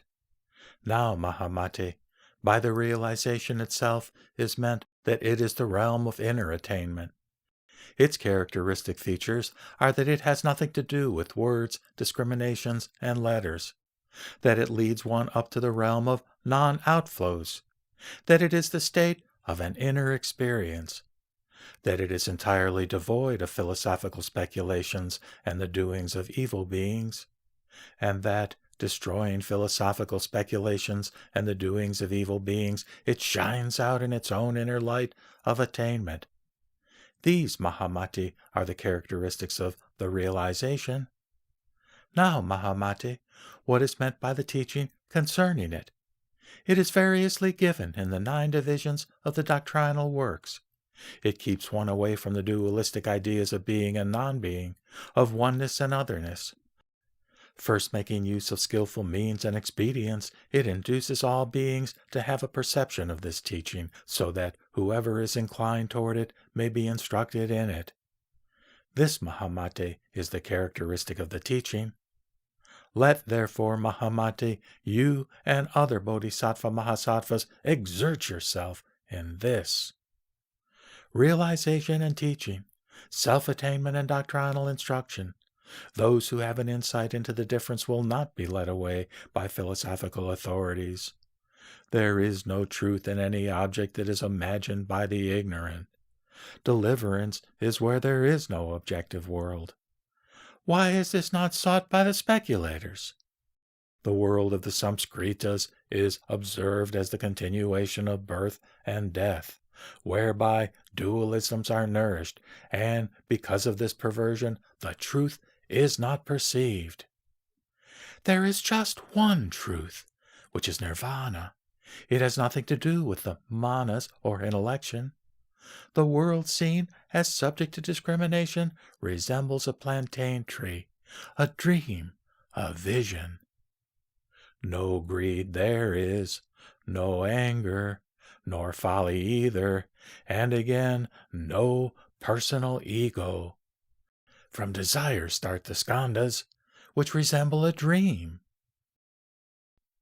At that time, again, Mahamati, the Bodhisattva Mahasattva, requested of the Blessed One, saying, Pray, tell me, Blessed One, pray, tell me, Sugata, regarding what characterizes wrong discrimination. Blessed One, tell me as to the how, what, why, and who of wrong discrimination, which, when arising and going on, constitutes what is known as wrong discrimination. That is to say, to what kind of thought is the term wrong discrimination applicable? Or what kind of discrimination is to be called wrong? The Blessed One said, Well said, Mahamati, and again, well said indeed, Mahamati. You who have been admitted into the order of Bodhisattvas, Mahamati, think of this matter, which is worth asking about for the welfare of many people, for the happiness of many people, because of your compassion for the world, for the benefit of the multitudes, for the welfare and happiness of celestial beings and humankind. Therefore, Mahamati, listen well and reflect well within yourself as I tell you. Certainly, Blessed One, said Mahamati the Bodhisattva Mahasattva, and gave ear to the Blessed One. Then the Blessed One said thus to him, When the multitudinousness of objects is wrongly imagined as real and attached to, discrimination goes on evolving, and, Mahamati, as people are attached tenaciously to the notion of grasping, as they have not ascertained in their minds as to the nature of the objective world, which is no more than the mind itself, as they have fallen into the dualistic view of being and non-being, and Mahamate, as they are nourished by the habit energy of the views and discriminations of the philosophers, they perceive the multitudinousness of external objects as real, and become attached to them. And for this reason, a system of mentation, or mind, and what belongs to it, is discriminated and is spoken of as real. And with the assertion of an ego soul and its belongings, the system goes on functioning. Said Mahamati, as you say, Blessed One, when the multitudinousness of external objects is wrongly imagined as real and attached to by people, discrimination goes evolving on, and they fall into the dualistic view of being and non-being. They nourish the views and discriminations of the philosophers, which are based on the notion of grasped and grasping. And as they perceive the multitudinousness of external objects as real and become attached to them, a system of mentation, or mind, and what belongs to it, is discriminated and is spoken of as real, and goes on functioning owing to the fact that the external world is not recognized as nothing but mind itself, and that the multitudinousness of things is tenaciously clung to as subject to the notion of being and non-being. This being the case, Blessed One, the multitudinousness of external objects, which is characterized with the dualism of being and non-being, is to be said neither existent nor non-existent, and does not render itself to the formation of the philosophical views. Inasmuch as the external world owes its existence to discrimination, it in itself must be said to be devoid of all forms of dualism. Blessed One, in the same way, the highest reality is declared to be devoid of all forms of logical analysis, such as the means of proof, sense perception, syllogistic arguments, illustration, reasoning, etc. How is it, Blessed One, that while on the one hand the discrimination of multiplicity is said to go on operating on the strength of the attachment which attaches itself to the multiplicity of external unrealities, the attachment, on the other hand, to the highest reality does not give rise to discrimination which goes on functioning in its own way? Is it not, Blessed One, unfair reasoning on your part to say, it gives rise to discrimination in one place, and to say in another place, it does not? According to the Blessed One, depending on and attaching to the dualism of being and non-being, there evolve views characteristic of wrong discrimination, as when the magician produces varieties of people that are not at all real and complete objects. Thus, signs of existence and non-existence are falsely imagined, and go on so imagined. But in fact, existence itself is devoid of discrimination. If so, how does one come to cherish the dualism as held by a person of the world?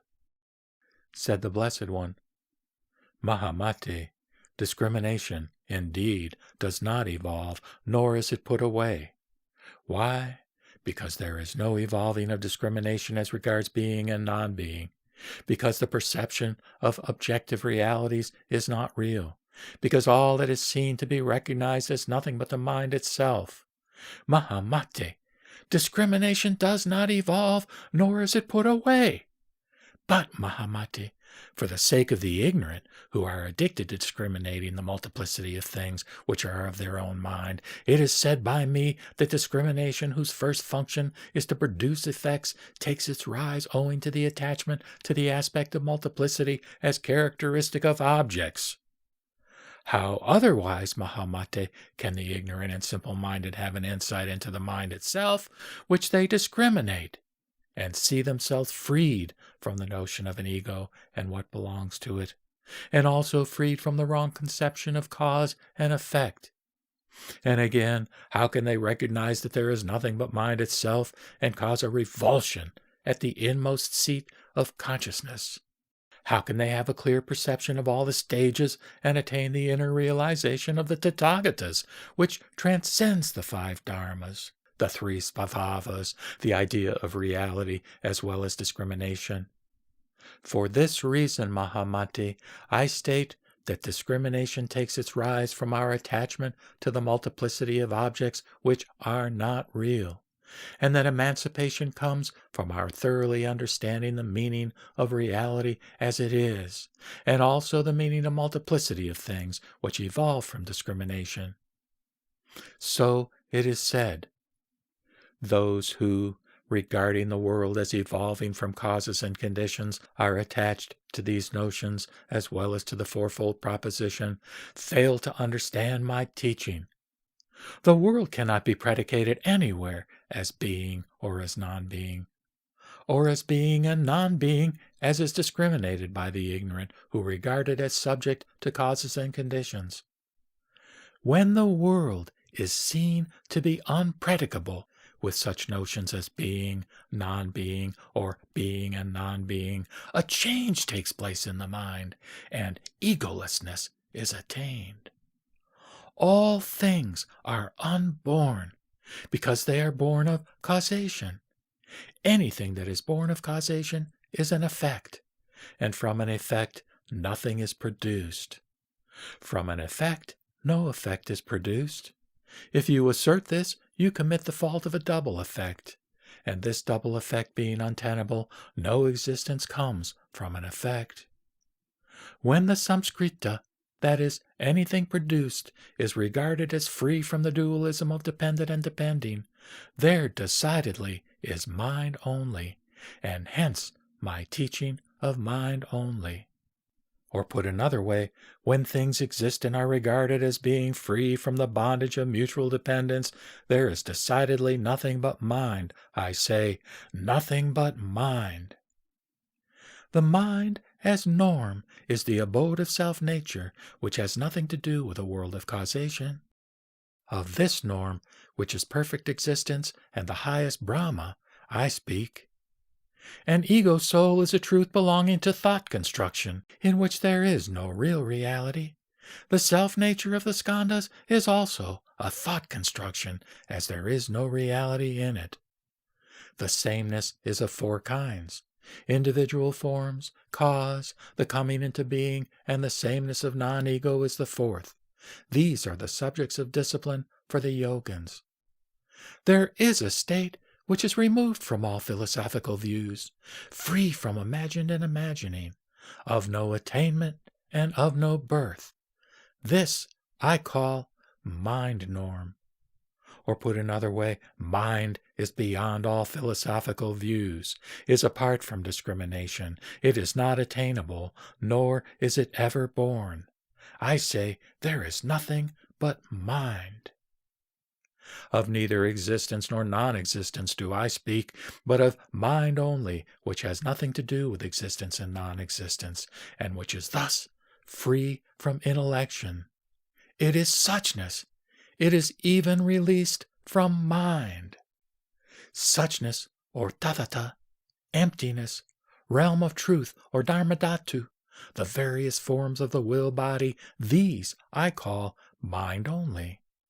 Multiplicity of objects evolves from the conjunction of habit, energy, and discrimination. It is born of mind, but it is regarded by people as existing outwardly.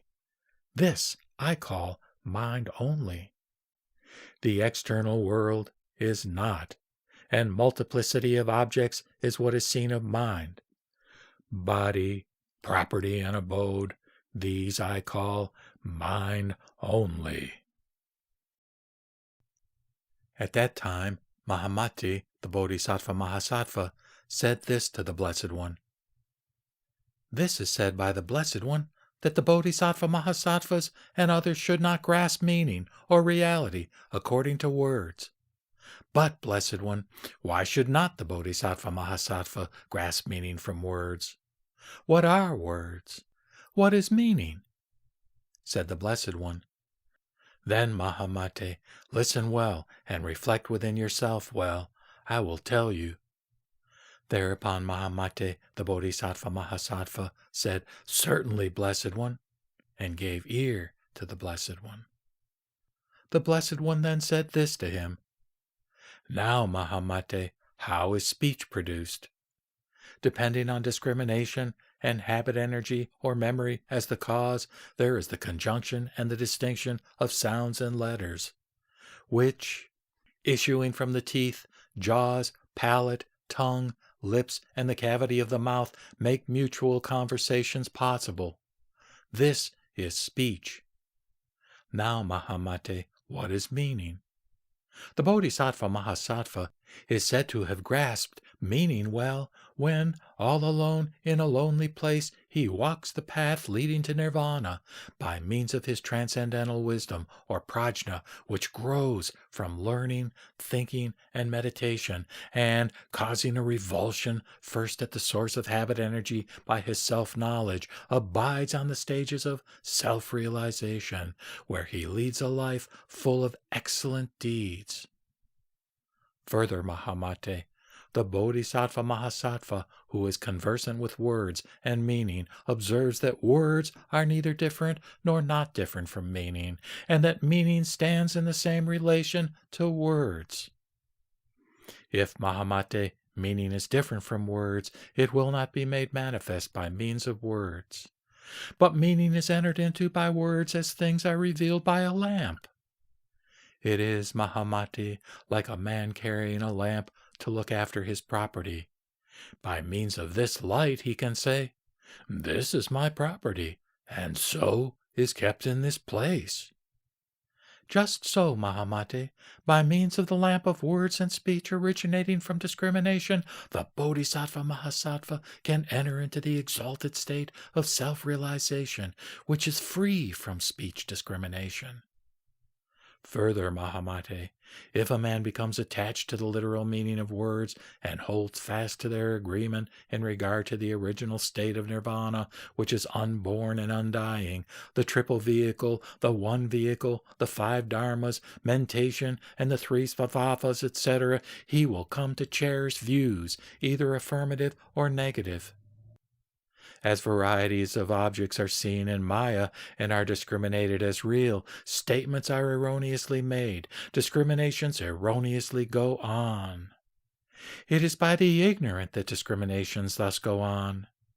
It is otherwise with the wise. So it is said, "Those who follow words, discriminate, and assert various notions are bound for hell because of their assertions." The ego soul is not with the skandhas, nor are the skandhas in the ego soul. They are not as they are discriminated, nor are they otherwise. The reality of objects is seen being discriminated by the ignorant. If it were so as they are seen, all would be seeing the truth.